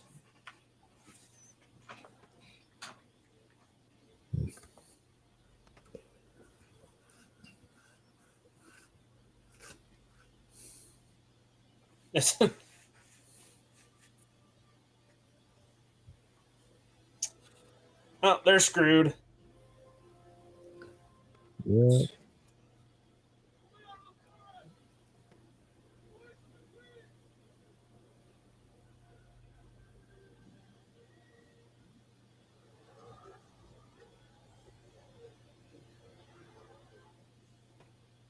I guess the orcs didn't notice that there was a whole bunch of trees that just started popping up behind them while they were fighting. No. But they look nice.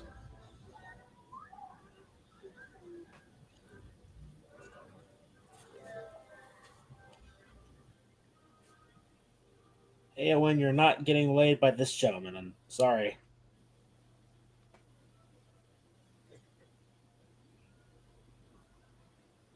I love this part. Because he's got my axe buried in his Pointy-eared owlish feather. I myself personally pretty on 43.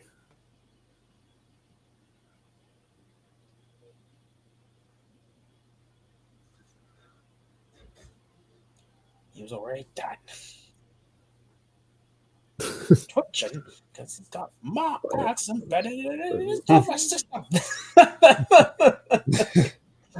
That's great.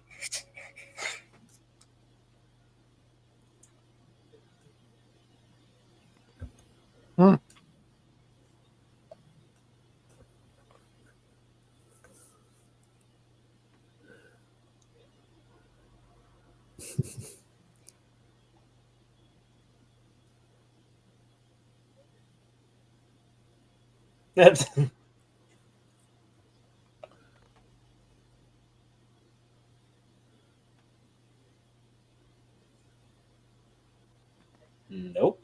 How about a red apple? He's like looking up in the sky like, did I just fall from the sky? Again? Hey, chicken. Oh my god. Damn. It's fully cooked already. How convenient. Oh my god. Red wine too? In his face. He's like, oh my god, now we're about to have a party. That's not, it looks like it said South farting is what it said on the so those are the barrel said. The salted pork is particularly good. Salted pork.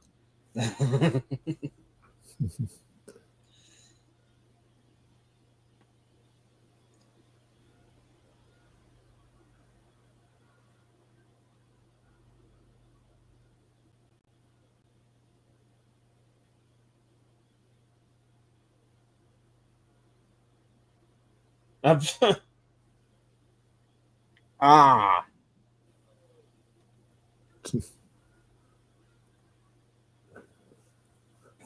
Treebeard.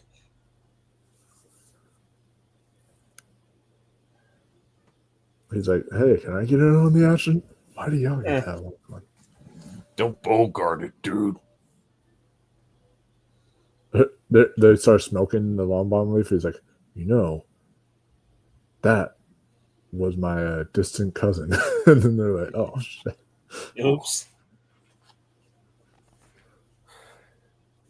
Well, now there's a little bit of him and you too. That sounded weird. Yeah. It's crazy that they cut this in the theatrical cut. Yeah. Jeez. It's a good character moment for Faramir. Mm-hmm.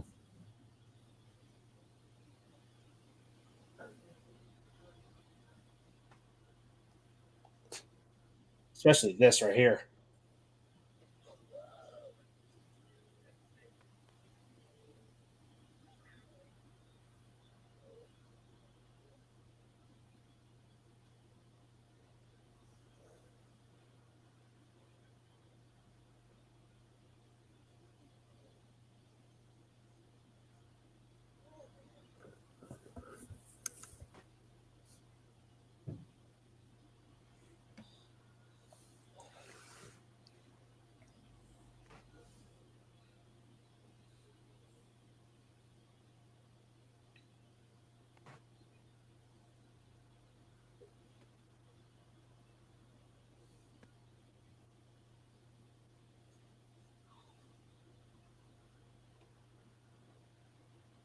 Well, he was kind of right. Mm-hmm. Yeah. Although it kind of doesn't find him super quickly. It's like Not quick enough.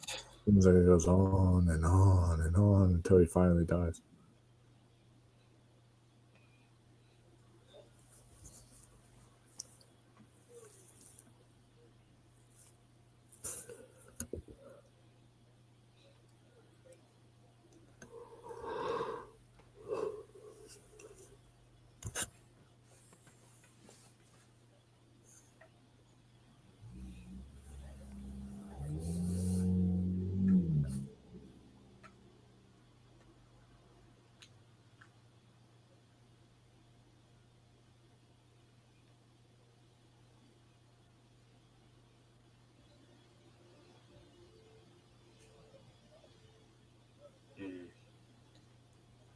That's a great shot.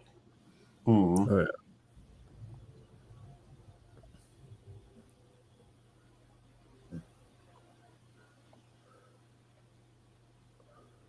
yeah.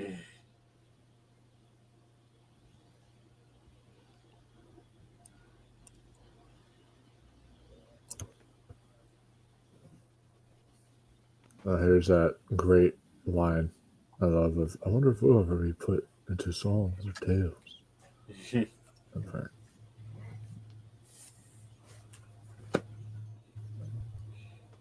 Ah, yes, it's one of my favorite stories. Frodo was really courageous, wasn't he, Dad? Yes, boy.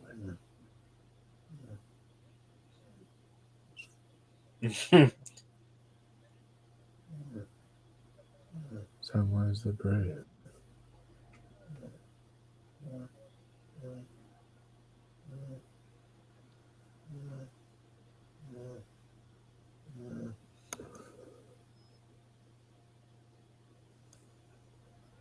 So was I. Oh. Man, aspire to have friendships like this, people. Because that's a beautiful friendship. See, and this is how this right here is how you end the second half of a trilogy. Because it has enough intrigue that obviously he's set them up into a trap, and this is gonna lead in something in the third film, and audiences are like, whoa, what? The hook, like I said. The hook. Yeah. Mm-hmm.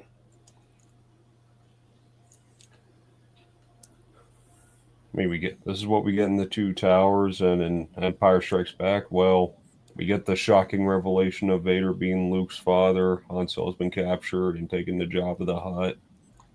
Like, they barely just made it. That's all it is. That's the only part of the happy ending. And in Attack of the Clones, we get the begun the Clone War has. But we're also anticipating Anakin's turn to the dark side. Right. What do we get in The Last Jedi? Nothing. Some kid with a broom looking up at the stars. Oh, it's so uplifting. And it's Broom kid. Broom kid, a Star Wars story. Fucking get out of here with that bullshit. We get it's like the Teen Titans Luke Skywalker melting as well from the God. sun, or just Yeah.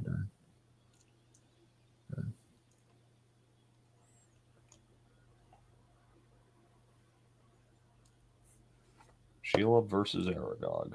Yeah, and then we takes it once they're dead. Chilling.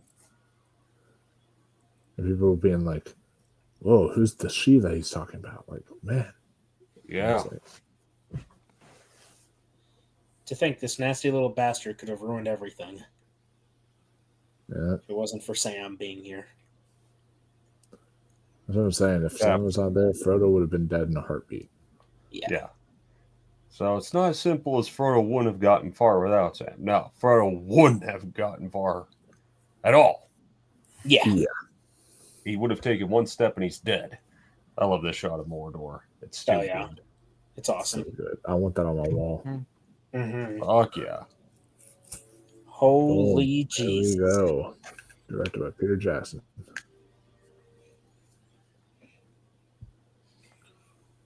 Written by 4 people. It's not a bad thing. Sometimes it's a good collab. Yeah. Sometimes it works. Sometimes it. I saw that. Oh, hey, Bob. I think we Hey, said Bob. that. And R.I.P. Andrew Lesney. Sorry, Shyamalan wasted your talents on The Last Airbender. Jesus. Yeah. Don't mind me, Lavery. I don't have a choice. This is what I do. Well, I hope we enjoyed this, folks, because come the next time we visit Middle Earth, we'll be here for 4 hours. Actually, now that I think about it, it'll be more like 5.5. Yeah, somewhere in yeah. there. I was gonna say because it's half past midnight where I am. I don't know about you guys. Yeah, it's 1:30. It's 2:37. Holy damn! Black Jesus. Yeah. Yes, sir. But how exciting! The journey through Middle Earth, or in our case, the Dark Aether, is almost over. Of course, it's not the end of the Dark Aether. It's just We're the just end of getting this particular, started. Yeah, just the end of this particular chapter, coming close to the end. But it's never fully ended. Not with everything we got going on. But I'm excited. I'm excited to get into Return of the King. I'm excited for you guys to see what I have cooked up for the intro and outro. That's why that's why I'm gonna be grinding away, and that is why we will be having another delay. So it won't be next Saturday. It'll be 2 Saturdays from now. May the 3rd. But what are we doing on Monday? Yes. So you guys already know, if you've been following the channel for the past 2 years, you know that we have an annual tradition. The 21st of April, we are watching the classic John Carpenter's The Fog as part of the annual tradition of every April 21st to watch it. I'm doing it for 2 years now. This will be the 3rd year. So Third time's the charm. Yes, sir. I'm excited. So am I. It's going to be another evening stream as usual because we do have to work, but I don't. oh, Me that's neither. right, you don't. Huh, yeah, you're very funny, Carl. Yeah, I'm off on Monday. Yeah, no, not me, unfortunately. But regardless of that, we will be live on Monday watching The Fog, and then May the 3rd is when we will return for the final installment, at least until we decide to do the Hobbit movies, because Michael brought up a good point, good storytelling potential for our little Dark Aether Files story. So this won't be the end of the journey through Middle-earth. We'll come back eventually. And then we can do episode by episode for Rings of Power. No, anything but that. Ooh. But regardless of that, Michael, what do you have coming up on your side of the fence? Yeah, I have quite a bit. So tomorrow night, it's going to be a bit later because I know a lot of people have Easter plans and everything. So I'm going to be doing the Mission Impossible 3 stream. So we're on Mission Impossible 3 now. So that's going to be our watch along that we're doing. And then coming up this week, or this coming up this Friday, is our Final Destination 3 review, which is pretty cool. And then also on Monday, covering more of The Last of Us season 2. So, and then halfway to Halloween will be like the little horror discussions that I'll be doing is starting up towards the end of the month. So some stuff to look forward to there. All right. Yeah. Sounds good. All right. Well, again, and then for us, like I said, Fog on Monday, and then Look out to the sea. Yes. As far as anything else, next thing after the Fog, Lord of the Rings. Yeah, because I'm going to need that extra time to work on the intro and outro. A lot that has to be done. No rushing.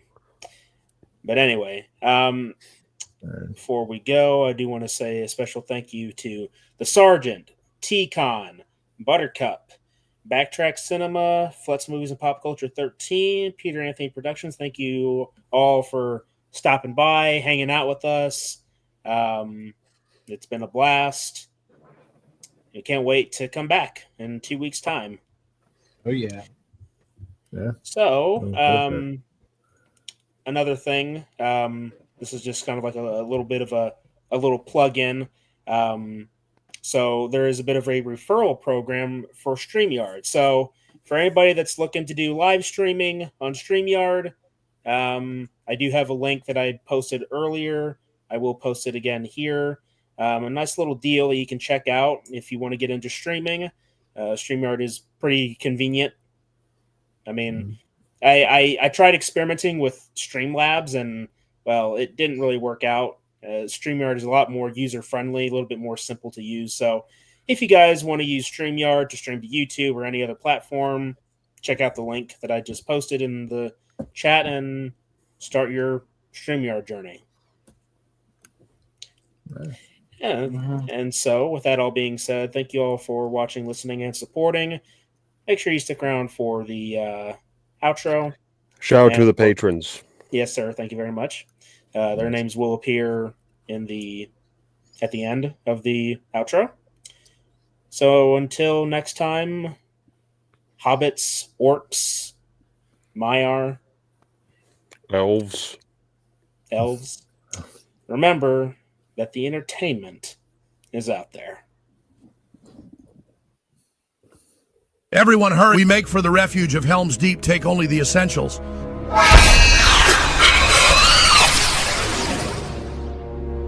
I just can't believe it. Who was that? And why did he have the summoning key on his chest? I mean, the raw power he'd unleashed on you two. I could feel it all the way from the main hall. Who he is, and how or why he has that powerful device on him, is not important right now. All that we should be focused on is fortifying our defenses. Sauron's forces will make their way here. Helm's Deep has proved a worthy stronghold in the past. That being said, we must be ready for the next attack. It is concerning, though. Sauron has the summoning key, yet he gives it to his new servant. You'd think he would keep it by his side. But above all else, there's a strange rune surrounding the key. It looks very familiar. That is quite a mystery to be sure, but these runes, where have you seen them before?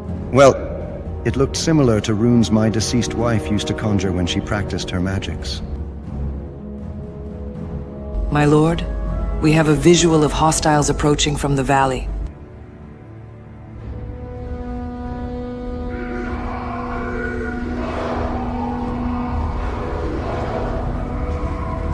Dear God, look how many there are. We're completely outnumbered. Stand your ground.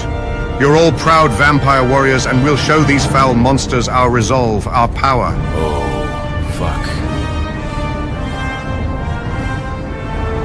My lord, the front gate is being breached. Our men need reinforcements.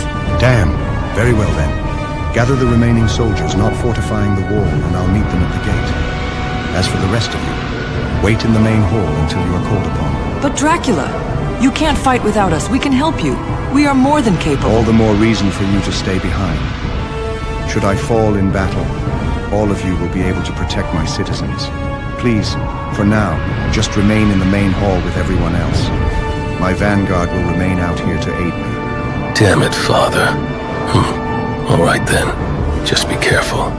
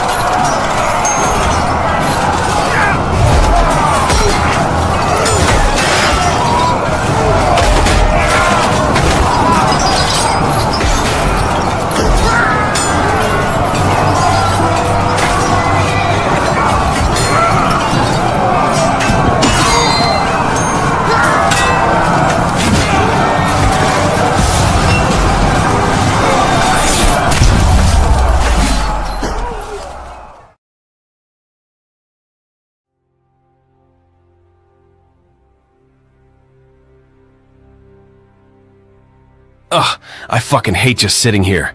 We should be out there taking it to those orc bastards. Oh, screw it, everyone outside. We're not sitting out this entire fight. Yeah, to hell with sitting on the sidelines. With everything at stake, we need to push back as much as we can. Let's get out there and kick some orc ass. I admire your fighting spirits. Right then, let's go. And thank you, all of you, for helping us. Father, what's happening? Did Sauron's forces retreat? No. But they stopped their advance and they want to speak to someone. To Carter, specifically. Huh? Me? What do they have to talk with me about? Alright, you ugly pricks, what do you want to tell me? Come on, spill the beans. Our commander and Lord Sauron's servant, Lord Morgoth, has a message for you and your special agents, Carter. He said, no resurrections this time. Huh? What the... How did he...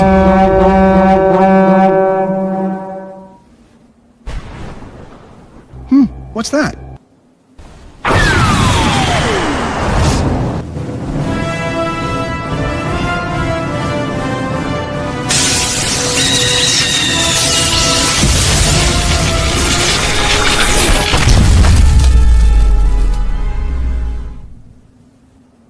All right. Show yourselves. Who are you? What? Nikolai? Takeo? You guys are okay. My goodness, Bull, what great power they wield. Just how did they get so strong? There are forces here in the Dark Aether.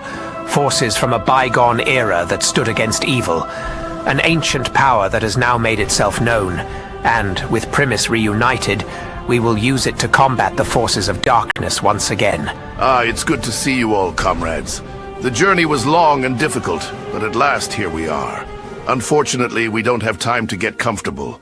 We have information, very unsettling information. As we found our remaining allies, we passed by part of Sauron's border. In the distance, we seen something. It looked like a large portal. It looked nearly complete. A large portal? So, that is what he's up to. I sent a scout regiment to investigate Sauron's land. It was led by Striga here. We had received word that Sauron was constructing something, a new weapon, but he was unable to finish it due to the lack of a powerful device. The summoning key. He needed the summoning key.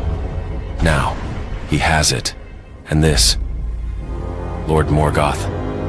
What did he mean by no more resurrections? Well, whatever the case may be for this Morgoth character, one thing is clear. The battle for Helm's Deep and Dracula's people is over. The battle for the Dark Aether and Earth is about to begin.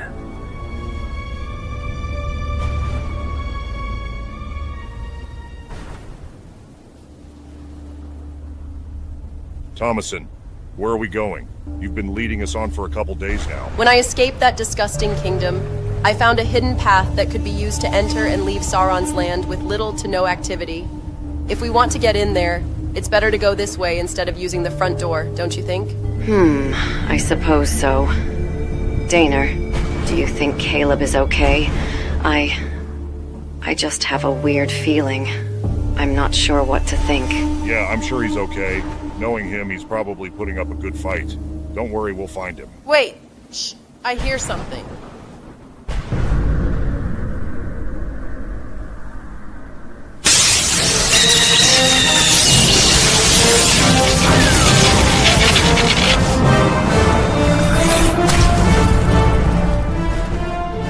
Stay your weapons, Daner and Samantha. I mean you no harm. Who are you, and what do you want? My name is Lisa Tepesh, and I'm going to help you retrieve Van Clutter and the summoning key. I'm Special Agent Spooky Clutter. I'm Special Agent Carter Sauce. Special Agent Dr. Richtofen. And until next time, fellow investigators, remember. The entertainment. The entertainment. is the entertainment. The entertainment. The entertainment is out there.